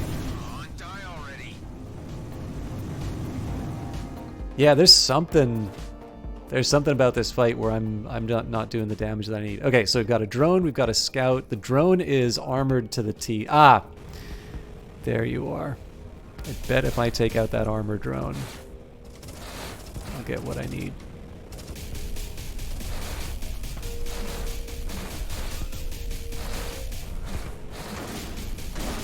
This better be worth it.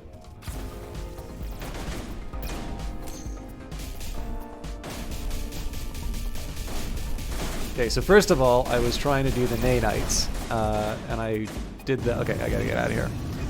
So I was trying to do the nanites, and I hit the EMP prematurely, so that sucked. And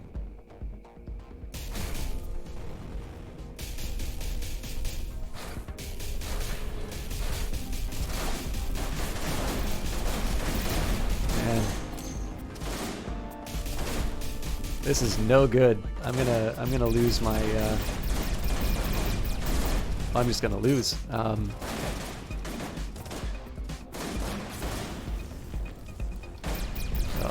that's not gonna save me. Wow. Okay. I'm definitely gonna try that again.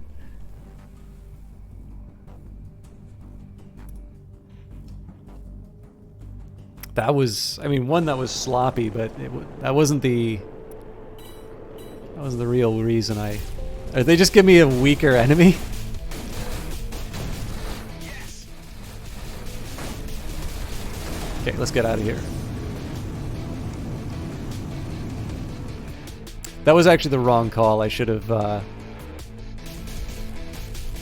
Okay, so it seems like they have so much less armor. I don't know if that's the armor drone's effect, or if there's something else going on there. But I did make the wrong move. I should have EMP'd. Okay, the EMP was not successful on the target that I'd intended. Let's do the best with what we got. Okay, good. No, of course.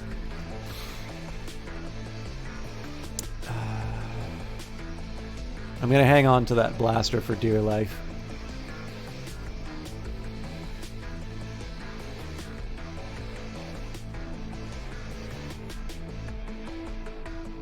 Tuned energy core versus the energy core. Okay.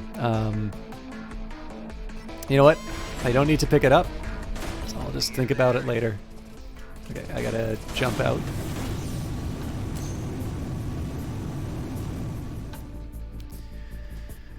Okay, so one, I gotta get a better idea of what I'm up against, because it looks like there's two group. Nope, I'm only up against one, so we'll close the distance on the Outlaw Scout. If I need to use the EMP, I can, but I should be okay.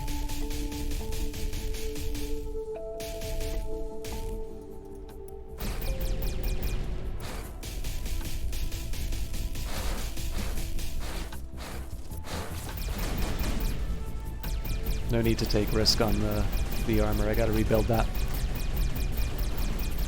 See, I felt exceptionally difficult to... Oh boy. Okay, beam laser, it's level 6. Well, I mean, there's a whole lot of reasons why I want to try this. Oh, okay, first of all, we can dismantle that. I'm going to try this beam laser right away. High intensity consistency beam, no tracking needed, moderate damage output. This probably won't be the solution that I'm looking for, but I am interested in trying new bits.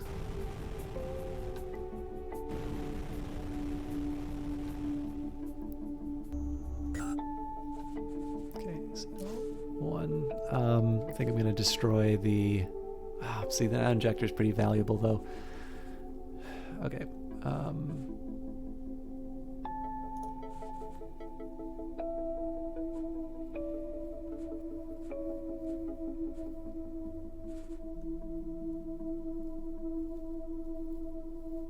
Well, the Gauss cannon's level 3 now, so let's just say that's out of the picture. It's not going to fix my problem with the fact that there are containers which I'm about to unlock, but... Oh, hello. Destroy the outlaw base? I guess that's... Nope. Ooh, this looks welcome. Yeah, this is a pure upgrade. Oh, but it's locked! That's right, because it's armor. Ah! Okay. I'm gonna jettison the nanobots.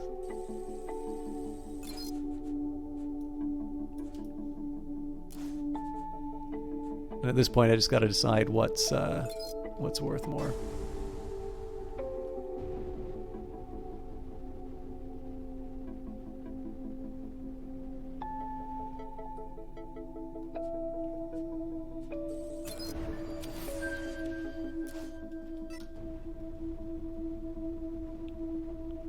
Okay,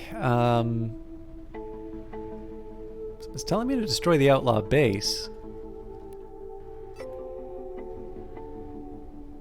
Oh, that's probably there. Alright, let's give this a shot. DPS-wise, the coil gun should still do better, but it looks like we're up against a couple of things that should be sort of ideal for a weapon like this. I do need to get into 1300 range though, so...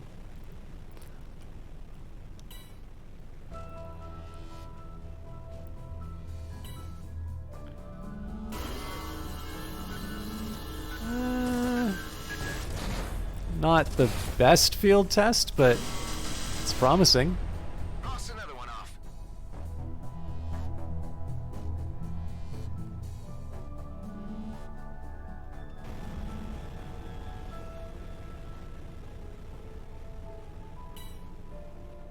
Yeah, well, I'm guessing I found the base.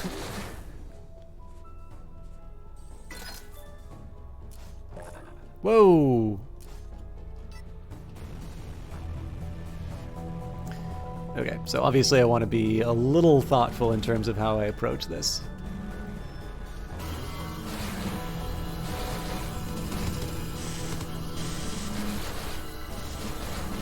Yeah, that took a while. Let's compare turret to turret.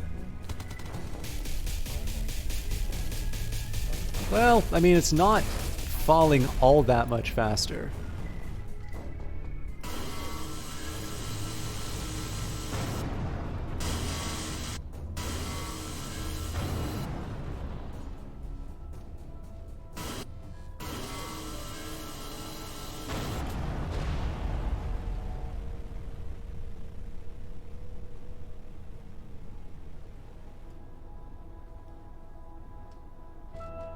I probably would have had a little less uncertainty on the base if I'd known that the orange indicator was the target, because that thing was pretty clear from quite a ways away. On the basis of the orange. Although I will admit, like, you can't see it, you can't see through the, or you can't see those indicators through the asteroid. So there's, oh, there they are.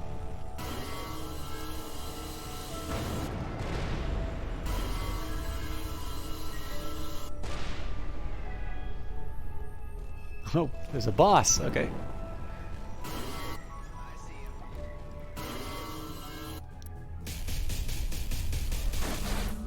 Okay, so that seemed to do short work of the shield. Oh, those shields are back up, though.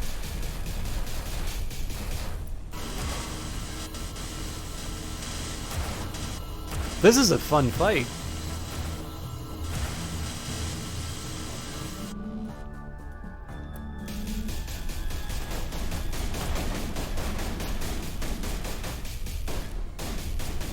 It's just neat to kind of be, like, it's not like a jousting match anymore. Instead, just kind of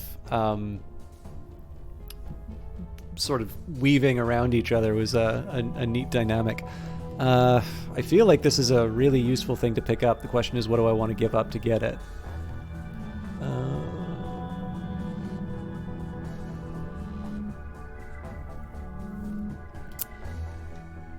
I will dismantle the blaster so it's no longer tempting me.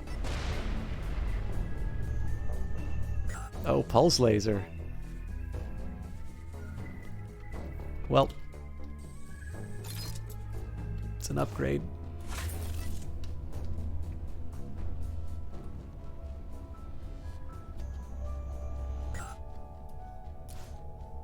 Okay, we're already at the max of those.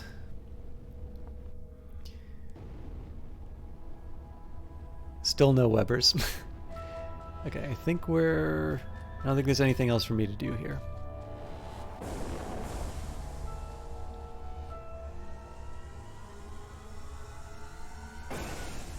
Is Hive Adam's ship's computer in this? I feel like Hive has been mentioned. I don't know if it was in the marketing material or in the game, though.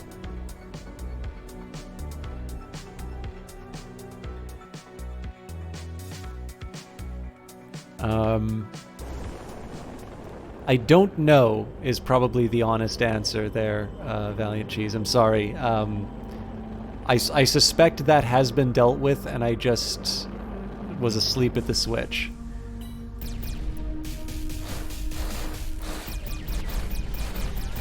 Alright, that's some respectable damage right there.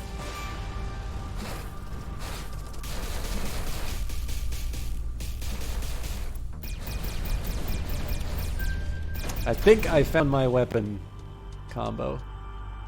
And I've totally lost where my opponent was. That's not that. Well, maybe it is.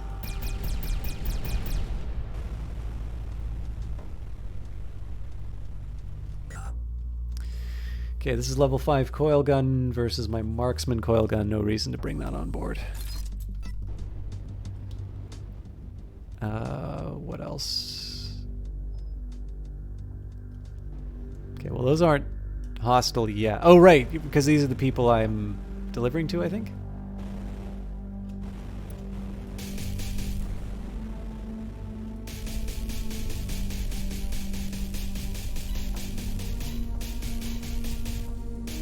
Clearly, I don't have the precision to be using this thing very well.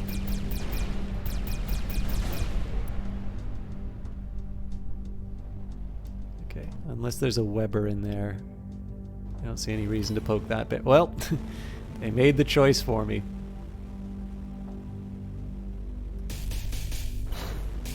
Oh, boy.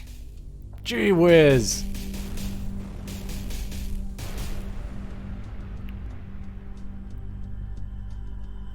Is there a setting for how much auto-aiming projectile weapons have? None that they've introduced to me. Oh, I guess that would be like in game settings.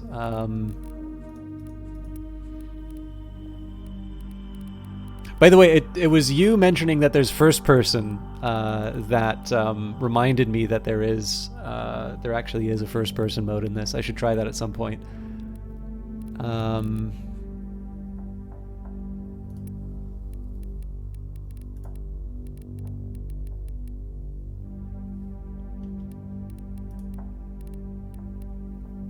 So it seems like for gamepad there is an auto aim, but I don't know if I don't think there's like a universal setting. I suspect it is very much a question of compensating for controllers. If that's what you were asking, I might have misinterpreted the question.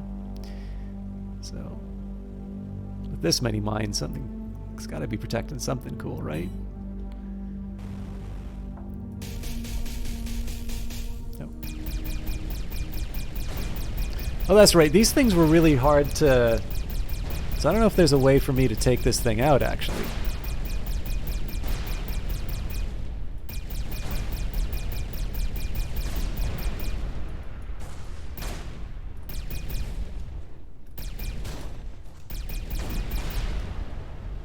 I'll just leave it alone.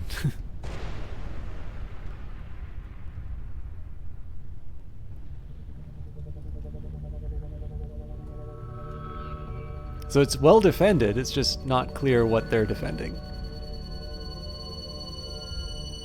Excuse me.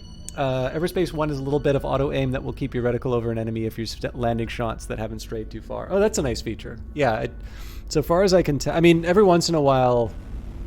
I get the feeling that my relative skill in terms of aiming is either improved or significantly diminished.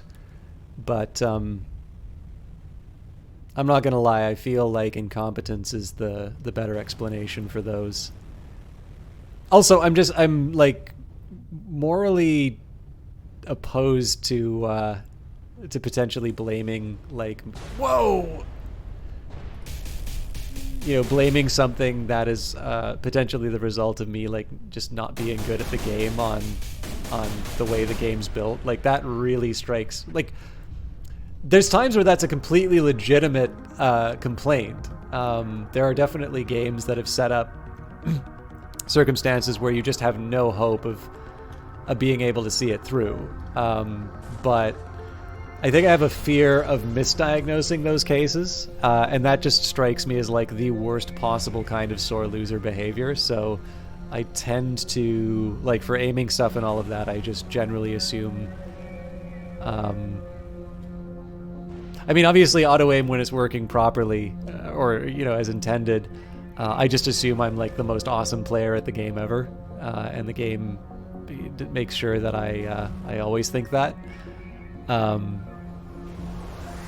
But yeah, like I said, I think it's anything I've experienced could just as easily be explained by my relative inexperience with the game. So, but I can keep an eye on it.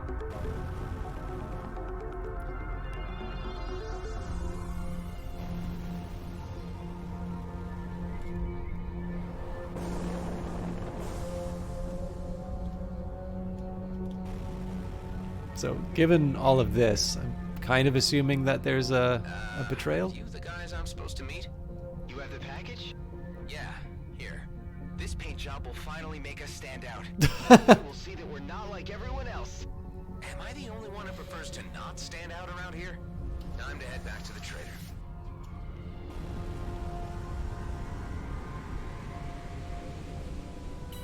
So the skull should be an indicator that this isn't something I want to mess with, but I can't help myself.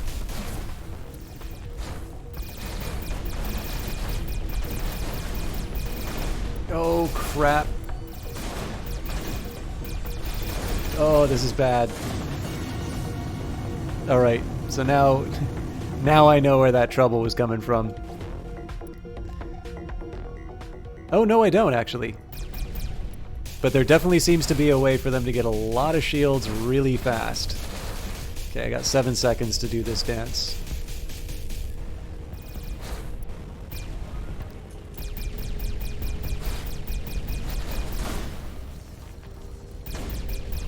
I gotta make sure I kill this guy this time, though.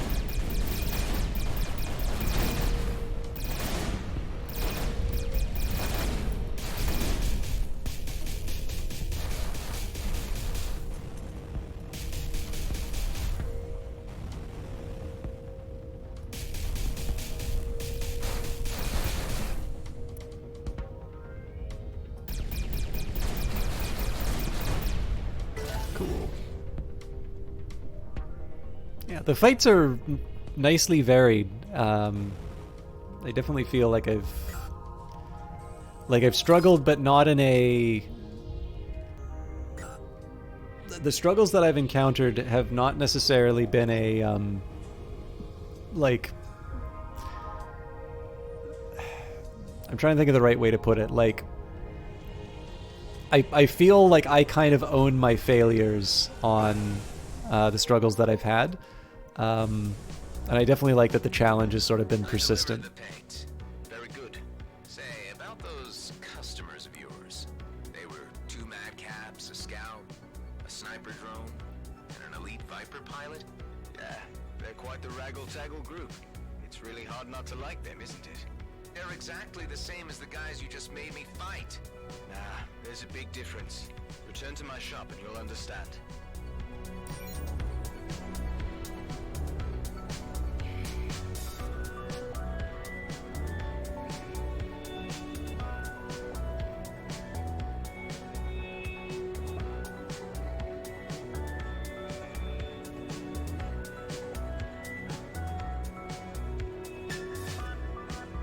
Okay, I really want to do the unknown signal, but I do need to wrap this up, so...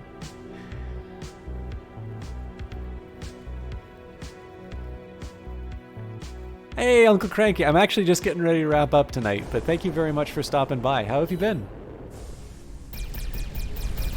I haven't seen you online recently, so I don't know what you're playing. I always like to just assume that it's always Far Cry, but I definitely do not want to be... I'm sure you've run into the kind of person who's like, oh, hey, you know, I love your stuff, you know, you're still doing, you know, and then it's a game that you haven't played in like 4 years. Maybe not 4 years, but you know what I'm saying. There's a lot of those. There's a lot of those people. So yeah, what have you been up to? And have I just been hitting the wrong hours, or have you been away from it? Finished Far Cry 5 a week and a half ago, just bumming around on here. Oh, that's right. No, I did see you play Hades. I also saw you playing Hades on my Steam list, but that's kind of a different beast. Well, tell you what, I'll meet you halfway, Granky. I'm gonna go and bully some outlaws, just for you. You're back to a full-time job. Well, that's right. I mean, I think that's true for everyone. I don't know how many of you knew this, but I was not having the best time at work for a long time. And one of my old managers is now an assistant director. And they, within like days of starting that position, they got in touch with me and they're like, hey, we got an opening. I want you. And they genuinely seem very happy to have me. This is a level 5 pulse laser versus my uncommon level 6, so we'll scrap it.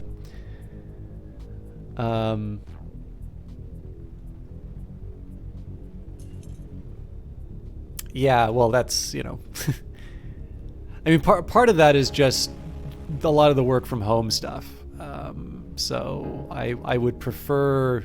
You know, I would obviously prefer to not be up at all hours, but there was definitely an adjustment to make on that. But this will be fun. Oh, I was way too slow on that dodge.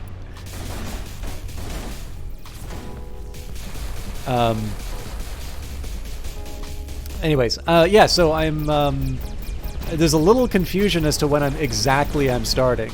But I'm going for... And actually, one thing that was great, too, was one thing that I do work on... okay, it's an even spread. Oh, this sucks.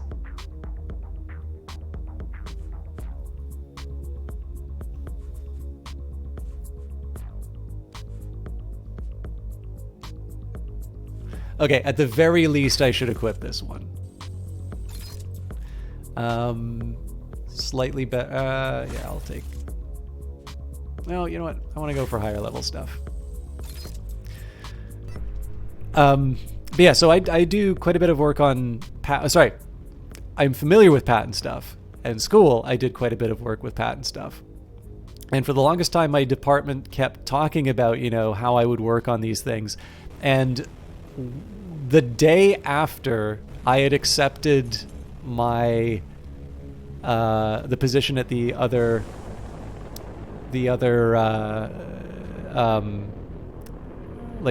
division,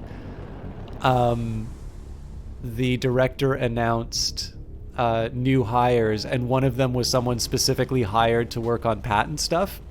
Now, obviously, this is not a hire that could have happened within 24 hours. This is quite literally a case of, I was being told for years, all of these different things that I would be working on, if not for like these operational needs that had me working on basically the stuff that nobody else wanted to do.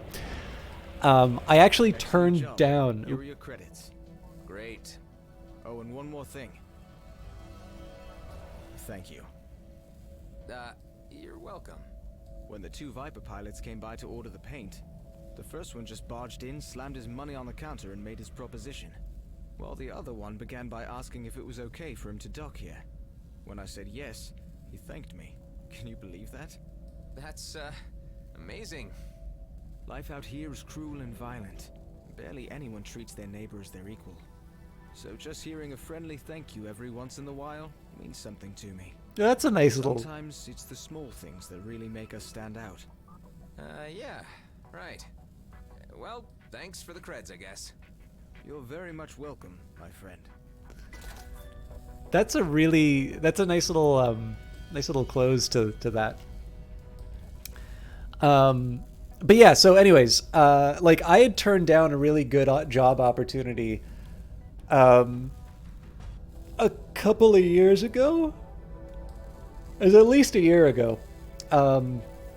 Oddly enough, at the division that I'm going to now, and the director had specifically brought me in and asked me to stay, and just the whole song and dance about how stuff was going to get better and what the the circumstances why I was winding up doing the stuff that I was doing.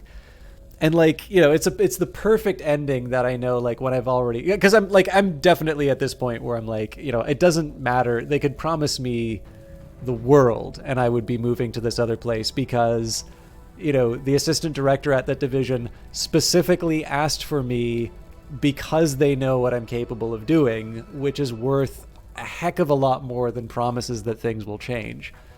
But I will admit, I did struggle with the decision for a while because, change is never something that it's always something that's a little nerve wracking. I'd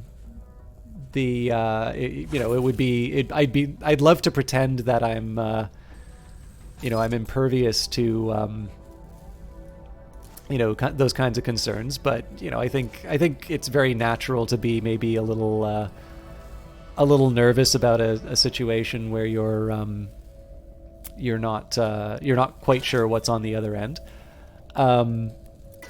But I do eventually need to start keeping these ores and such, but I need a better idea about what's going on, and I figure if I get a nice stock of money, I'll be able to sort of I'll have a little more freedom.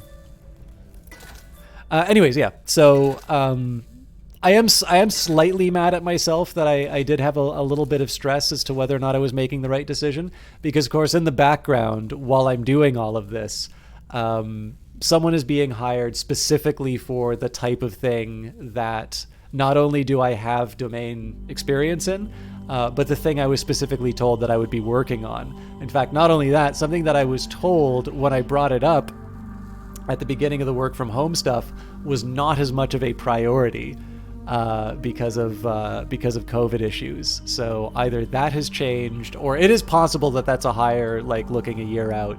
But definitely when there are people being hired on the things that you're an expert in and you're not given sort of a research pipeline, it's really clear that place was wasting my time. So needless to say, I'm very happy to be doing the move. And it's neat because there's a combination of things. So they're interested in me for the, certain degree of computing skill that I bring in. They sort of recognize some domain knowledge that I have that's very helpful. And I actually found out that not only one of my former managers is the assistant director, but the other really good manager I had is still working at that division, but they've transferred to the place where I'll be moving, and they specifically pulled some strings to make sure that they had me as their employee. So of course the burden on me is to make sure that I haven't taken the frustration that I've been experiencing with my current position. I do want to make sure that I perform now. But there are definitely a couple of things that have really pushed this to being the right choice, and definitely a couple of indications that had I not taken that opportunity, I probably would have seen an even greater degradation of my current position. So, yet a job like that was brought on board with promises of one thing, never given the resources or authority to do that, regardless of your skills, and then bringing on board several new and external people that do that stuff without my involvement. Yeah, I mean. Pre-war system scanner coming right up. Say, do you know about any medical stations nearby? The closest is probably the one at Prescott Starbase in Union. And here in Cedo? You're kidding, right? Out here, no one ever cared about infrastructure like that. Not even during the war. I understand. Thanks anyway. No problem. You know, there's a few different ways that I think some of this could have gone differently. To a certain extent, you know, just because I don't get to do the stuff that I'm interested in, it is a job, right? Come in, Dax. Any news? So I just bought the STA, and guess what? There are no medical stations out here. I told you we would come across something with enough time. I don't have time. Why am I getting the feeling you're just using me to beef up your crappy station on the cheap? Listen, I didn't have to take you in or stick your friend in my freezer. I'm trying to help you, but we gotta do it my way, with patience and under the radar. This is taking far too long. For people like us, it is what it is. There are no shortcuts in the DMZ.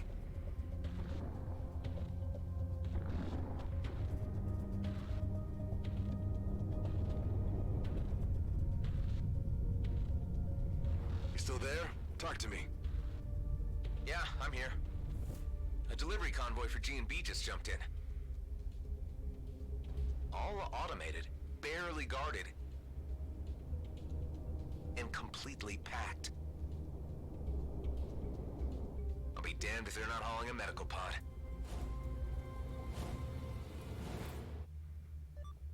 Finally. Remember what I said about being boring? This is sticking your fingers in the faces of the very people we want to avoid. I'm sorry, Dax. My friend is in trouble, and this is my chance to help him. The convoy's AI-driven. There are just a few guards. I might even manage to steal the meds without any trouble at all. I don't like it. If this operation goes south, it's on you, and your head alone. Got it? Yeah, I get it. It's been like that all my life. I did say I would finish after the last mission. I am going to do the jump, just so that I can know that it's saved, but I think this will be the... this will probably be the end. But yeah, like, so to a certain extent, like, it's a job. I know if there is a... Oh.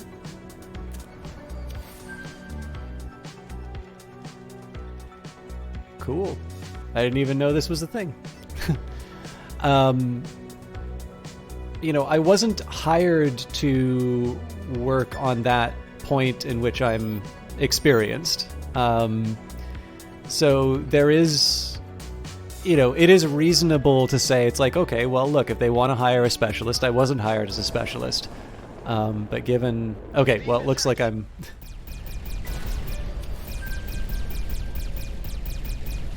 That's a nice way of ending, being able to get the challenge complete.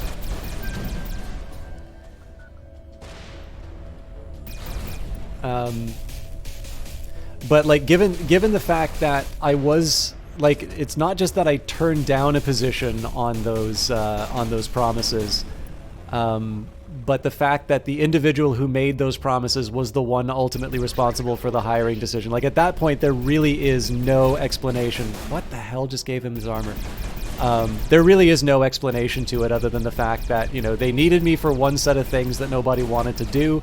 The context under which I was originally going to that better job was a case where they had introduced a change and everybody associated with it except me had left. And I tried to be a good soldier and like stick it out the whole way. I have no idea why I haven't used my EMP yet.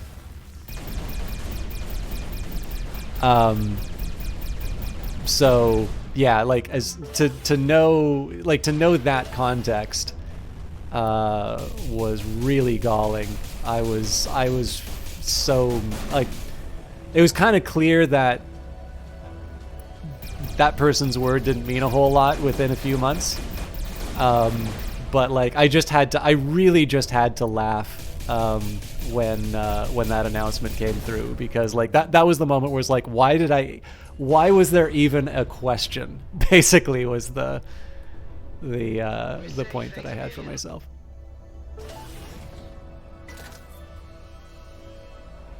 Anyway, sorry. I mean, these are our last few minutes with Everspace 2 for tonight, and I'm spending it talking about work stuff. But needless to say, you know, I still need to make sure that I have it in me to do my best work, because that has not been true for a while where I'm working right now.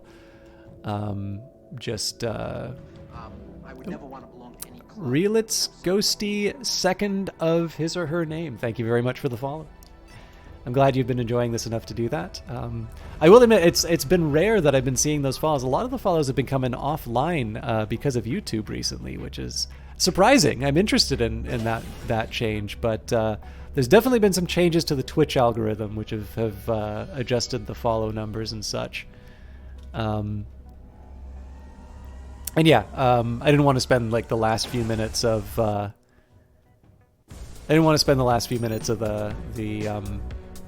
Everspace 2 stream not talking about it, but like I said, I'm gonna get to a part where the game is saved. If it throws me like straight into the raid, then I'll just do it. But if I have a chance to fly around for a little bit, it seems a good point to break, just because we can jump into it. No, cutscene. Good. They're still locked in transit. Whatever that means. G&B takes inventory of their I'll answer shipments that as before soon as it's distributing done. them to the stations proper.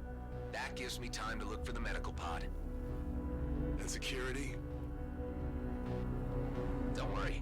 It won't detect me if I manage to avoid the scanning beams. And those can be tampered with by hacking the terminal itself.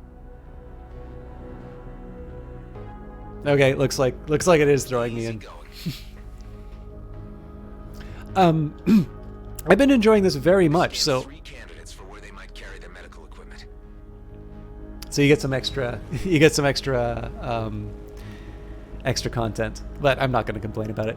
So I've never played Everspace before, but they very kindly offered a promotional key or press key or whatever the proper name for these things is. Is it really that easy? Okay.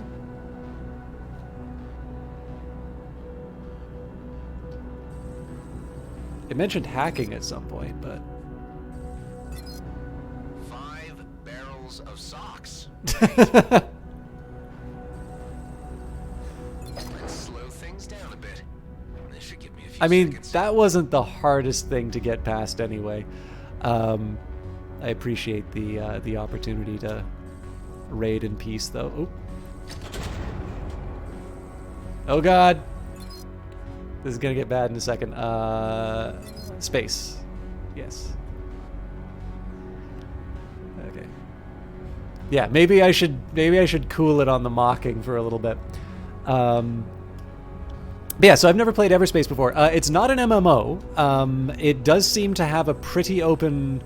So a lot of the advertising kind of talks about the open world and kind of RPG-ish style elements, but so far as I can tell, there's no interactions with other players. At least I haven't experienced any, and I haven't seen any indication for it.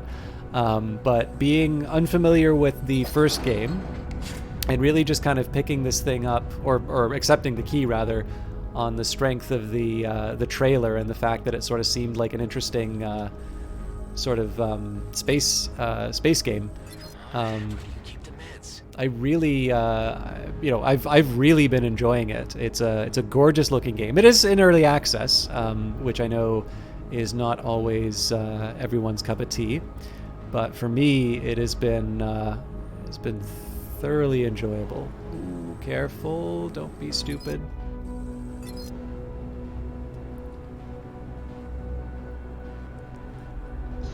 Oh god. Okay. I think I gotta hack that again. I'm getting a little too nervous. But yeah, so as far as I can tell, it's a gorgeous space RPG with lots of shooting, and apparently there's trading and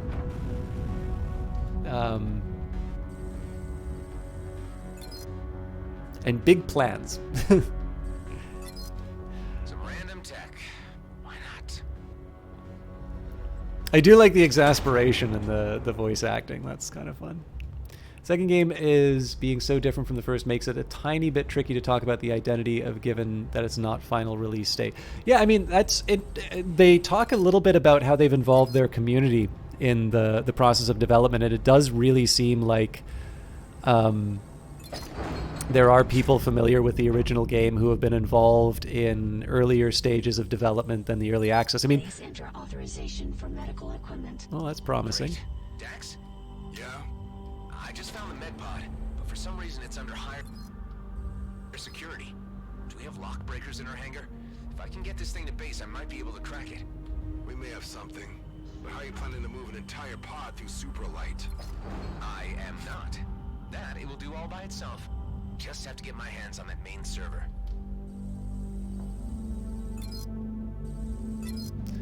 Destroy an outlaw base from an unknown signal without taking any hull damage. Ooh, that sounds like a fun challenge.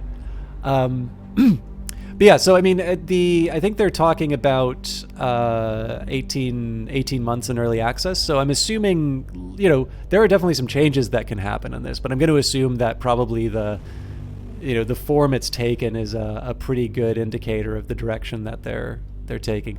But again, like my frame of reference, having not not played the original Everspace, like it's hard for me to think of the game in terms of in relation to its predecessor. Signature will do the trick. I kind of think that I'm very interested in trying the first game, partially knowing that it's different than this. Forcing coordinate override. Override successful. Distributing to Rhodia 2. Yes. Violation of protocol detected. Shipment compromised. Initiate lockdown. Redistributing remaining cargo to mining outposts. Scrap. Hey, what's going on? Better get out of here. Tell me what's happening. No time. Gotta make a quick jump. Do I need to make a quick jump, though? Because it seems to me I can take these guys on.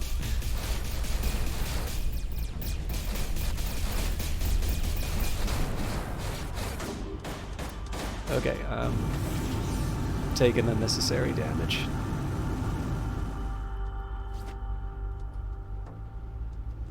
Oh yeah, the freighter might be a tall order.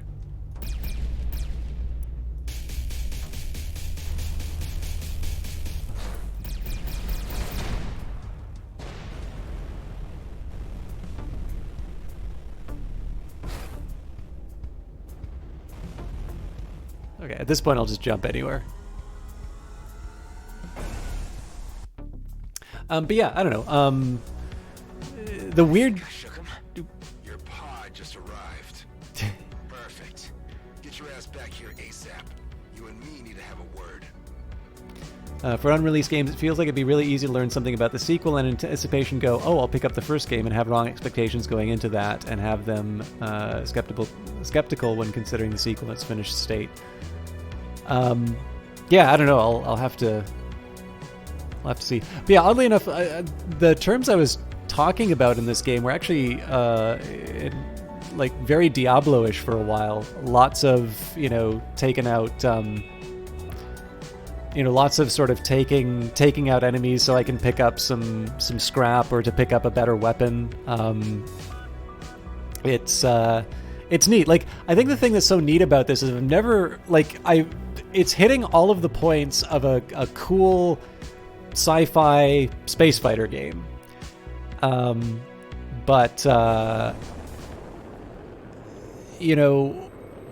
being able to it's really hard for me to say that I've ever played a game quite like this.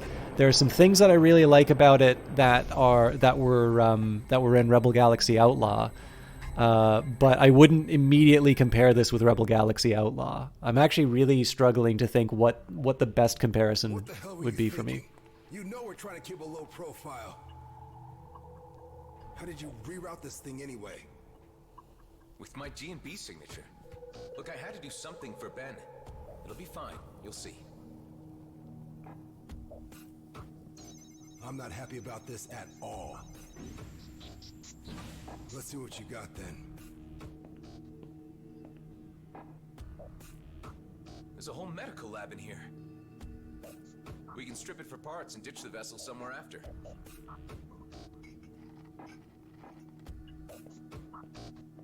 Well,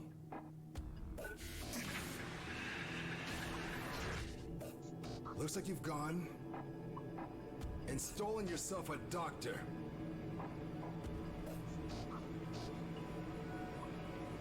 This needs off my base now, before she wakes up. Eject that thing. Hey, hold on. What were you saying to me earlier about trusting a little? Trust is something hard to come by in the DMZ. Don't abuse it.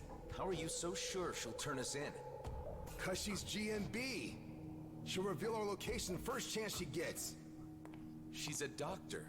We can persuade her to help us. For Ben's sake. Well, you are a clone. I shouldn't expect you to understand human behavior. Let's think about this. We thaw her out and have her decide. If she won't help us, we freeze her again and drop her off near some G&B outpost. You don't understand what's at stake. Why I needed to come back here. That medical popsicle could jeopardize everything. Well, if there's more to this, then you need to tell me what it is. There's something of great value in the DMZ. It's the reason I've been waiting all these years. One big, easy job. It could be my ticket out of here. And yours too, if you could just play along. Well, I'm intrigued. Come on up to the control room, and I'll explain. I got a transmission through to my colleague, Maddox. He's on Prescott Starbase, in the Union system, but I can't use the jump gate. You could help me with this.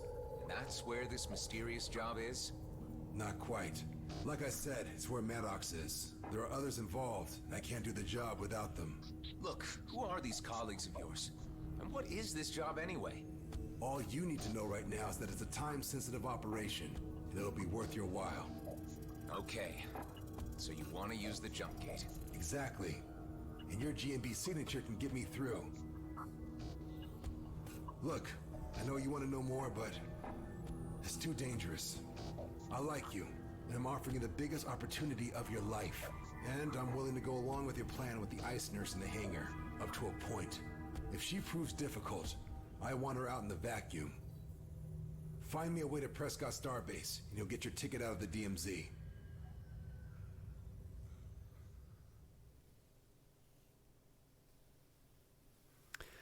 Thanks to the new scanner, we can now reach far deeper into the system. I just had to scan the vicinity of Nerea. This is what came up. Good old Grady and Brunt. Maybe you could snatch us some spare jump keys from your old buddies.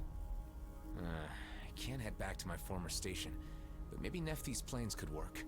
If they don't recognize your signature as the one that just raided their distribution port. You're giving their databases too much credit. Some weeks ago, a controller sold out his entire team to scavengers. And when I left, he was still listed as Employee of the Month. All right.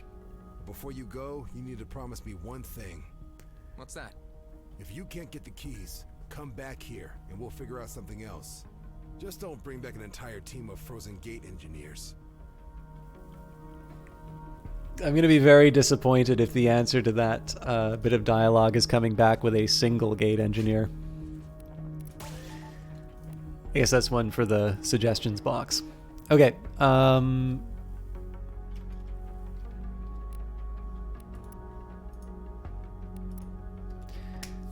I think that's it for tonight. So it's probably you're about to go back to the main menu. All unsaved progress will be lost. The game is automatically saved when entering a location and docking at a station. So we shouldn't lose too much. That's why I didn't put anything in the hangar anyway. Although manual save isn't going to hurt. But I think probably the fact that I'm now 2 hours later on a spare stream. Like, so I normally stream Mondays, Wednesdays, and Fridays. And so this was the special game I was referring to a little bit earlier. I think probably the fact that it's one thing to do an extra stream, right? That's just me wanting to make sure that I'm covering this thing in a reasonable amount of time, having been offered it. But oh no, that's good. I mean, it's a thoroughly enjoyable game, Cranky. But yeah, so I think probably the fact that I have played this for 2 hours longer than I was planning to speaks as much as anything else can about my first impressions. This was fun. I'm really interested in seeing where it's going. I'm actually also just kind of generally interested in terms of seeing where... Oh, so that's right. I can't tab out without losing the music. I wonder if there's a credits button I can run while I'm talking about this. Nope. All right, just look at that Rockfish logo and the names will come to you. But yeah, it's this was really interesting.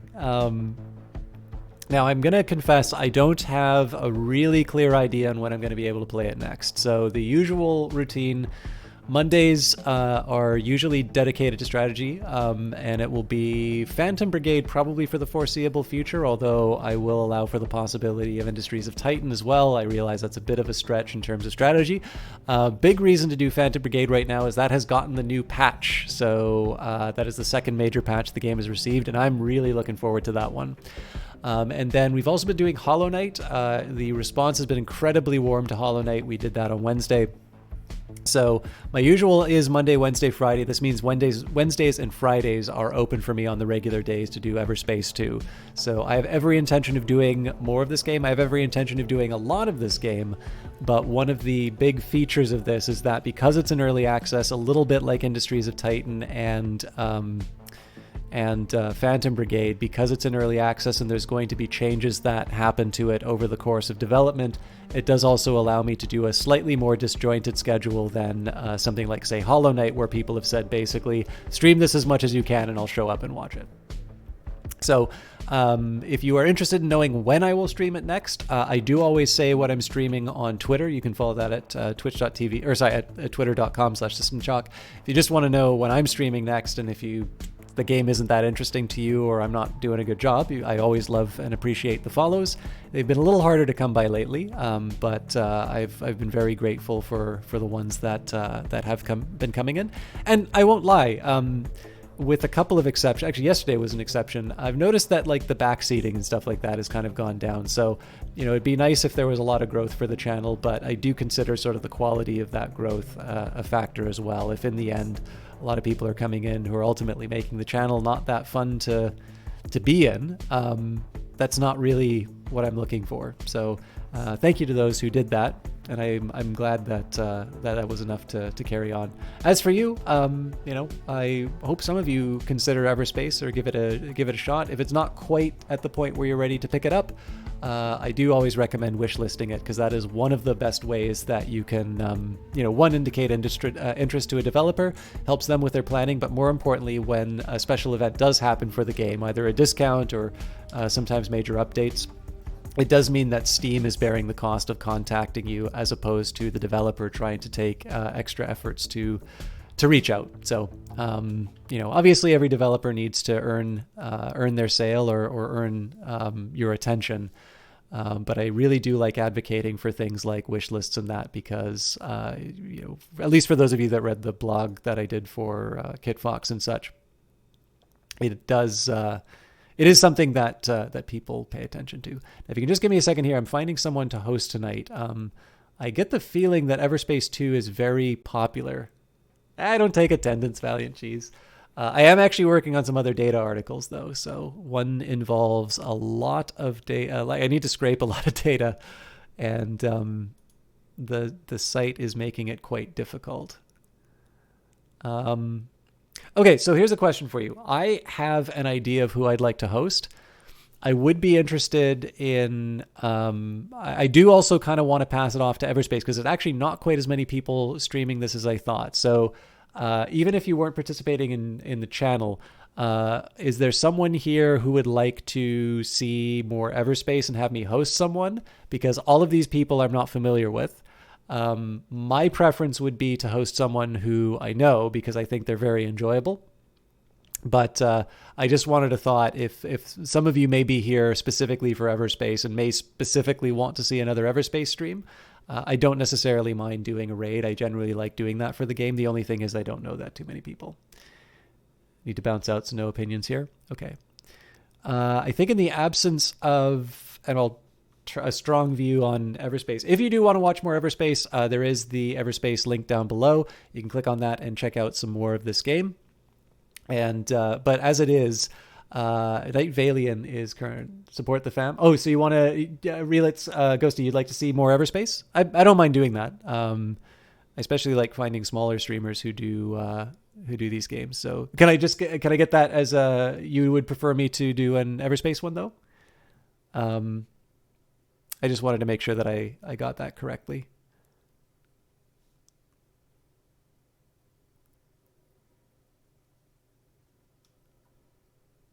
Oh, whoever you think fits. Okay, sorry.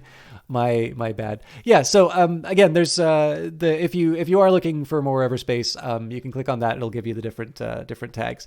But I'm going to raid Night Valian tonight. Because as I was saying, Night Valian is somebody who for me has been a little bit of a nice surprise. I found him streaming Kit Fox Games' wonderful Lucifer Within Us.